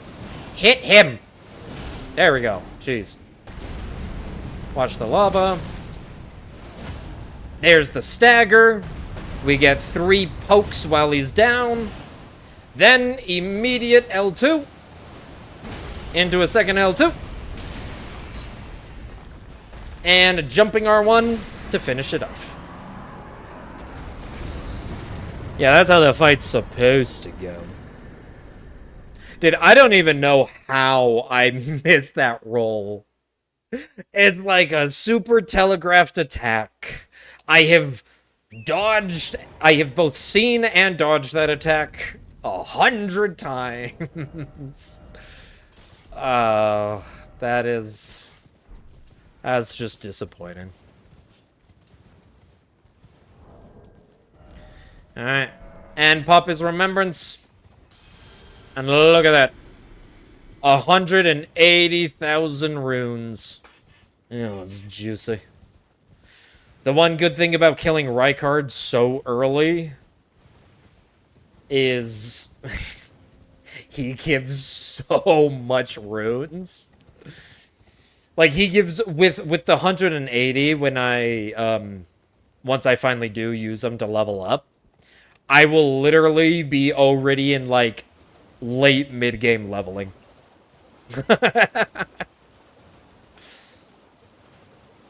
Alright. We get invaded. Scripted invade right here. We just immediately run backwards, and he invades, he leaves. a little way to cheese that is the moment it forces you to be dismounted from Torrent because you're getting invaded. You just sprint backwards, and he will, like, right as he spawns, he leaves.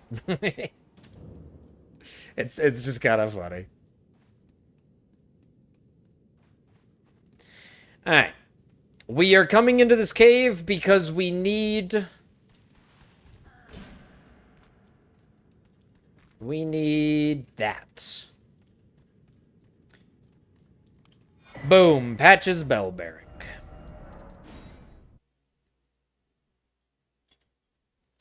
Because then we can come back here,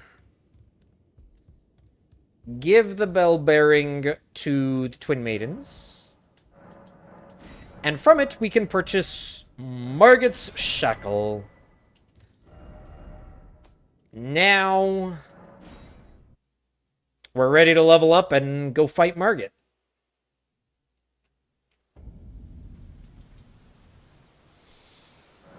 Alright, Rain, you wanna see something good? I think you'll love this next part.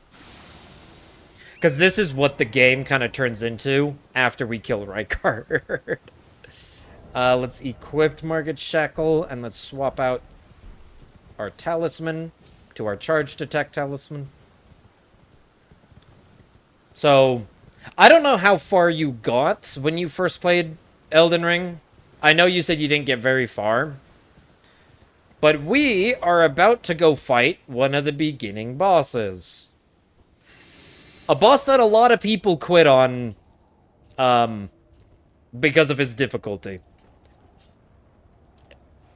He is kind of like the first skill check of a boss.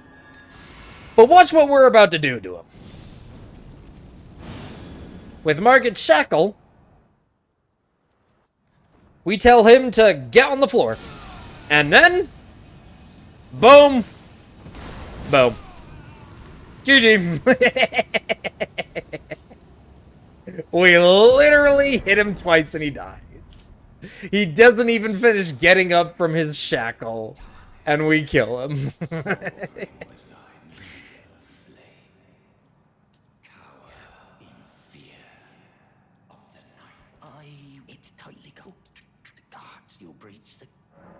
I will use the main gate. Oh yeah, one of my favorite lines.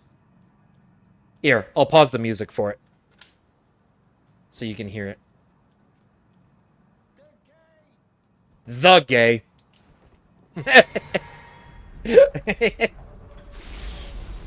Because you can cut off his line early so he doesn't finish it. And so he just says the gay. Oh, always gives me a good giggle.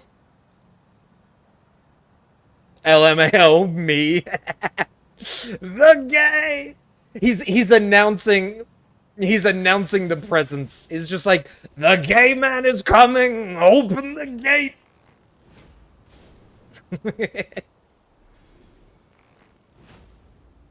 Oh, I missed you. There we go. Right in the head. Gotta love it. Arrow whizzes right past his face. It must have been the win.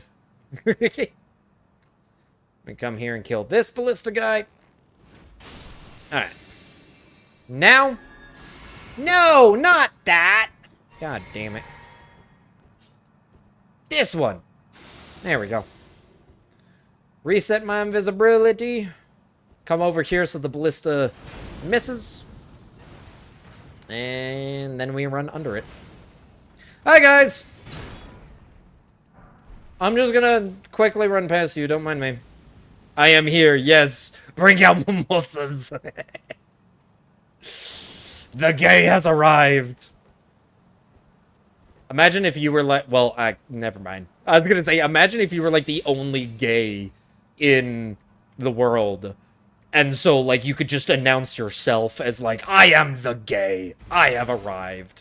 But then immediately I was just like, well, that would kind of suck if you were the only gay in the world, because then you wouldn't have anybody to be with. And that would be sad. So yeah, scratch that idea.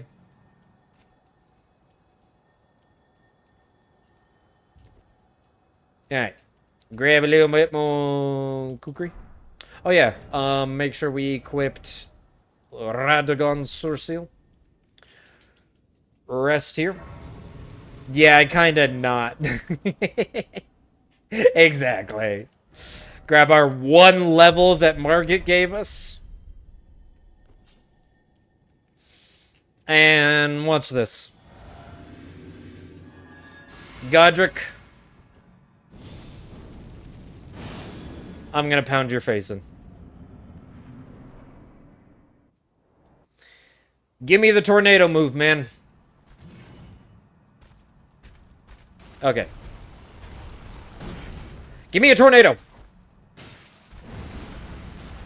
No, give me a tornado. There we go. Because watch this. I'm just gonna walk forward, and he just misses.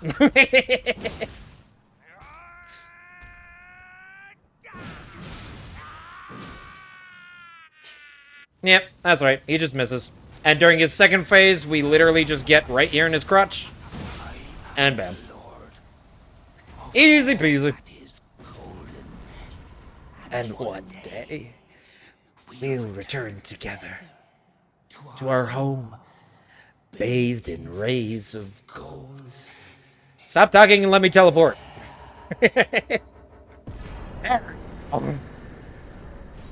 To Atlas. Alright. Yep, see this grace that was the grace we grabbed before taking Raya's hand. We come back here. And we're gonna get another talisman here that will just help give us a little bit of buff. It's technically the last equipment that we grab. After we grab this, we literally just boss rush and kill everything while pumping all our levels and strength. Hi, Gillica! Poke. Smack. Smack. Bye, Gillica!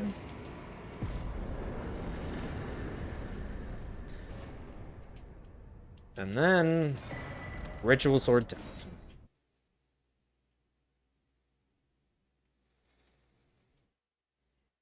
Which Ritual Sword gives us a plus 10% damage. So just 10% damage. Really nice. As long as we are at full HP. Which, since this is a hitless run, assumedly, we're always going to be at full HP. Assassin's Gambit does injure ourselves, which self-injury does not count as a hit. Assassin's Gambit does injure ourselves, but that's also why we just have a couple flasks, so we can just make sure we're always going to be at full. So we can make sure we get that buff. Because 10%'s a lot of damage. It's a pretty strong.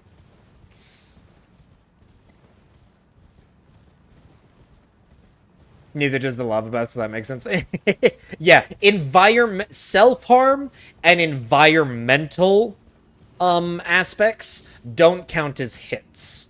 It has to be from an enemy. Now, that is the rules for a hitless run. There are also there is a run called damageless run.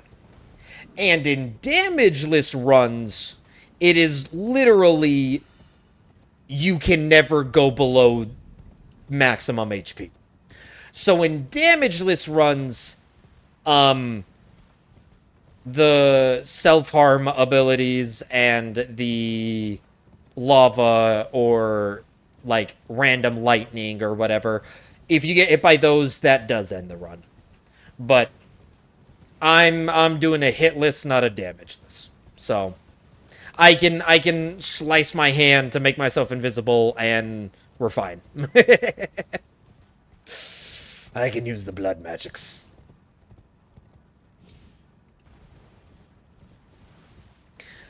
But yeah, from this point forward, we're kind of just sprinting through the entire game as fast as we can. Like, setup is done. We have all of the items and weapons we will use through the entire run. We're literally just sprinting from boss to boss to boss. Do a little Skyrim skip here. Skyrim skip meaning that, like, you know how Skyrim horses are, where you can parallel walk up a mountain. There's just a couple little indents on the hill right there that we can wedge our little toes into and jump up it. Yeah, LML. Yeah. there's actually a couple and that's something that like you were talking about before that you mentioned with like the communities and stuff. The speedrun community constantly, even now, 4 years after the game's release, still finds little skips like that, being like, hey, did you guys know you could jump in this particular spot and you can just climb up it? And I love finding and using those.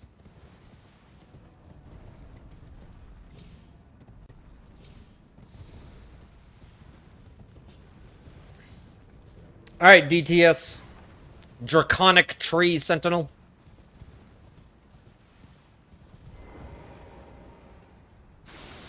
Let me just go invisible and sneak behind you real quick. Heal back up to full. Buff. Buff. And smack your booty. Smack your face. Smack your face. Oh, looks like you stunned. Enemy felled. And we have made our way to the capital.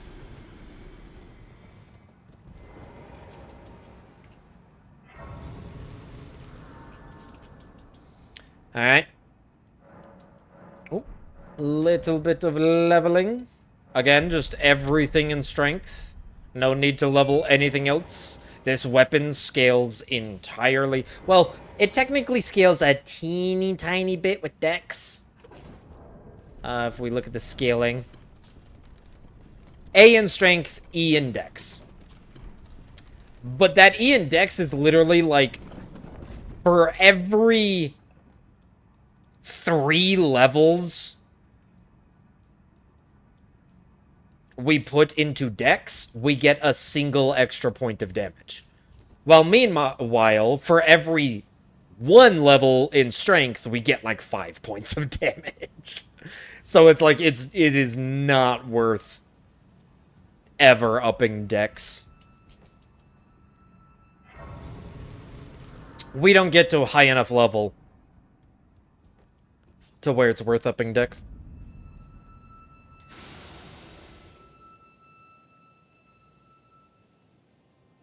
Man, it's daytime. It's usually still nighttime when we get here. But when you die, like we did to Rykard, whenever you die, it advances time by like an hour or two. Usually we get here at like the well, it's actually still kind of like nighttime. It's like at the very end of nighttime. That's when we usually get here. But not today. Walking through the city in broad daylight. It is what it is.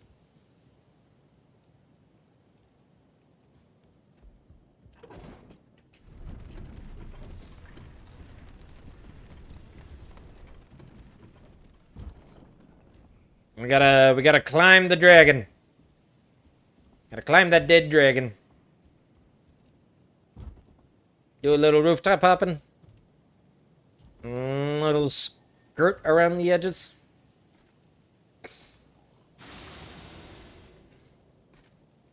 Past the nights. Pick up some free money. And up the dragon we go.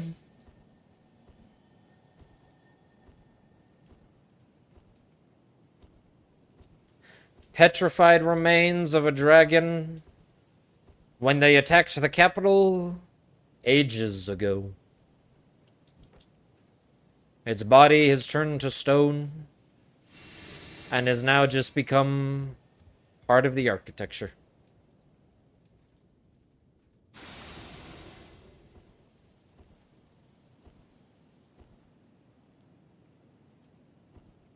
More money. We skip it to grace. Because we really don't need a grace. There's no reason we should have to, like, mog out. And, well, I mean, if we die, the run would be over. Even though the run's already over.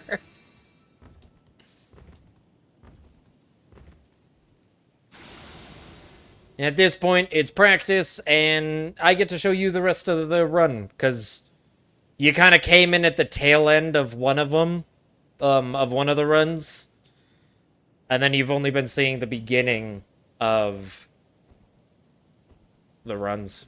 So now you get to see the middle part. Hello, Godfrey. Let me buff up out here. Make sure I'm max health too. Get both of my buffs. Alright, now watch this. Hello, Godfrey. Oh, I could not do a charge there. Had to do a tap. Jump. Roll. Now we do a charge. Look at that life chunk. Boom.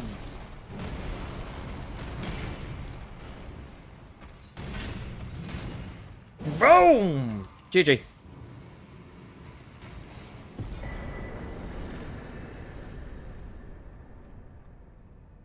The key to fighting that boss? Hug the leg on the right. Hug your right. I guess that would be his left leg.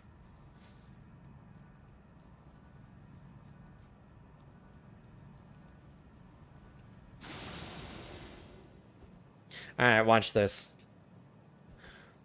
Hello, little assassin. Let me just feel you as I get behind.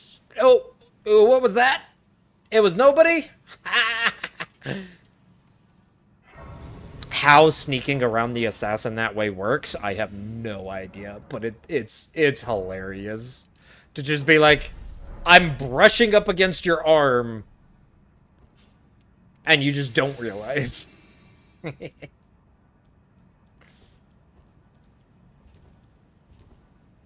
Alright. And this is also why we get the shackle. Watch what we're about to do to this loser. He calls himself the king of the capital. We'll show him who's really king. Everybody get down on the floor. Everybody do the dino. Soar. And schmack. And take the crit. Oh, GG. GG, GG. Morgott is a joke when you have the shackle. But if you don't have the shackle, and if you don't do, like, a ton of damage, because I genuinely do just a ton of damage, his fight is actually difficult. I genuinely actually like his normal fight. He pulls out a giant, like, katana, starts spewing out blood magic, Hello again. Allow me. You are unable to prevent the thorn. and just starts jumping around the arena, slashing at you. It's like, actually kind of cool. Okay, hold on one sec. Guppy is bugging me. He wants some food. It has been a little bit. Let me quickly grab Guppy some food.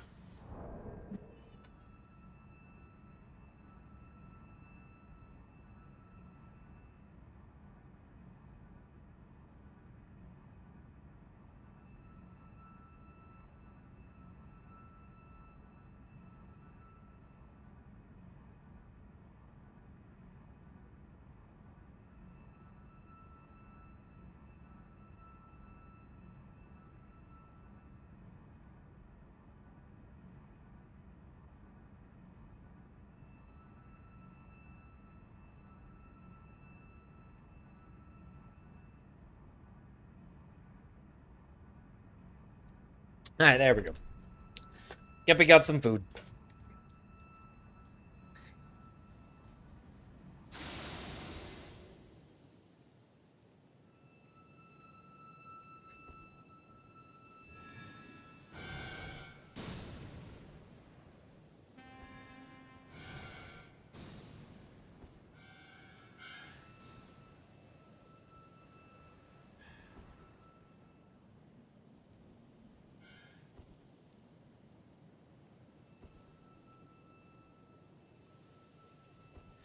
Alrighty. This time, we're going through the gate. Swapping out these for those. You can craft while opening a gate? That 1,000 hours in Elden Ring, and I did not know you can craft while opening doors. That's funny.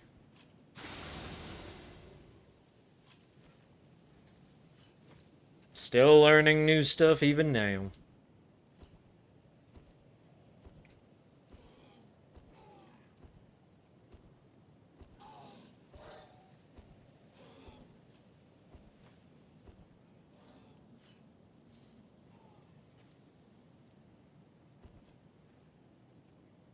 The more you know. The more you know. I mean, to be fair, I literally watch people who have like 3,000 hours in this game, and there'll be stuff I have said, hey, did you see this? And they'll be like, I did not know you could do that. And I'm like, you have like triple my hours. But I mean, that's just something that happens.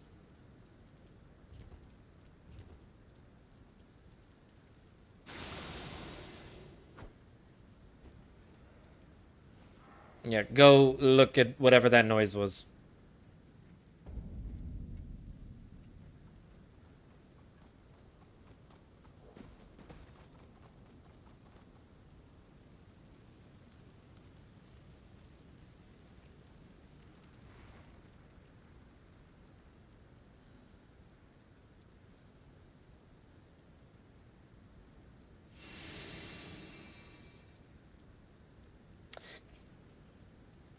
Oh, yeah, but I do love this game. There's just... I'm, like, as someone who's a big, like, story person... And this is something I will say.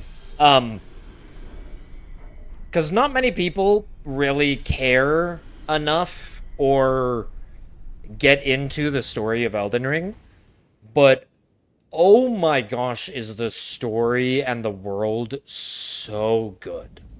If you like like, deep lore and stuff, if you like world building and all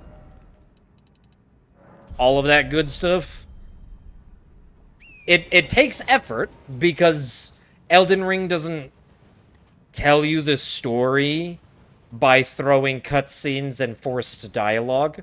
Like, pretty much every dialogue of every NPC is entirely optional. You can skip through it, or you can just not talk to them. It only does cutscenes when it's, like, doing an intro to a boss. Like, you think about it comparative to other games, like God of War. I like God of War. It's a great game, but, like, when I compare this to God of War, it's like, God of War is like a movie. And I kind of like that Elden Ring isn't a game that just shoves cutscenes constantly into your face.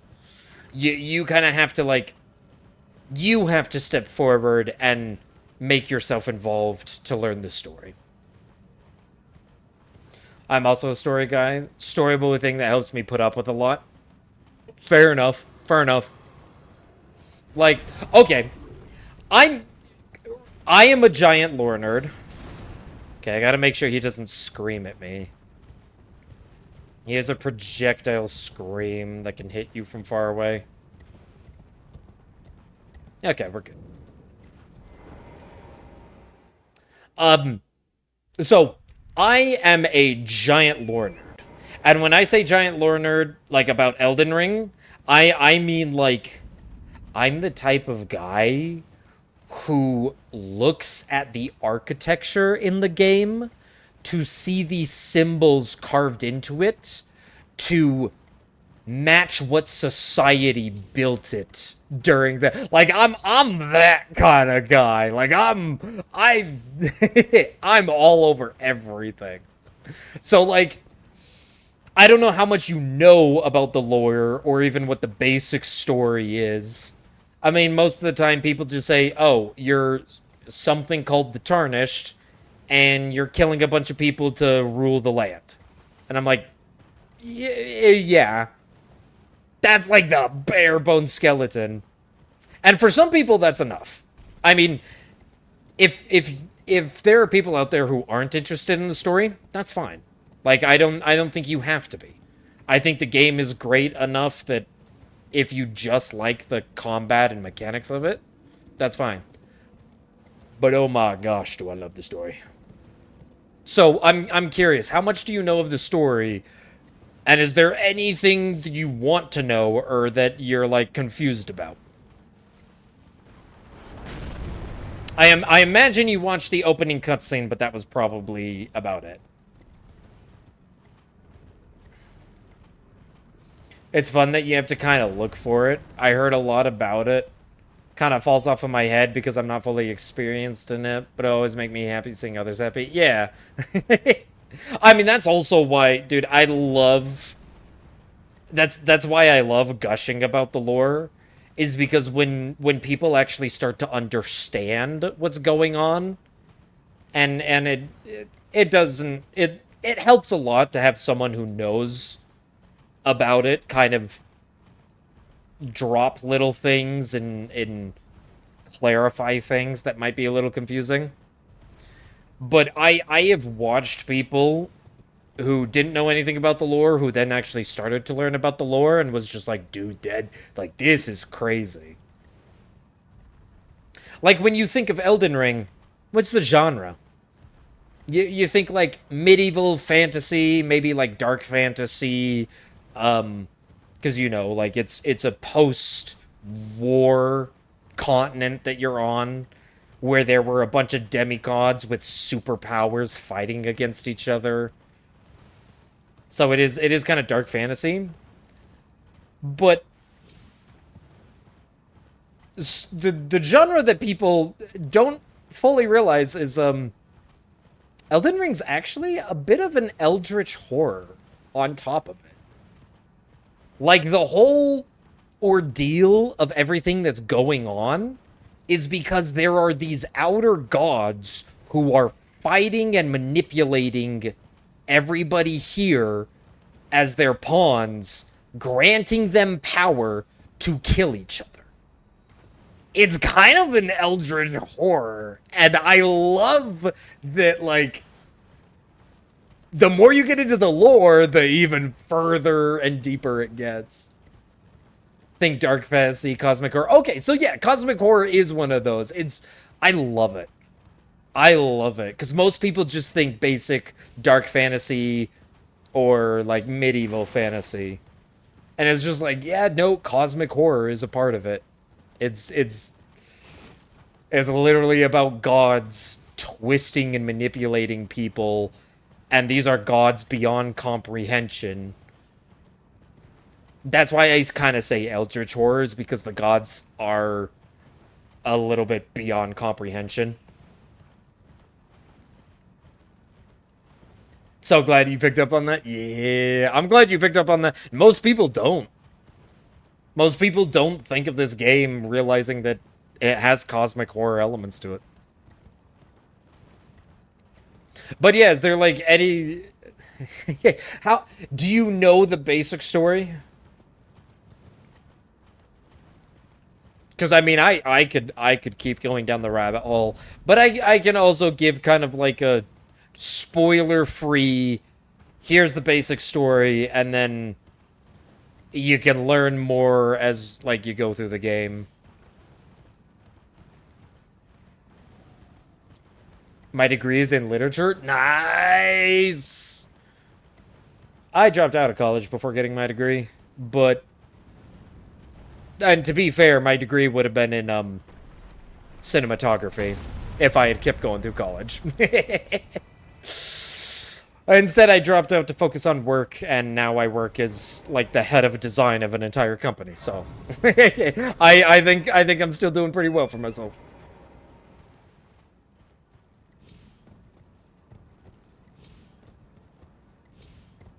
Keep going by all means. Okay. Then I'll get... Well, give me a second while I, prep for a fight. I'll keep going after Fire Giant. Okay, get our buffs going. Drink our blue. Alright, Fire Giant. Give me some good RNG. Okay, normal opener. And second attack.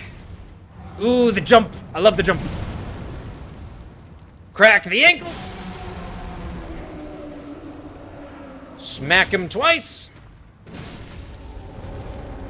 Stun him. Get our stamina back. And smack him 2 more times. Second phase. Buff. Get the alignment right where his hand comes down, so we can smack him an additional 3 times.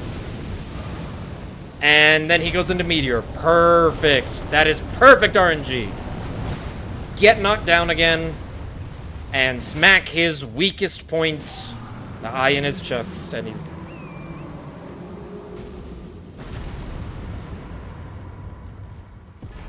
GG!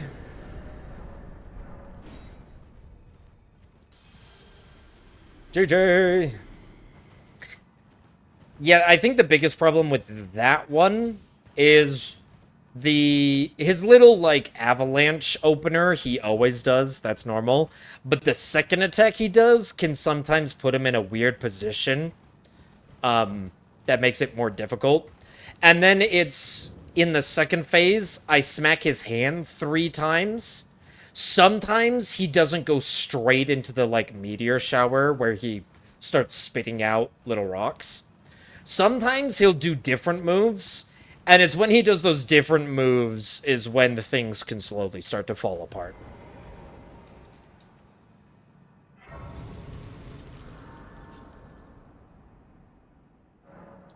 Alright.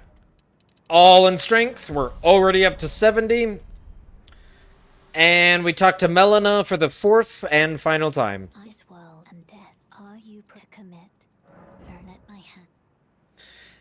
And I'm gonna swap the music to... where is it?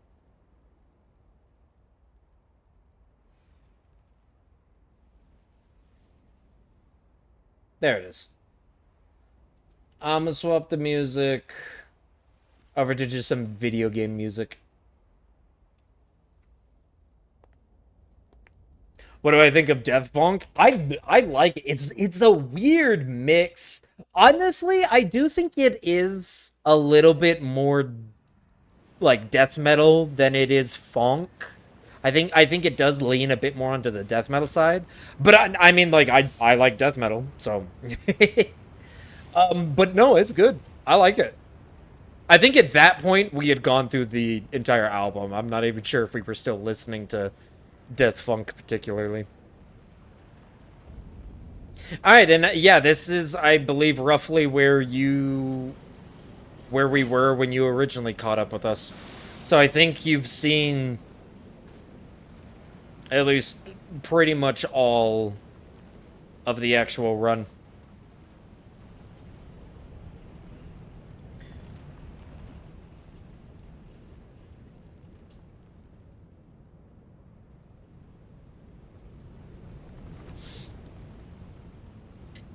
Honestly has gotten me was in debt. And that's honestly something that, like, I'm a little glad I kind of dropped out of college. I mean, I could have gotten, like, some scholarships and whatnot if I wanted to keep going. There's always those kind of options.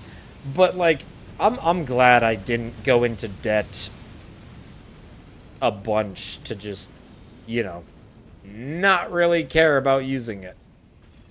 Because I'm on the job experience. That's what I got. And I like it. Through the first window. And then stare at the guy on the right. What?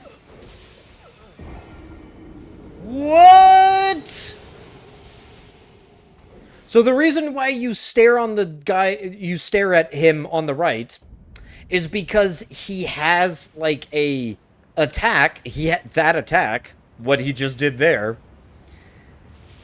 he does that attack unless you are looking at him. For some reason, if you are looking at him, he'll just hold up his shield instead of doing that attack. Maybe I wasn't looking at him hard enough. That is, like, the first time he has done that attack. Like, the last 20 runs. I'll be honest, I am actually a little glad that this run died all the way back on Rykard. Because there's been other mess-ups that would have made me far more annoyed. Like if I was hitless and that was what got me there, I think I would have genuinely been, like, pissed off.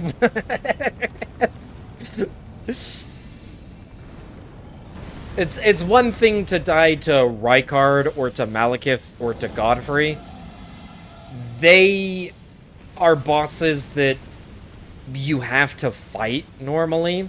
They don't have, like, really scripts to them like I use for a lot of other bosses. So if I'm going to get hit, those are kind of the choke points. Getting hit to random stuff like this, that actually annoys me. There's my runes.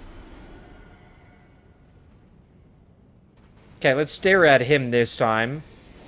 See, look! He didn't swing at me that time. I don't know what was going on there.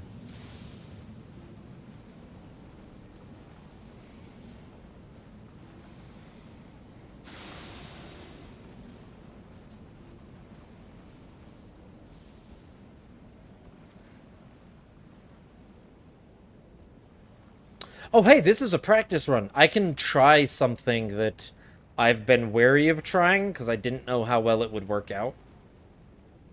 On Godskin Duo. I mean, I do have a script that already works, but it's a pretty tight script. So I'm wondering if I can do something slightly different. So I'm gonna try it.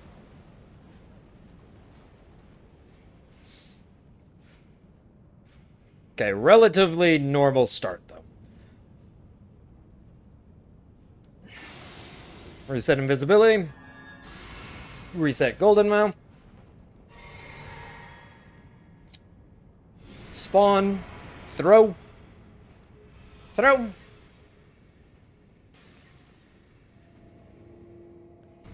Drink. Drink. Buff.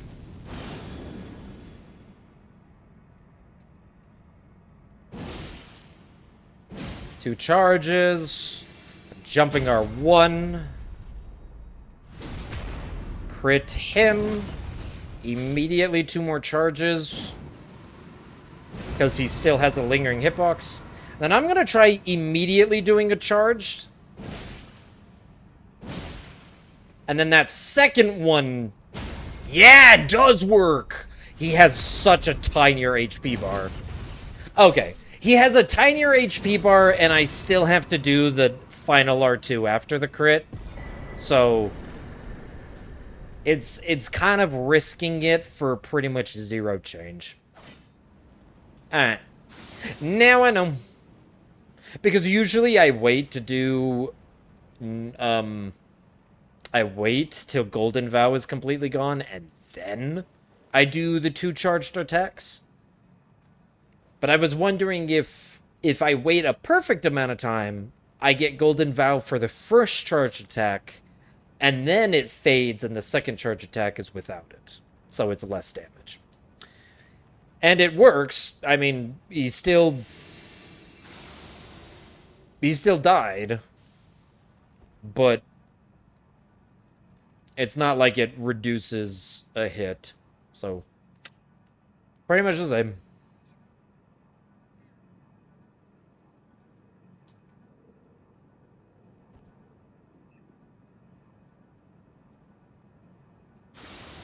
Oop, ads are about to begin.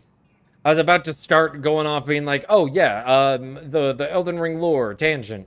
I was gonna do a tangent about the lore. And then I see the ad marker and I'm like, okay, maybe we wait till after ads. And then I'll go on my lore tangent.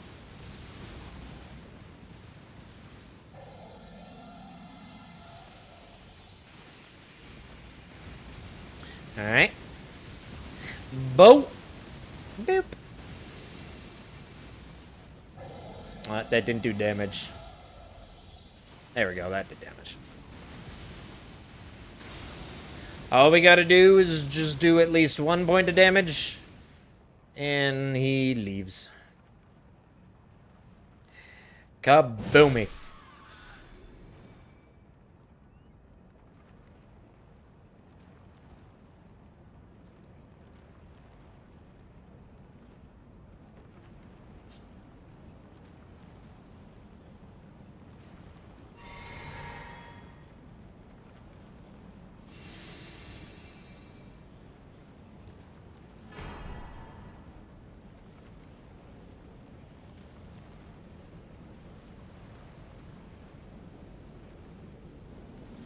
Alright, well, I mean, past birds, that means we're pretty solid until Malekith. Nothing else really is an issue.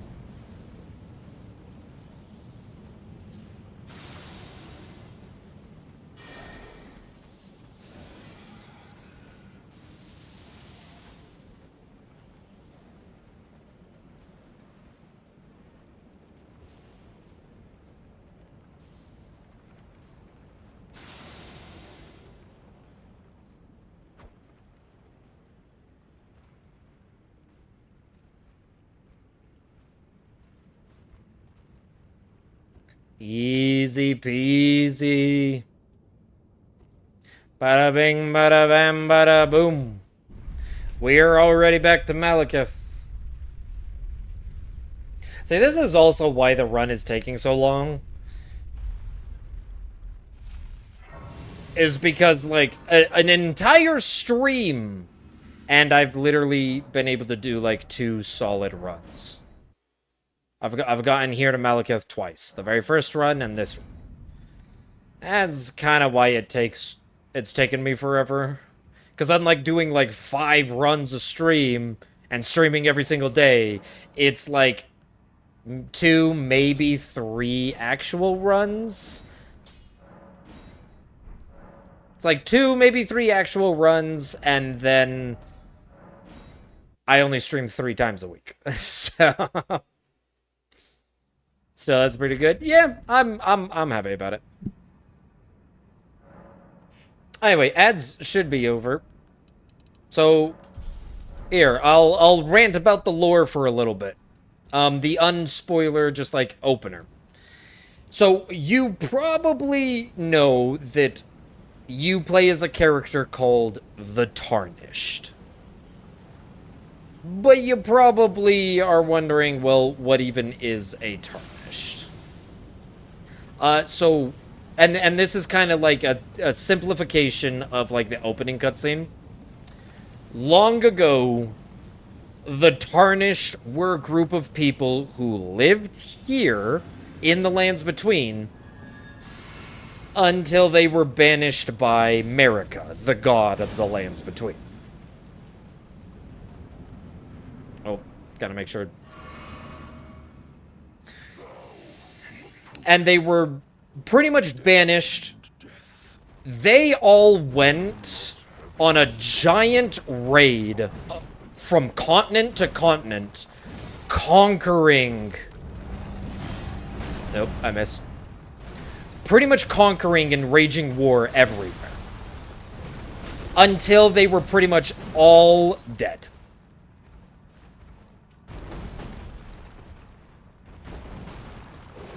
Then, once all of them died, Grace, which is like Marika's power, the power of the Elden Ring, Grace was returned to them, which, by the power of Grace, you can be resurrected. So, all of these Tarnished that were originally banished, and technically all of their children, any children that were had by the original people who were banished, are considered Tarnished as well. It's kind of like the bloodline. It was a specific group, a specific race of people that were banished, and their bloodline became the Tarnished. You... Oh, I'm not gonna teleport me. And so you are one of kind of...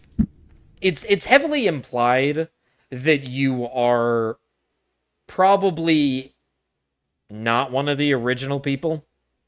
It's heavily implied that you are, like, you just carry Tarnished blood. And so you are considered Tarnished. So that's what you are. The thing is, and the reason why the Tarnished were given grace and resurrected, and why they're all coming back to the Lands Between... Rain! With Prime, even! God damn, dude! Well, thank you. I appreciate it. It is not necessary.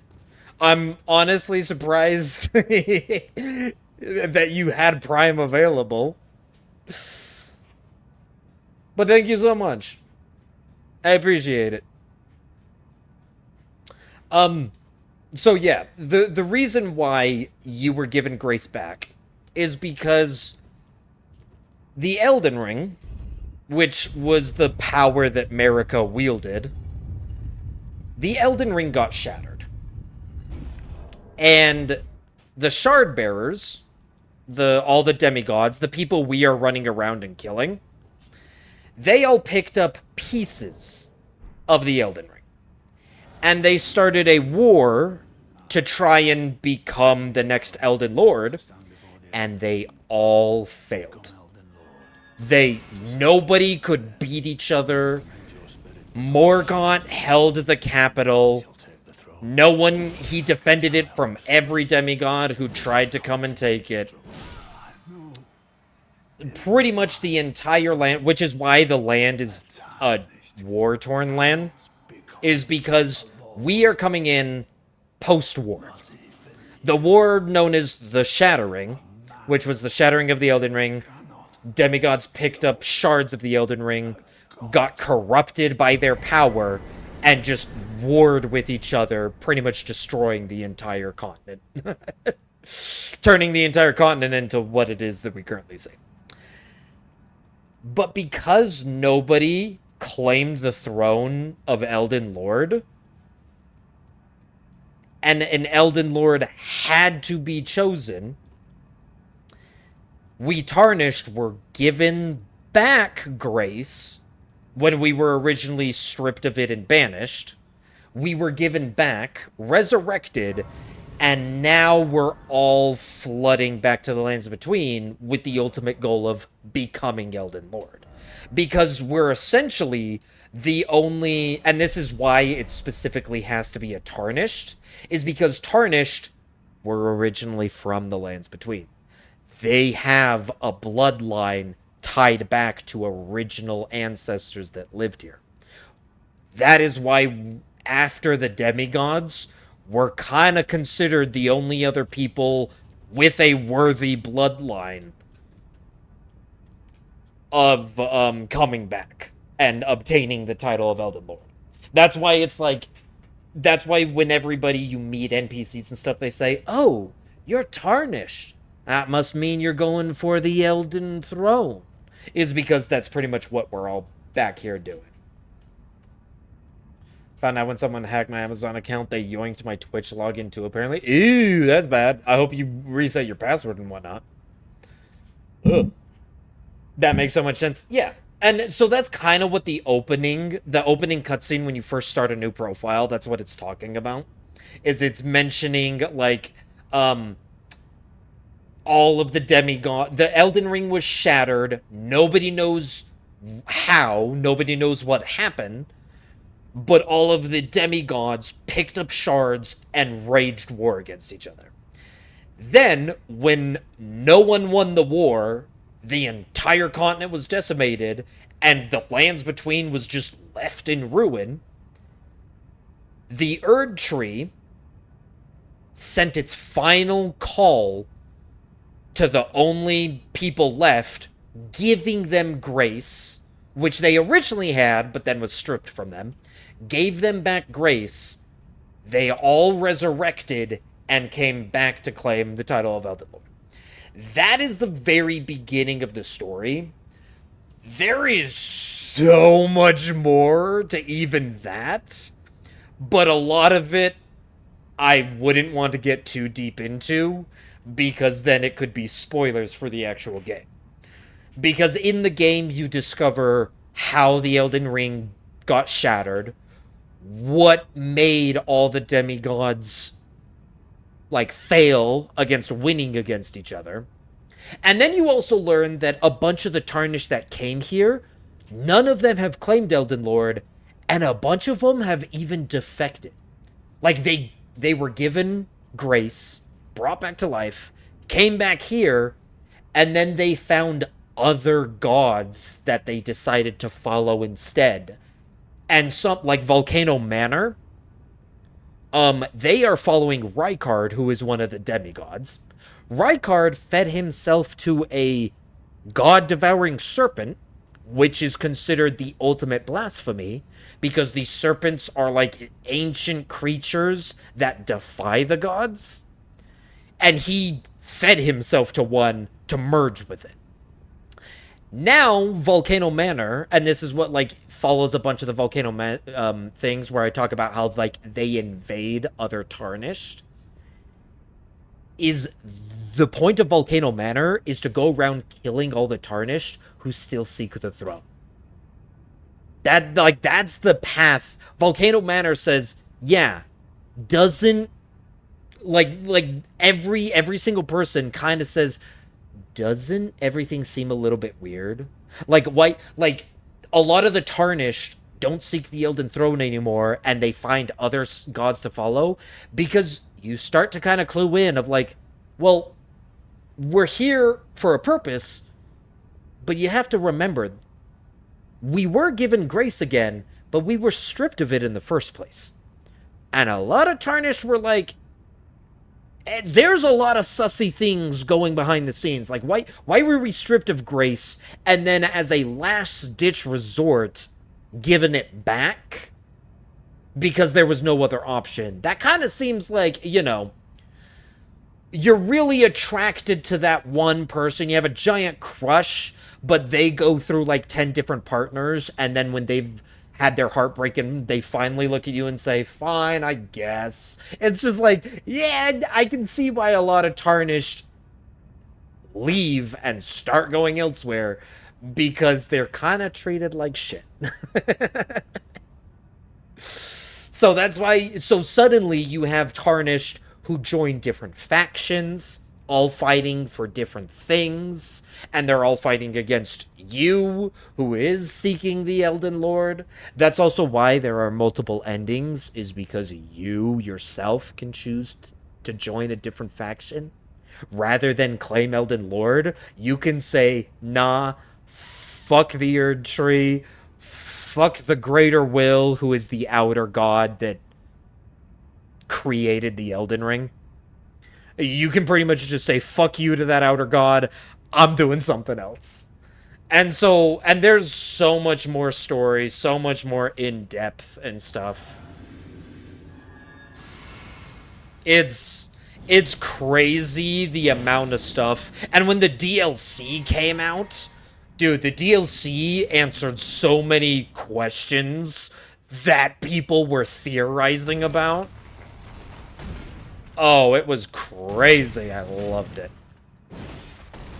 And then you have Godfrey, which, if you might notice, by the name he's kind of given, he is Godfrey, first Elden Lord. He is the first Elden Lord. Okay, I gotta wait for his stance now. Now we toy with him.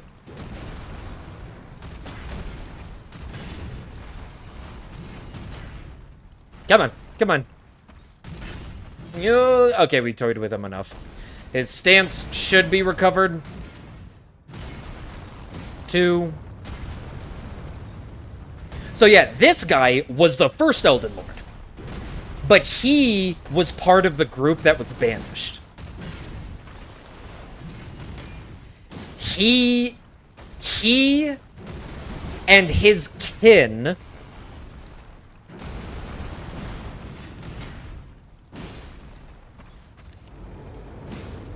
okay, that should be good. Yes! Alright. See? Again, when we come and face Godfrey when it's not actually a good run, he is perfect for us. No issues. Every single time. But yes, as you saw by his name, he is Godfrey, the first Elden Lord. He was Marika, the god of the lands between. He is Marika's first husband. Until him and all the other Tarnished... Oh, I forgot to... We gotta pop this. Him and all the other Tarnished were banished originally. Which is why he is now back here. This is why he's like the second to last boss you face. Is because he was a Tarnished. Which means he was stripped of grace.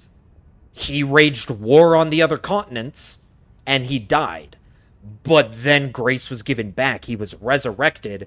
And so he comes back just like all the other Tarnished start coming back. And that's why he's like the second to last boss. Is it's just like, oh my gosh! I mean, I'm going a little bit into spoiler territory at this point, but it's like you're literally watching me fight the final bosses, so I don't know. I don't know how not spoiler I could really be. But yeah, he takes pity. Yeah, like it's one of those things where it's just like his ending line there is he literally says, he's like, Tarnished, thy strength befits a crown. You literally kill him, and he's just like, okay, you are strong enough, you deserve to be Elden Lord. like he acknowledges your power. Fuck the Greater Will? Oh, See, that's the thing, and I won't say any more for spoiler reasons on more in depth, but the Greater Will, who is the outer god, one of the cosmic deities, because you have the cosmic deities, you have then regular gods who have kind of like a flesh and blood here, and then you have the demigods, which are the children. Marika is the god. The Greater Will is the cosmic deity that created the Elden Ring and is supplying Marika with her power. Like, the Greater Will is who grabbed Marika and ascended her to godhood. And when you really look into it, there's a whole... When you say fuck the Greater Will, dude, there's a whole thing to actually doing that. It's... Oh, it's crazy. I love this story, though. I need a drink. There we go. And let's see if... I mean, to be fair, I got hit multiple times throughout this run. This was not a clean run in the slightest, even after Rykard. But let's see if I can finish it off without any issues with Radagon and the Elden Beast. Yeah, like, you see that thing in his chest? That is the Elden Ring.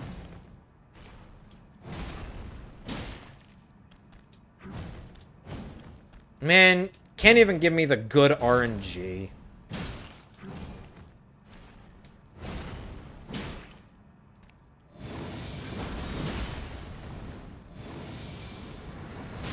Oh, that was actually just my bad. I rolled way too late there. But yeah, those like rings in his chest right there, that's the Elden Ring. It's, as you can see, like, his body is all shattered and malformed, and he's like missing an arm. It's kind of like a shadowy... His second arm's like a shadowy figure. That's because the Elden Ring was shattered, and so it's in pieces. And I went and killed a bunch of the demigods, which is why I have these. Which these are the Great Runes, which are pieces of the Elden Ring. These are the missing pieces of what that thing inside of him is.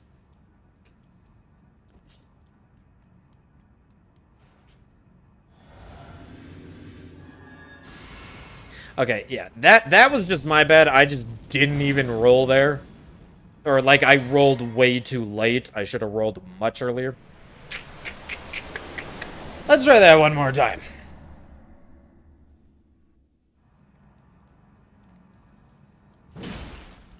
Don't care about my runes. This is literally the end of the game. Oh, yes!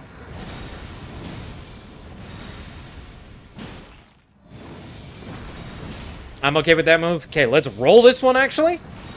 Cool. Stagger. Take the crit. Pause. And now charge start 2. Smack him as he gets up. Roll R1. Roll charged R2. And roll and charged R2. GG! Rebuff. In our very short, limited window. I don't really need to drink the blue. I don't know why I did that.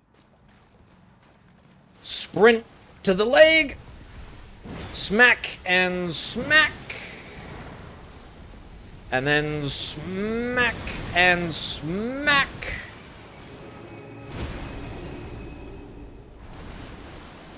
Smack. Oh! I got hit there too. What the? I didn't think he got a laser off. I thought I hit him soon enough. Well. It wasn't the most cleanest fight, but hey. There it is. GG. Elden Beast down.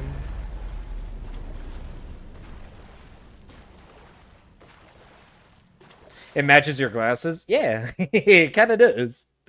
I mean, my glasses are like supposed to be like a cosmic galaxy. So yeah. So then this is technically the end. I have now defeated and obtained the Elden Ring myself. I have picked up the fragments along the way. I have done 0 of the story, because there's, like I said, there's multiple endings. And of course, you have the very, very basic ending where it's like you do no story points. And so it's just a very basic ending, which is exactly what I've done. See, but then it says, mend the Elden Ring. I have collected the pieces, I have come here, I killed Radagon and Elden Beast, which you will know who those are later. If you ever end up playing the game again and get into the lore. But now, I take my pieces, I mend the Elden Ring, because at this point, this is literally just a husk. This isn't even, like, this isn't even Radagon anymore. This is just a husk of the Elden Ring vessel. So,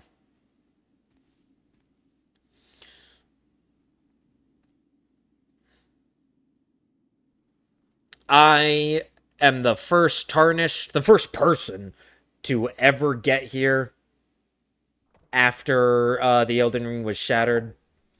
And I, pseudo-mend it. You see. Put it back together with all the little shards that I selected. But as you can see, like this ending where I've done none of the story points, the Elden Ring looks barely, like, bright and magnificent. It looks very faded and dull. And that's because, one, I didn't kill all of the demigods, and I didn't get all of the pieces. As well as that, like, again, there's other story points that I just didn't do. In our home, So, across the fog, in the lands between.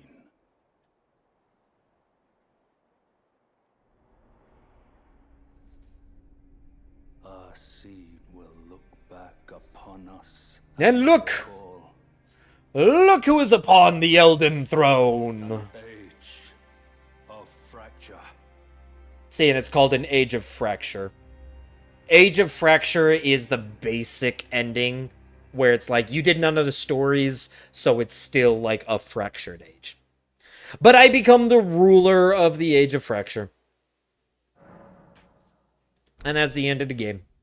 And then you can either just keep exploring and do other things, or you can enter what's called Journey 2, which is New Game Plus, where it resets you back to the very beginning, except that you keep all your levels, you keep all your stats, and you keep all of the things you've collected. Instead, you just reset the world, and everything gets more difficult, and you get to go through the game again with just, like, all the bosses have more health and deal more damage. No way did we just do it? No, we didn't.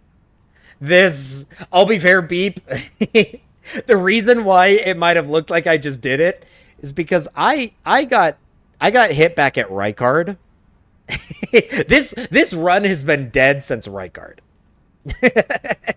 I didn't have enough time to restart the run and do a whole nother run. So I figured I would just finish the run and practice. Fight all the bosses and just keep practicing, because there was no way I was going to be able to do another run. Shade was nice and showed me yeah, and that's I let the cutscene play there at the end because I was showing it to Rain. But yeah, that's kind of the basic story of Elden Ring. Is like, I mean, there's so much more to it, and I would love to go into depth. Ooh, I can actually show you, because this is something that a lot of people don't notice.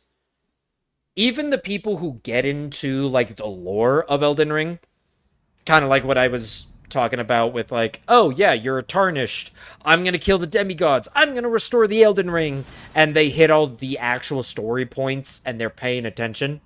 Because the thing about Elden Ring is the reason why a lot of people think it either doesn't have a story or they don't care about the story is because you actually have to listen to the dialogue of NPCs when they talk, and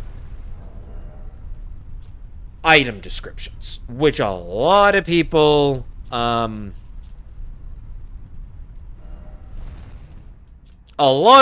read item descriptions. But item descriptions give so much more. And honestly, I think people don't read item descriptions because, let's be fair, in any video game you can think of, when has item descriptions ever been anything than just kind of fluff? Like, most games, most developers, the item description's just kind of like a whatever. And so I think a lot of people are trained to just, like, ignore item descriptions because they usually are meaningless.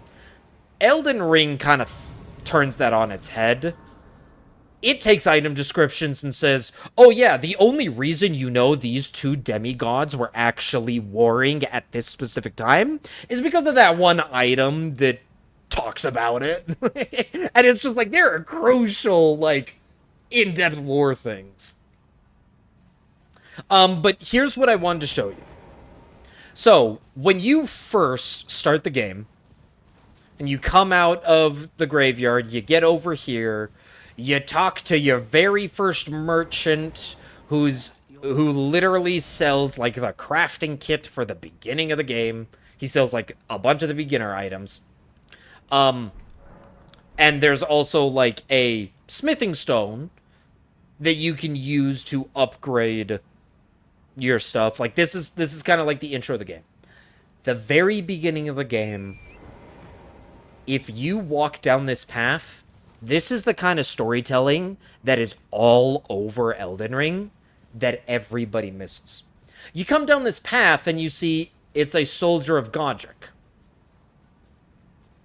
But why is the soldier of Godric... Sorry. Why is he patrolling up and down this forest?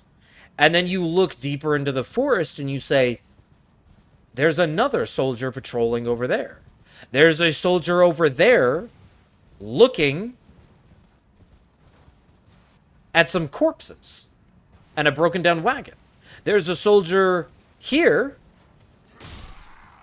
who is looking at a dead, like, a dead merchant, maybe nobleman, next to a broken wagon.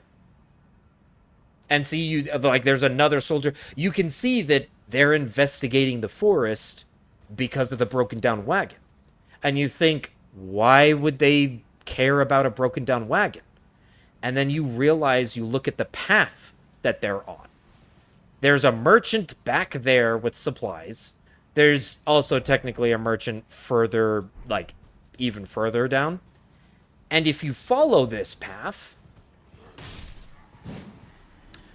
you get...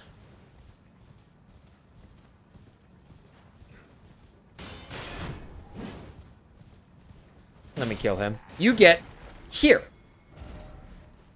To the gate front ruins.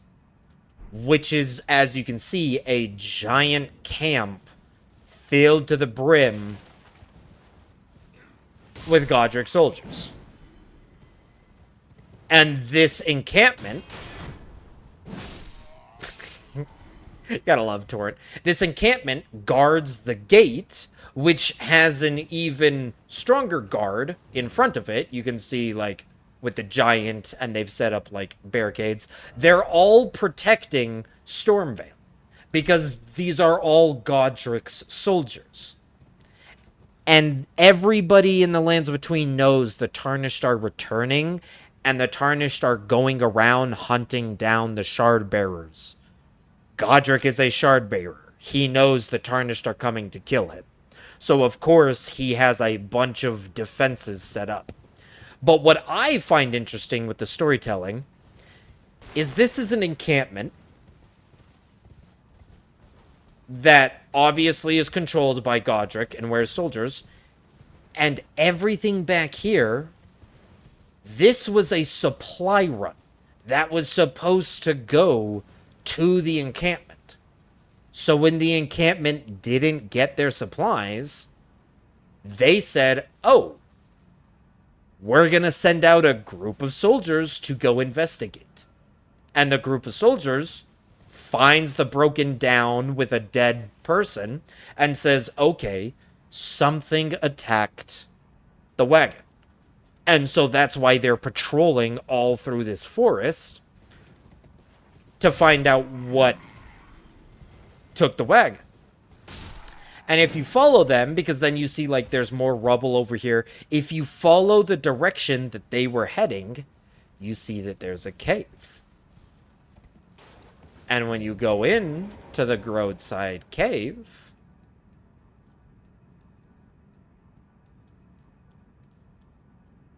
you come to a giant pack of wolves and more dead corpses of soldiers. A bunch of wolves attacked the caravan,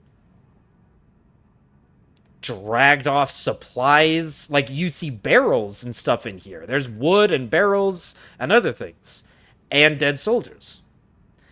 But then it starts to raise the question. This is a pack of wolves.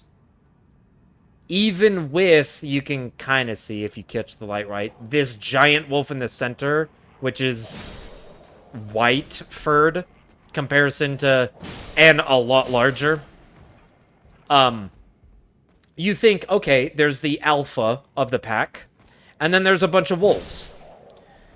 But then you start to look at it and think, well, how could a bunch of wolves carry supplies around? How would they be coordinated enough to drag a bunch of commoner and soldiers and attack a caravan? And you just see, like, their corpses and supplies. And that is when you get to the boss of the mini dungeon, all the way at the very end. The wolves themselves were not intelligent, but a beastman of Farum Azul is. This guy is standing upright, using weapons. This guy definitely has enough brains to attack a caravan and take its supplies. And then I just do enough damage that I just... goodbye. Because this is like one of the very first bosses you would face. And that's like the first dungeon.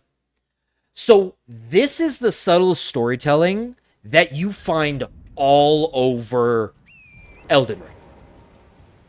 You find a encampment who sends out soldiers because they're looking for a broken down wagon, that you find a cave nearby with a pack of wolves with a bunch of the supplies and dead soldiers, led by what is most definitely not a wolf.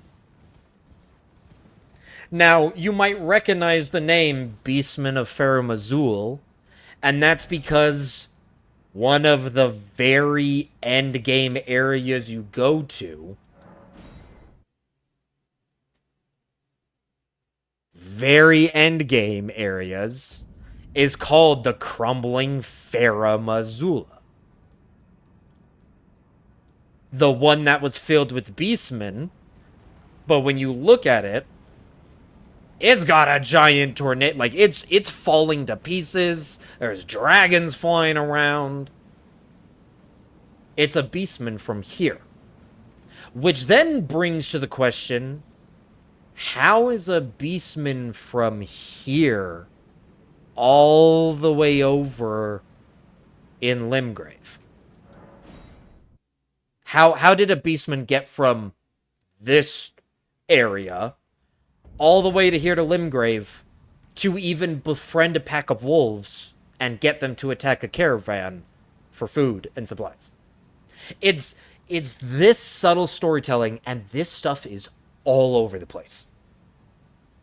It is everywhere you go. Like, it is crazy how much detail, which is how this is what made me fall into love with Elden Ring, is because this crazy amount of detail is everywhere.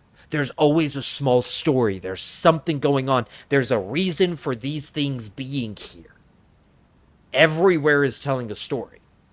And that's what makes me love Elden Ring so much, is because the world is so full. It is not empty by any means. But I completely understand why people say there isn't a story. Because let's be fair.